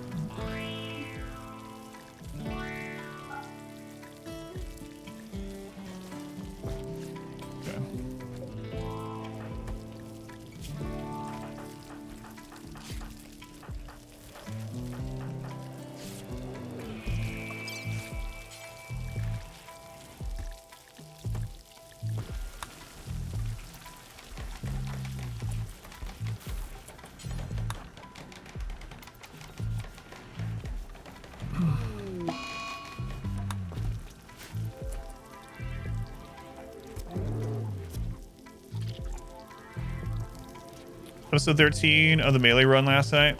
Struggle getting the frog base up and running. Oh my god, it was. We're talking about that run earlier today too. Someone was like, what has been the most enjoyable run you've ever done? I was like, well, it depends on like really what we mean by enjoyable, right? But I think I'm gonna give Cat that name instead, and then we'll rename that one. Nah, it's okay. We'll get that one too. And I said, it was god awful while I was playing it. Absolutely the worst, most insane, I'll never do again. Gumshoe, you're in. But my favorite run is probably the melee run, just because of how just absurd it was. Just every moment of that run is just absolutely nuts. And the thing is, it's the run on YouTube that gets the least views because no one's ever searching for melee only. But it's crazy run. Absolutely crazy.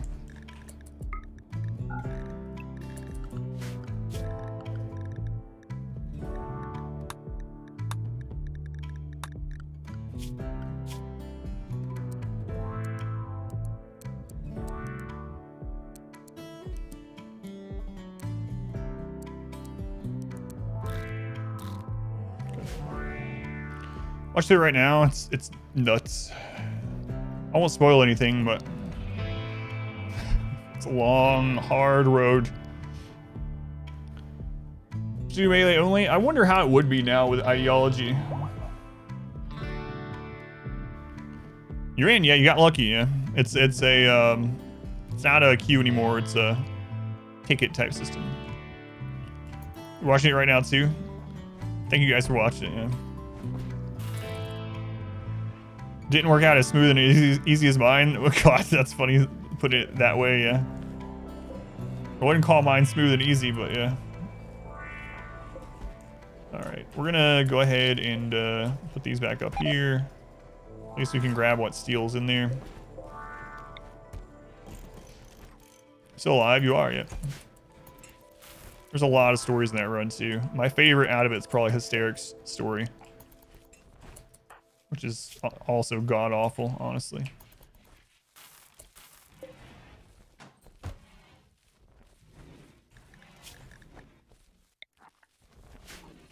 So.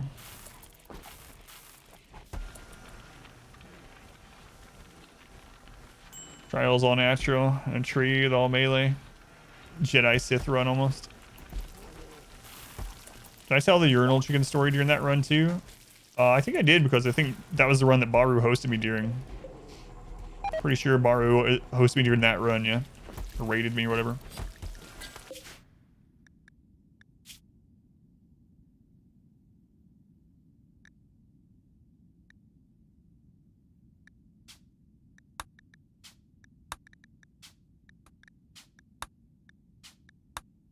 Gotta get rid of these, so.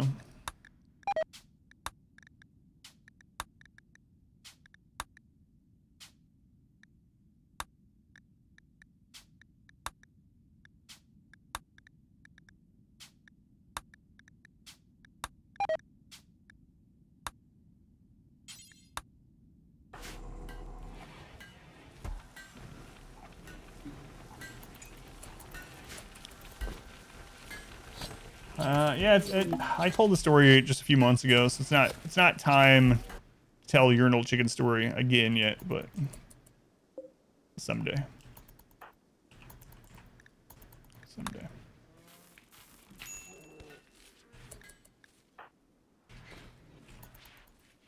Tell it Halloween. It's probably a good idea.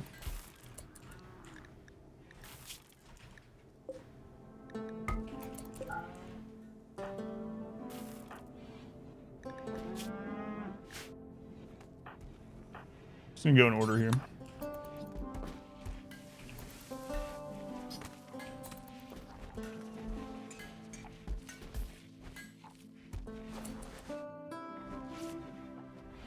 You can't redeem points? That's really weird. Div, I see it. RimWorld Q multiple times. So maybe you're just not getting the feedback on your end or something. But yeah, I see it. I see 2 redemptions for the queue. Might have to refresh, I don't know. Someone is feeling festive. Trisha feeling festive? Nice.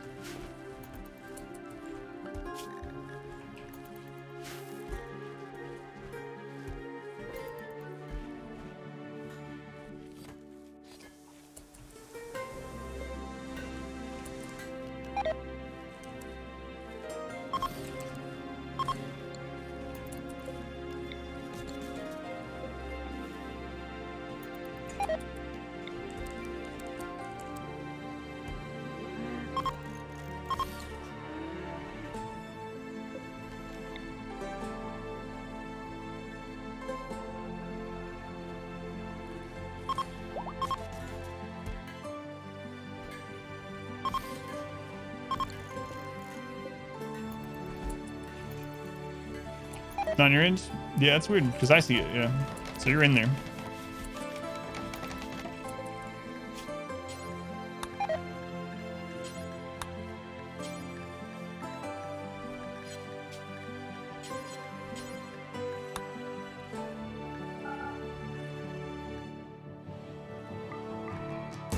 Yeah, we'll just do it all.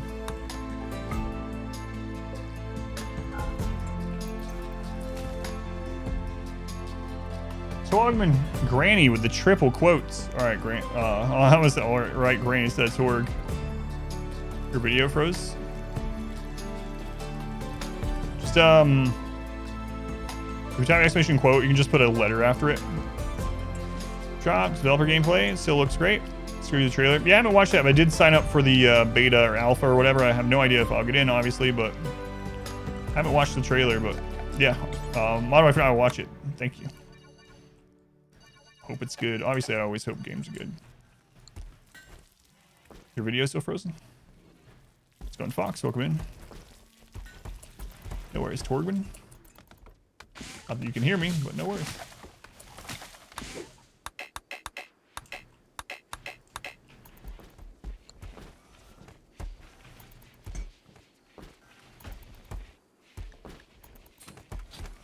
Looks glorious. I hope it's good. I mean, I hope every game is good. You've heard me say it so many times, but you know, this one extra so. Oh, you could hear me. Just the video was from. So that's weird. All right, no worries. 3 granny quotes.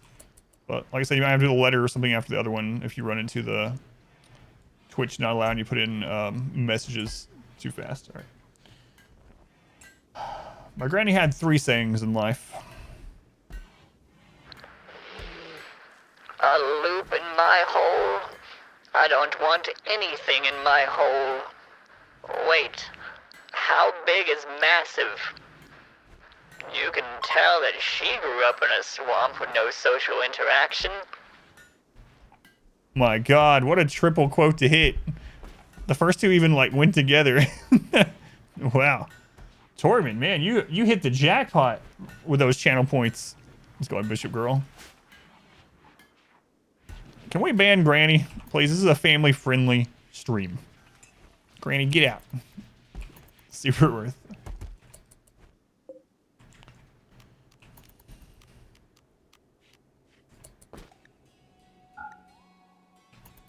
I can't control her. That was beautiful. What you come into? A granny quote. A lewd granny quote. Ban you before granny. It's probably true.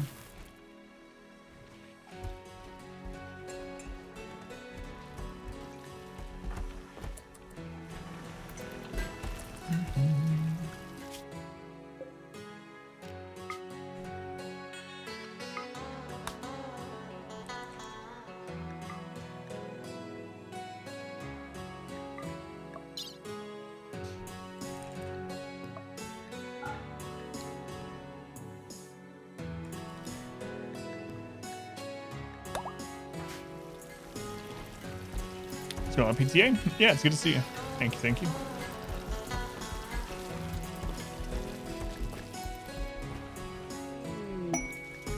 Wait, where was that? Not in the base.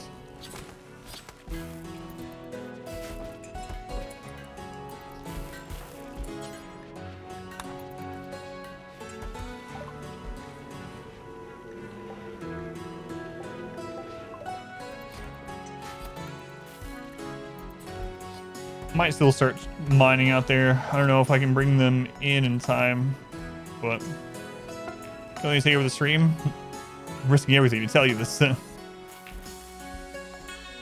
Lining up with 20-year-old with an annoying voice. Sounds accurate for your younger years.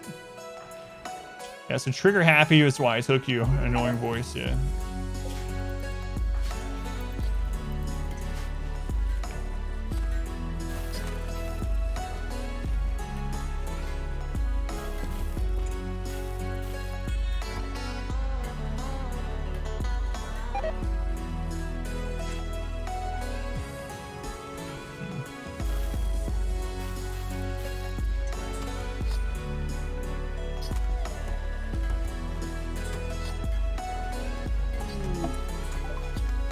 Made that pretty quick. As usual, I guess, but...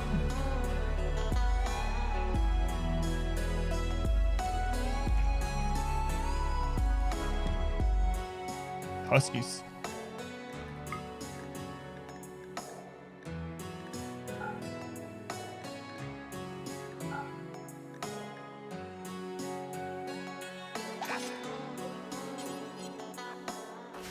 In advanced components, get ready for the ship.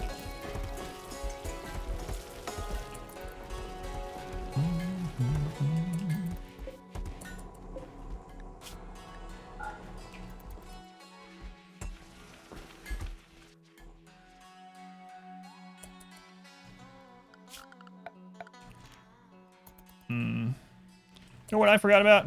We've had this down there for like, I don't even know, forever. Forever. Probably like 5 in-game years, maybe longer.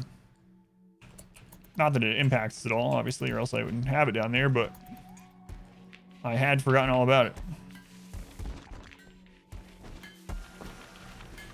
All right, how's the conversion going in this great prison? Okay, when she gets up, where are we at on the conversion ritual itself. Okay, we'll at least bring them in here.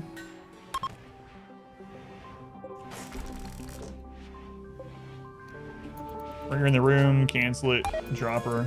Okay. Are you still sick? Can you walk? You can walk.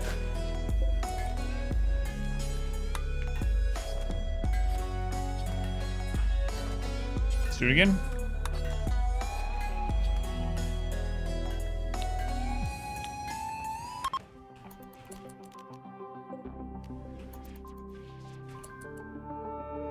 Click the wrong one. No, there they go. Okay, there we go. It's a mod for RimWorld called P Music. That's P as in pterodactyl dash music. Yeah, it's just a modded playlist in the game itself.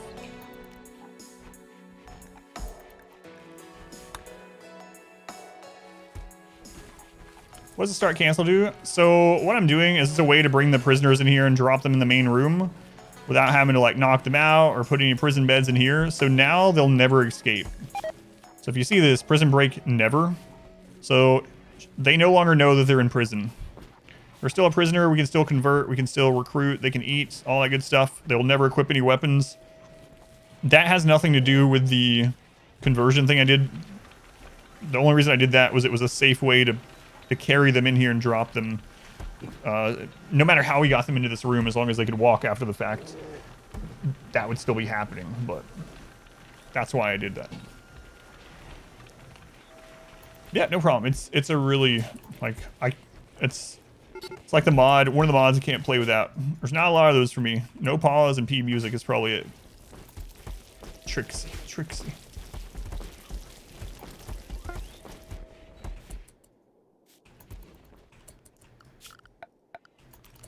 Okay, any new growth here yet that we can cut? A little bit.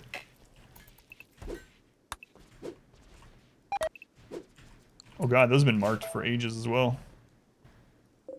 Since before we even had deep drills. Okay.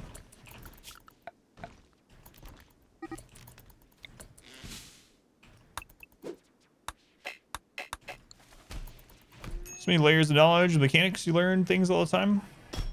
I'm still learning things too, yeah, even after all this time. For sure.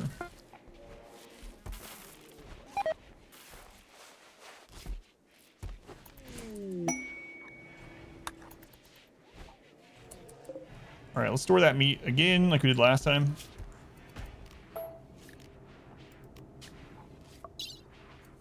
And then if we need it, it's there. And if not, if we need some rep, well, it's there as well. Okay, mule, let's bring that stuff in.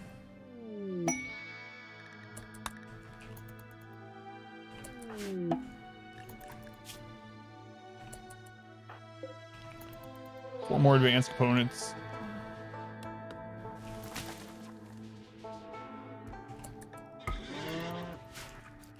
I don't know why I manually dropped that one. Not like force anyone to do it.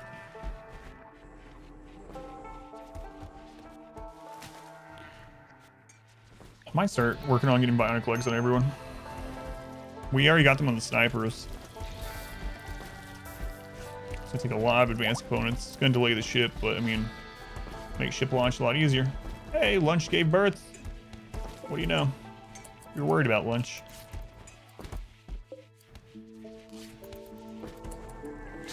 She had a heart attack while she was pregnant.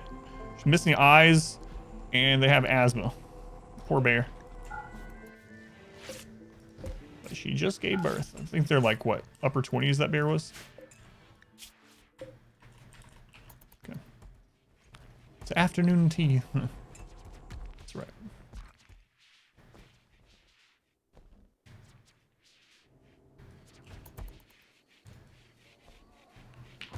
Okay. What are you up to, Dev? Relaxing socially? Like 26 or so.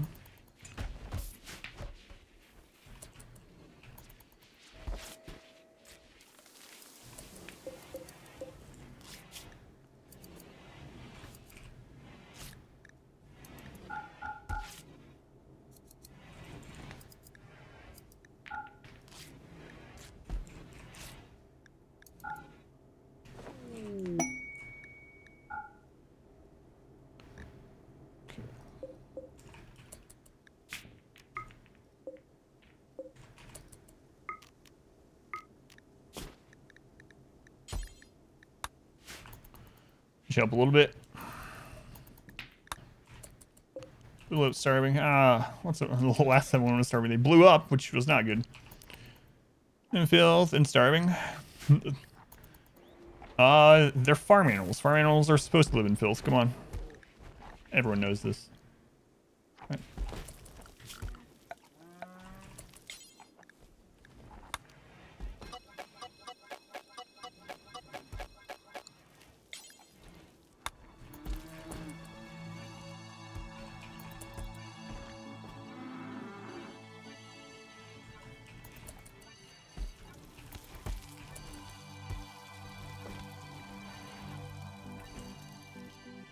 I mean, I guess bears aren't farm animals, but they could be. You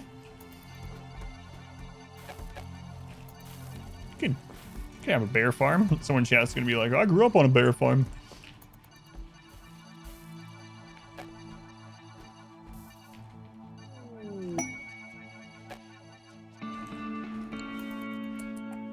Or a ballsy farm, yeah. Still's pretty close, but not quite good enough.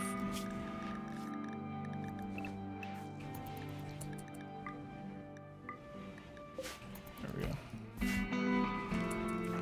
All right, mule, time for you to hit the road again.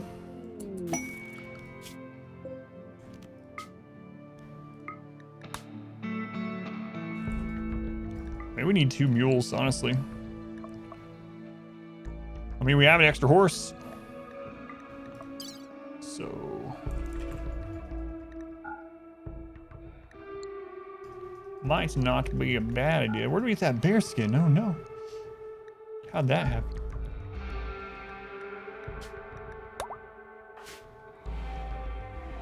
We're like some sort of beast of burden. Spent most of my formative years tending on a bear farm.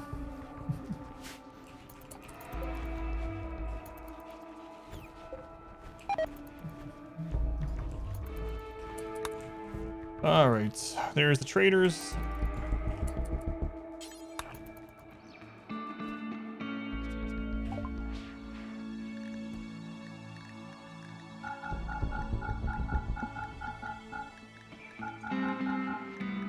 It's all this junk. They don't have any good helmets.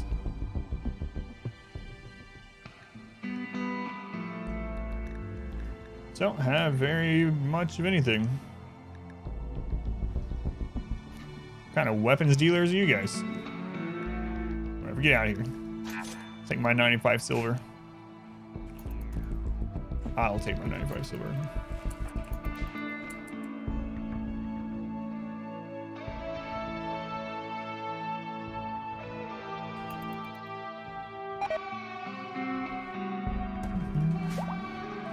I was gonna say Rennie's quieted down for a little while, but then I just remembered that we had a big tribal raid, and then we had mechs drop in our base. So, YouTube video, you're using the right globe coverage, the right map size, the right population, coordinates. Still not getting the same seed. Which video is it from?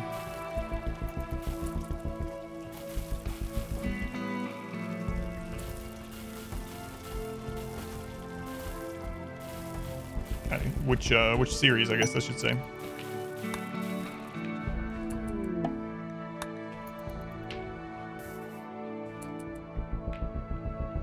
Oh no.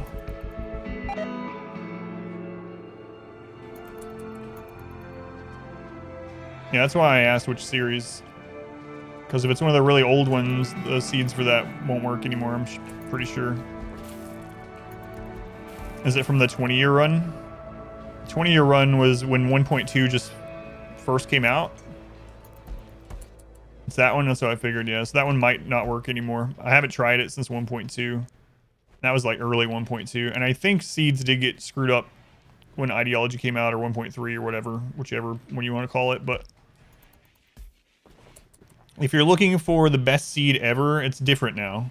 The best seed I've ever played on is this one. In chat. That is absolutely, that's better than the 20-year one. That one's just absolutely unreal. If you want to see what the map looks like before you play on it, If you go to my newest playthrough that on YouTube and you go to the second episode, because it's a different seed than the first episode. If you go to the second episode of the Igor run and you click through a little bit and look at that map, it's absolutely insane. Best map I've ever found. Might be the best map I've ever seen anyone post anywhere. Crazy good. Igor, all capitals, is the seed name. Yep. 30% globe, max population, +1 cannibal tribe, +1 naked tribe. Map size 225 by 225, and there's the coordinates. It's really, really good. For those of you wondering what makes it so good, it's a year-long growing temperate forest, so that's good. It's mountain and coast. It only has one way into the map, and it's right here at the bottom, and it's only about this wide. That's the only entrance into the map. And not only that, so this side is all mountain. This side is all ocean. Too deep of an ocean, like it's not knee-high water that they can get through. And then your anima tree is at the very top corner, the furthest from the entrance as you can probably get, right next to the mountain, and right next to a huge thing of rich soil and geothermals. It's really crazy. That's like, just, it's the god seed. No, the reason for all the drop pod raids, from what we understand, is that's right when they changed it.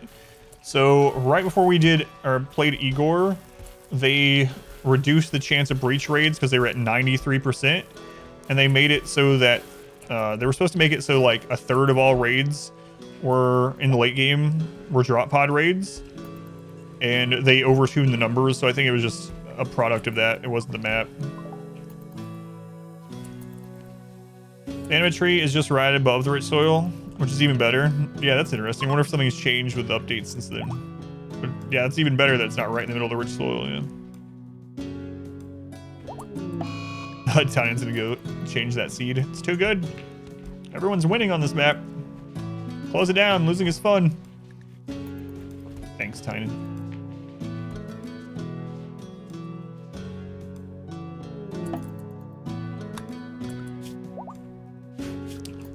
It's a crazy map. What's really insane too is that was the third map we looked at.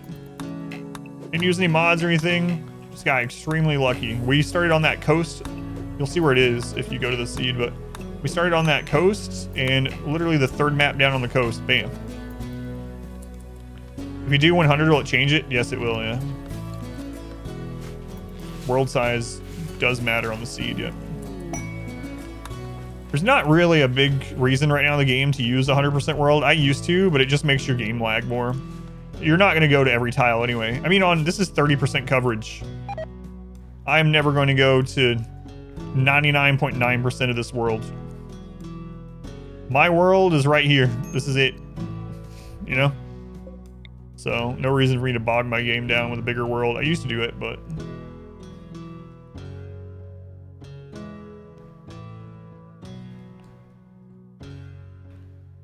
What? What kind of question is that? Curly fries is the answer. Come on, Sigden. Curly fries. That would be my answer.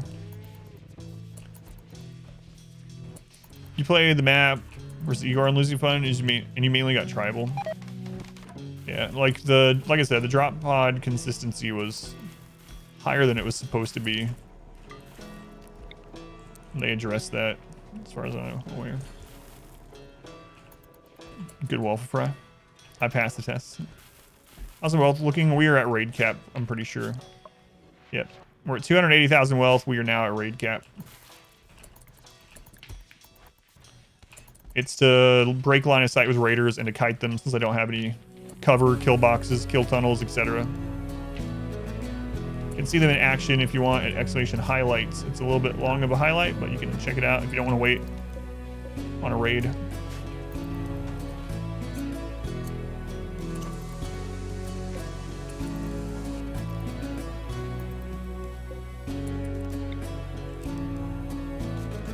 Gotta remember to bring those in. Yeah, no problem.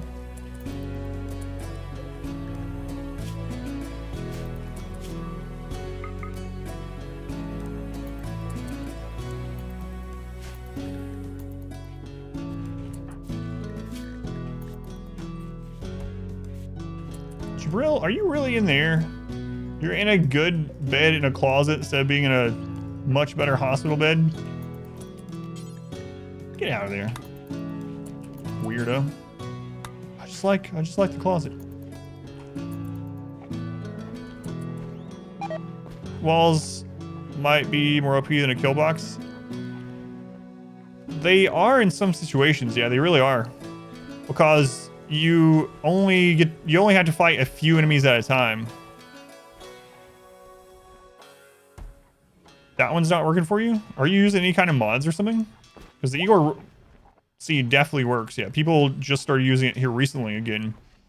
So it absolutely works. You're using the right map size, not just the right world size. Igor is all capitalized. Do you have any mod that might change anything, or are you changing any of the like other settings like temperature or anything like that? But yeah, I don't know. I don't know what all mods would impact map seed, if any, but yeah, I don't know. If you're using those exact settings, you should find it, but it could be that there's a mod impacting it. I don't know if mods like map preview or map reroll might impact it if you're using either of those. I think map reroll will be the most likely culprit if you're using it, but I don't know for sure because I've never used those, but yeah. Someone actually started using the Igor one yesterday, or else I wouldn't have known about it. And they posted a picture in my Discord of their defense they set up on the Igor map, so you're able to find it with map preview. And you use map reroll and you saw the same seed map too? Yeah. So those ones aren't impacting it either, so yeah, I have no idea. How come you're not able to hit it? That's weird. Yeah. Must be something else, but I don't know what.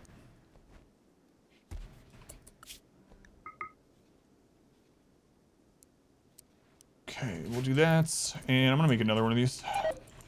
Make it here, and then we'll take it out. Attrition, although maybe not on the same scale. Really?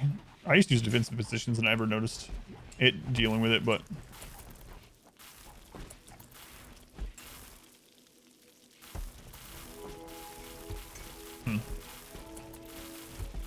Yeah, that's weird.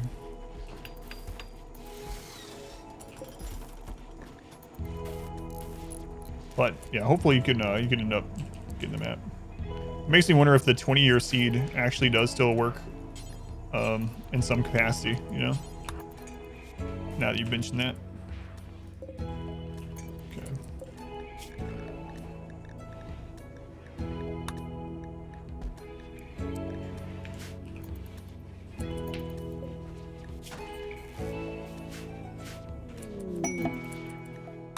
Wild Man wanders in. I don't even know if we've had a Wild Man on this run until now. It's Dinosaur. Wow, what a brawler. The old brawler. We just found steel right next to where I put those. Geological landforms could affect it. A breakup. Fetus and Johnny. Who's upset about this? Your brother died? So Johnny must be upset about it. Where are you, Johnny? Yeah. Cage, can you tell him to just get over it?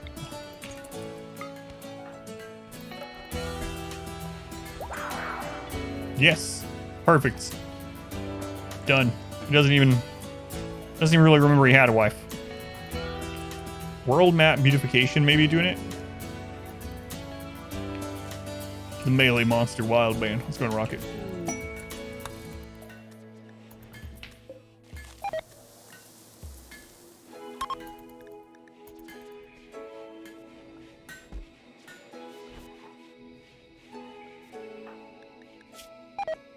Cat's almost ready. Divorced by wild fetus. What a moodlet. Yeah. Moodlet almost sounds like an insult. Sounds almost like manlet. What, you get upset about things, you little moodlet? I'll be right back.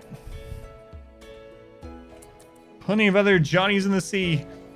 The other one didn't sound right. Yeah.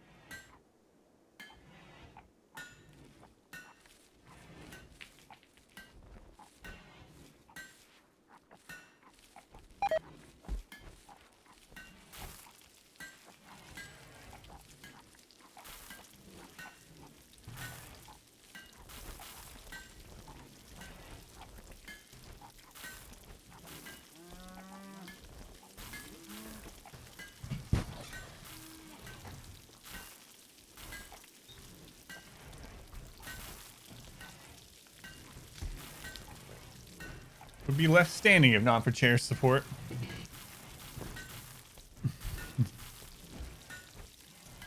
C-Name had issue in the past where you've gotten 2 different worlds from the same seed even without mods because one had an empty space after the seed. That's interesting, yeah. I can see that happening for sure.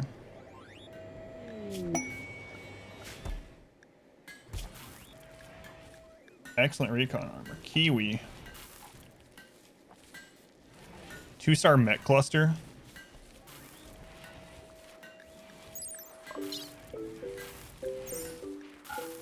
I never got that quest.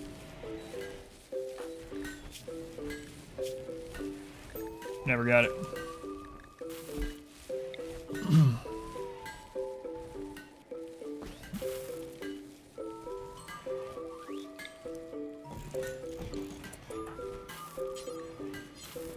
More wood. Fine. Screw it.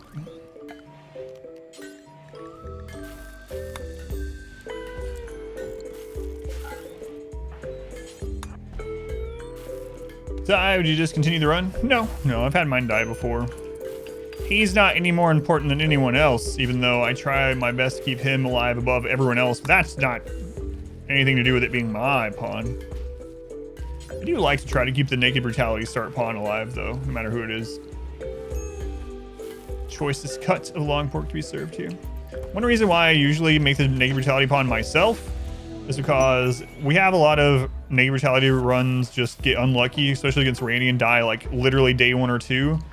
And I really feel bad when someone's in the queue for a long time or spend a lot of channel points in the queue and they join at the beginning of the run and then they just die and the run's over in like 15 minutes. It's like, oh, I'm sorry. So it's my pawn that dies over and over in the beginning, you know, no big deal, but that's why I usually name them in the beginning. Naked Tribal Brutality, yeah. That's what I like. 1 naked pawn set to tribal background. It's the way I play the most.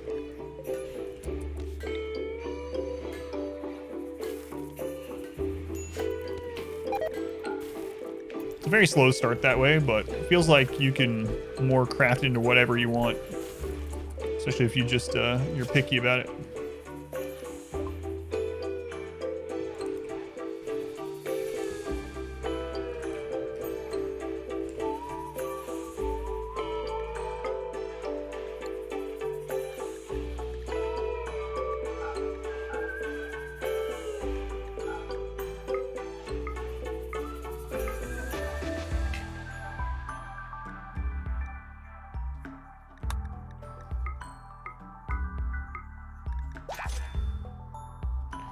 Breakfast the Sixth. Great name for a horse. What mod gives you Naked Brutality? It's no mod. You just have to change the scenario. So when you go, what you do is you go into, you click the scenario button. You click on Naked Brutality, and then at the bottom it'll say Edit Scenario. You click that, and in the options, just change the start to the tech level or whatever from Crash Landed or whatever default's called, and change it to Tribal. That's all you gotta do. And then save it. So it's the same as starting as Naked Brutality, only your research starts as Tribal.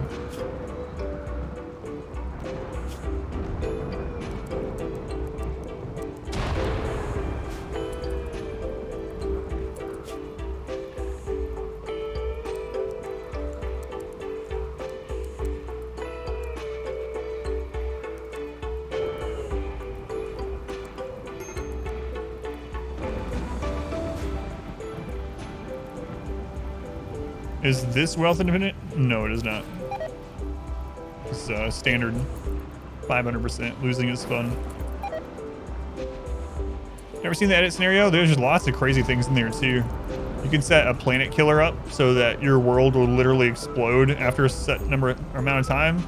You can try to get to the credits before it explodes, for instance. There's lots of little crazy things in there that you can set. You can schedule all kinds of things in the scenario editor too. So if you're like, all right, every season, I want there to be a day where ship chunks land. You can do that. So you treat me? It's going all right. All right, overall.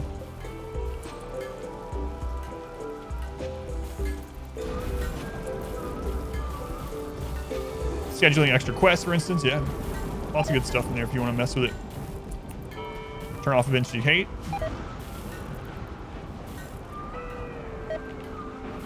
Why there's so many tables for them to eat at while I'm kiting raids for mood? Hearts on the priorities tab. Oh crap, I forgot to change. Hang on. Is that's our ideology symbol. That's just our, yeah. That could be skull or whatever, but it's just our ideology symbol. Hideaway is natural, I can remember. Yeah. That's just our ideology. Meteor restore targets, initial naked brutality columns. For food fights, but yeah, well, one of the biggest threats to us is mood while we're dealing with kiting enemies, because raids last so much longer. Hard raids last so much longer in this playthrough. So that allows me to let them come in and eat. 6 pawns, 82 deactivated psychic ships, 117 butcher tables, 33 gold knives or something. Yeah. There's actually a scenario seed. There's seeds you can use too. There's a scenario seed that starts you on the Arco Nexus map, and you can just win the game. There's a speed run of it I saw that's like 7 seconds long or something. Like, oh, okay, nice. Give me one. I beat Arco Nexus. Still need 2 more helmets. Loads of new possibilities, yeah. It's like someone was asking earlier, like, do you think if I'm just starting out the game that I need to get the DLCs, or is the base game enough for a while? I'm like, base game is enough for a while. There's a lot there. I mean, DLCs are great, but if you're not 100% sure, then yeah, you'll be just fine. Yes, yeah, there is a scenario seed that starts you on the Arcanexus map, and you can just win in like no time. However long it takes you to go to get your pawn over to click on the Arcanexus structure. That's it.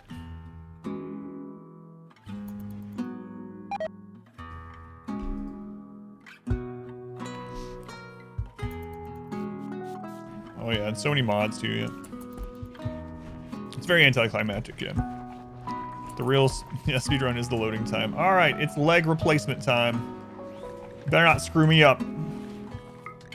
You haven't failed any surgeries before now.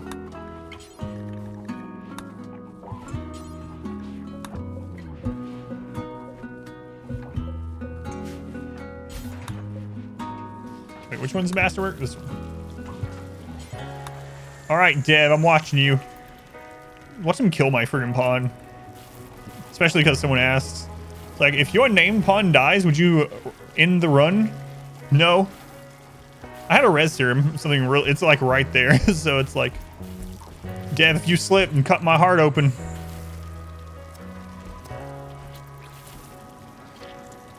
Maybe he'll be the one in the sarcophagus.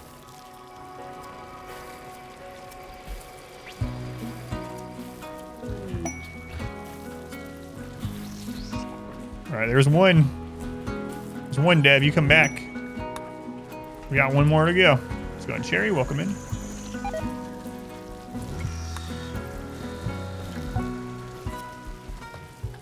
Save loose through. Hey, we did it. All right.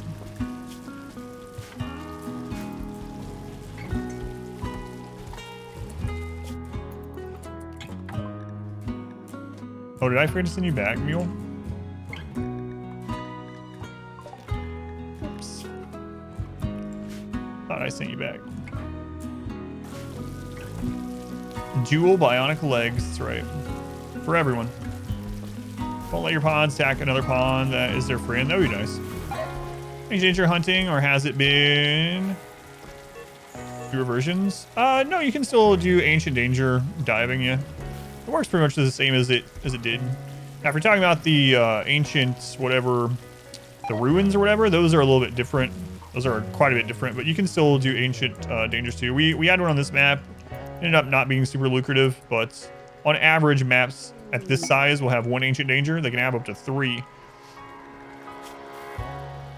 51-year-old hearth tender, not health.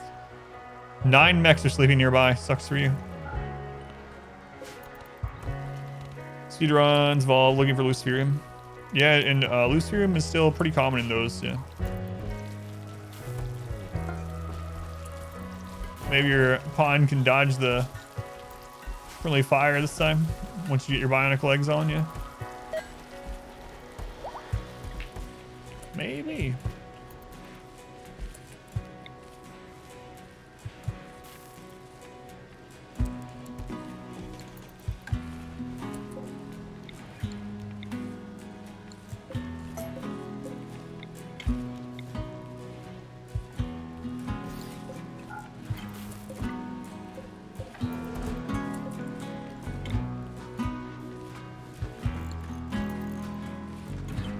Are rare, like they just decrease the chance.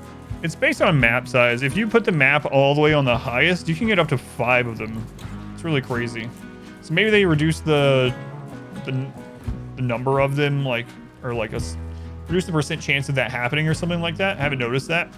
Yeah, it's actually crazy if you use the default highest one. I don't recommend using those ones. It ends up lagging like friggin' crazy, but 5 ancient dangers on the map is really crazy.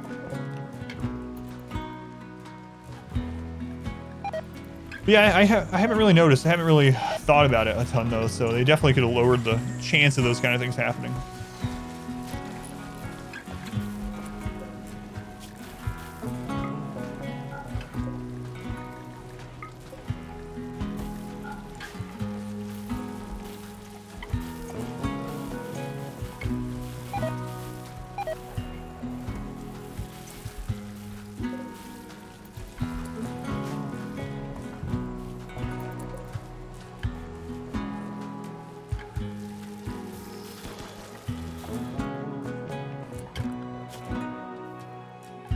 Oh, I forgot. We still had stuff set up to shoot or to hunt when we were low on food. That's fine. That's fine.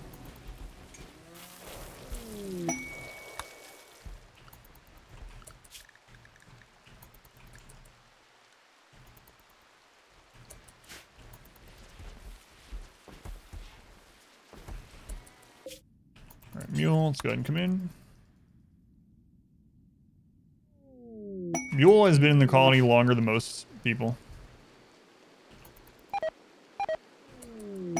Some people might say we should finally give Mule a name. I say Mule is a fine name.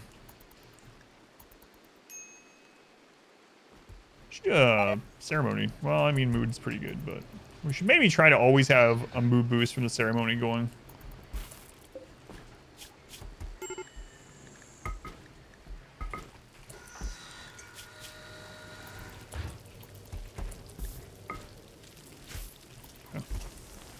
Ran, welcome in.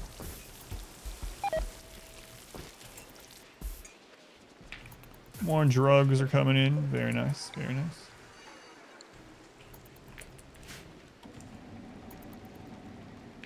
It's not mules. Mule! Will I have the most to call us anyway? Probably, yeah. Maybe like a name like Don Key. In the calling might be stretched to you.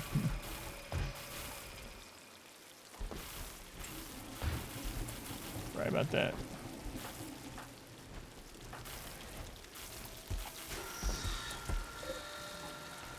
Mule. Back out you go. He gets to see the world. Actually, he gets to see like the same 5 places over and over. Oops, cancel. 7 days on that one. That one is restocked, alright. That's not a mod either. You can see when they restock in the baseline. With the baseline game.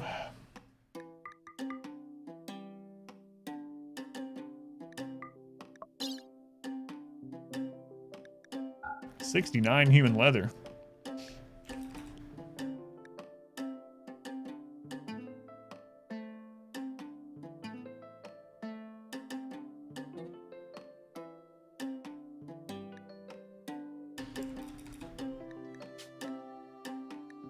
Okay. Nice. Real nice, that leather.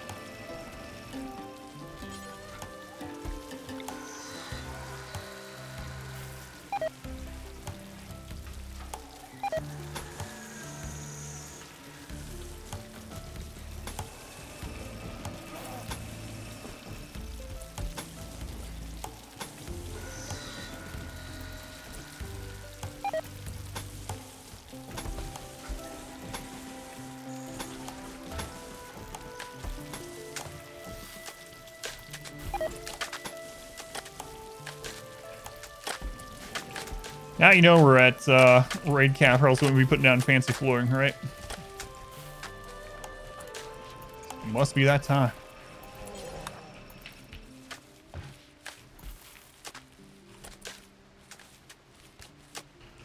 Wish I remember what L, like what kind of colonist L was. I remember L being like one of our best at that time, especially in combat.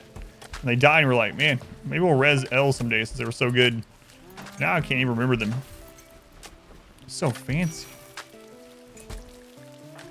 So fancy. Also, don't think I'm going to do Tumbler in this one, so I should probably finally think of what I want for the fourth. I don't know, actually. Don't really need a fourth. Short for you to look at. What's the name of it? Don't have X. Yeah, that's really weird too. No worries. But let me know if you end up figuring it out, because I'd be curious to know in case anyone else ends up having the same problem, you know. Yeah, have a good night. Norland? Yeah, I haven't heard of that one. I'll check that out.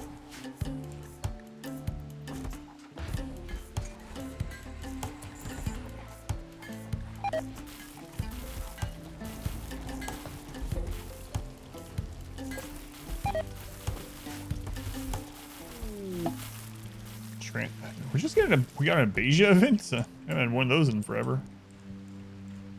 That's dinosaur. Where? Orlean. We don't want to anger them, so I guess we'll accept them, and then something tragic might happen to them.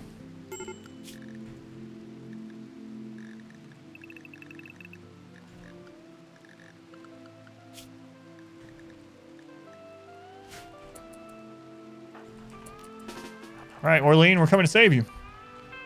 Exclusively medieval settings. Interesting. Hey, picking as a fourth beam. I don't know. Yeah, I was I was thinking I was going to do Tunneler at one point, even without the mountain, so that I could just grow mushrooms and then we'd be much better off against things like toxic fallout, also staying indoors a lot of the time, and there could be old roofs around the base. If we had gotten a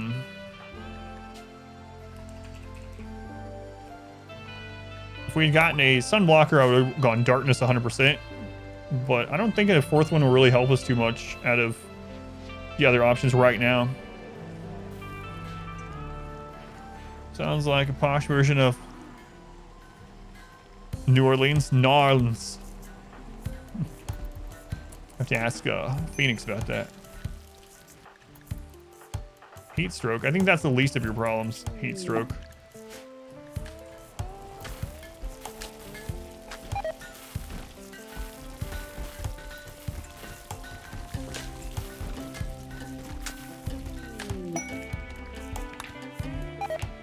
I wouldn't worry about the heat. Cordial catapult raid.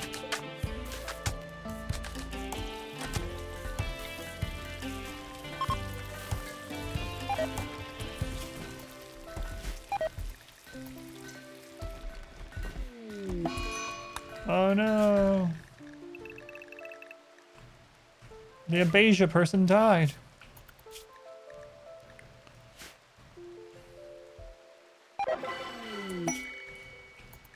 Why, God, why?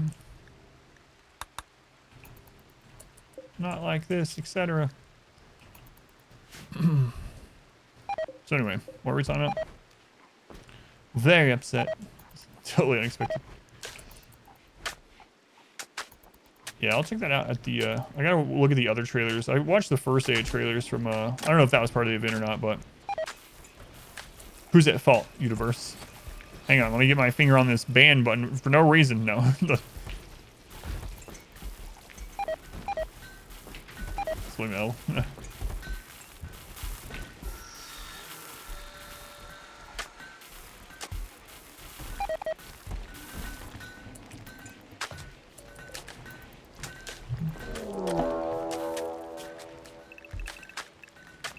Well, if it isn't karma. Come here, karma. Remember earlier when I slaughtered all of our bear pets?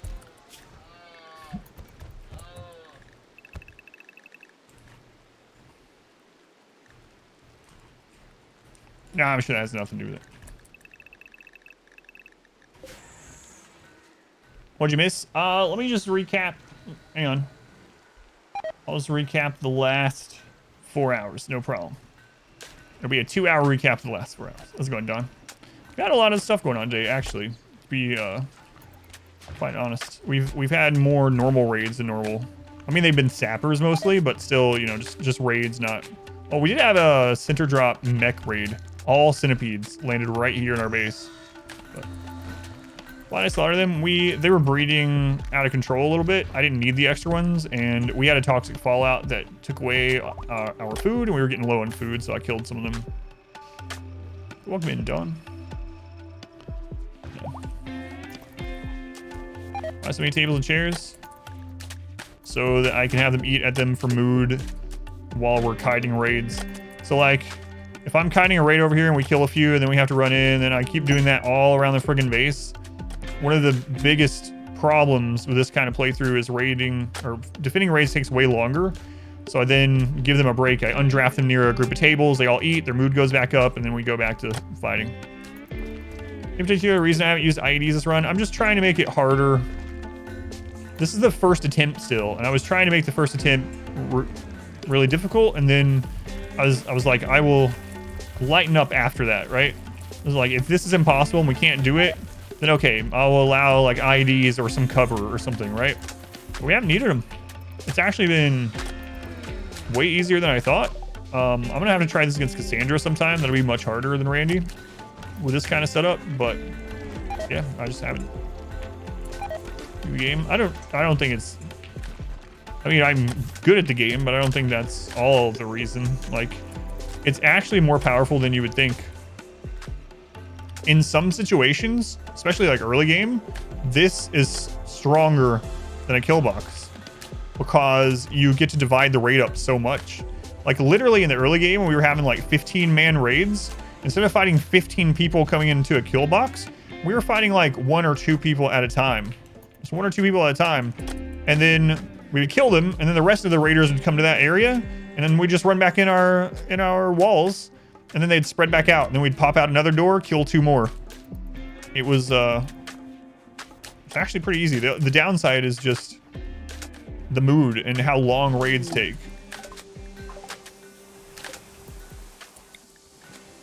Those things are, you know, connected obviously, but know all the potential outcomes, can plan for them. No idea a volcano is about to ruin their day. Yeah, this is also pre-recorded, so that helps. Don't forget that.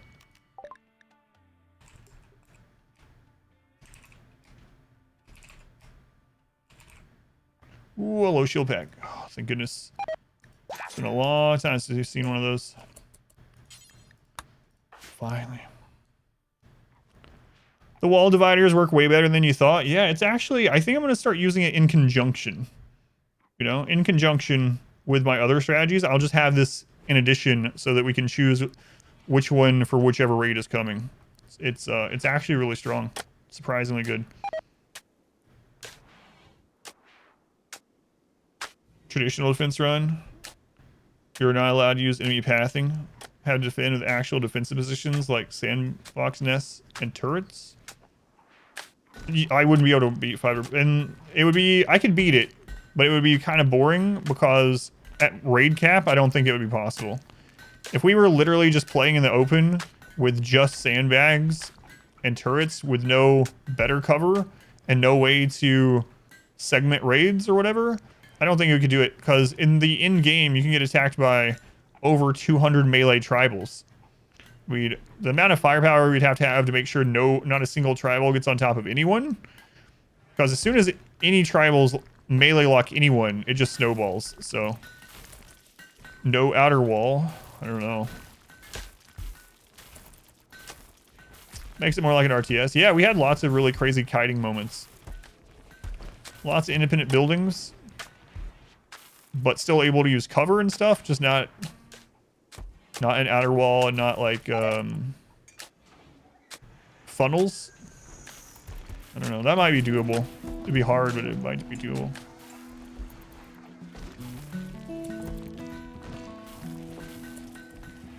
Can I just use one giant building?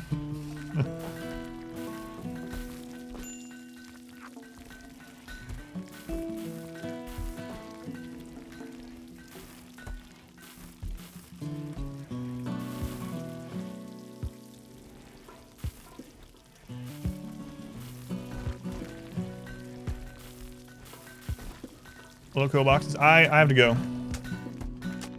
My wife's feeling really bad. She's been feeling pretty bad, and then I kept asking her if she needed me to do anything for her or whatever, and she's been saying no.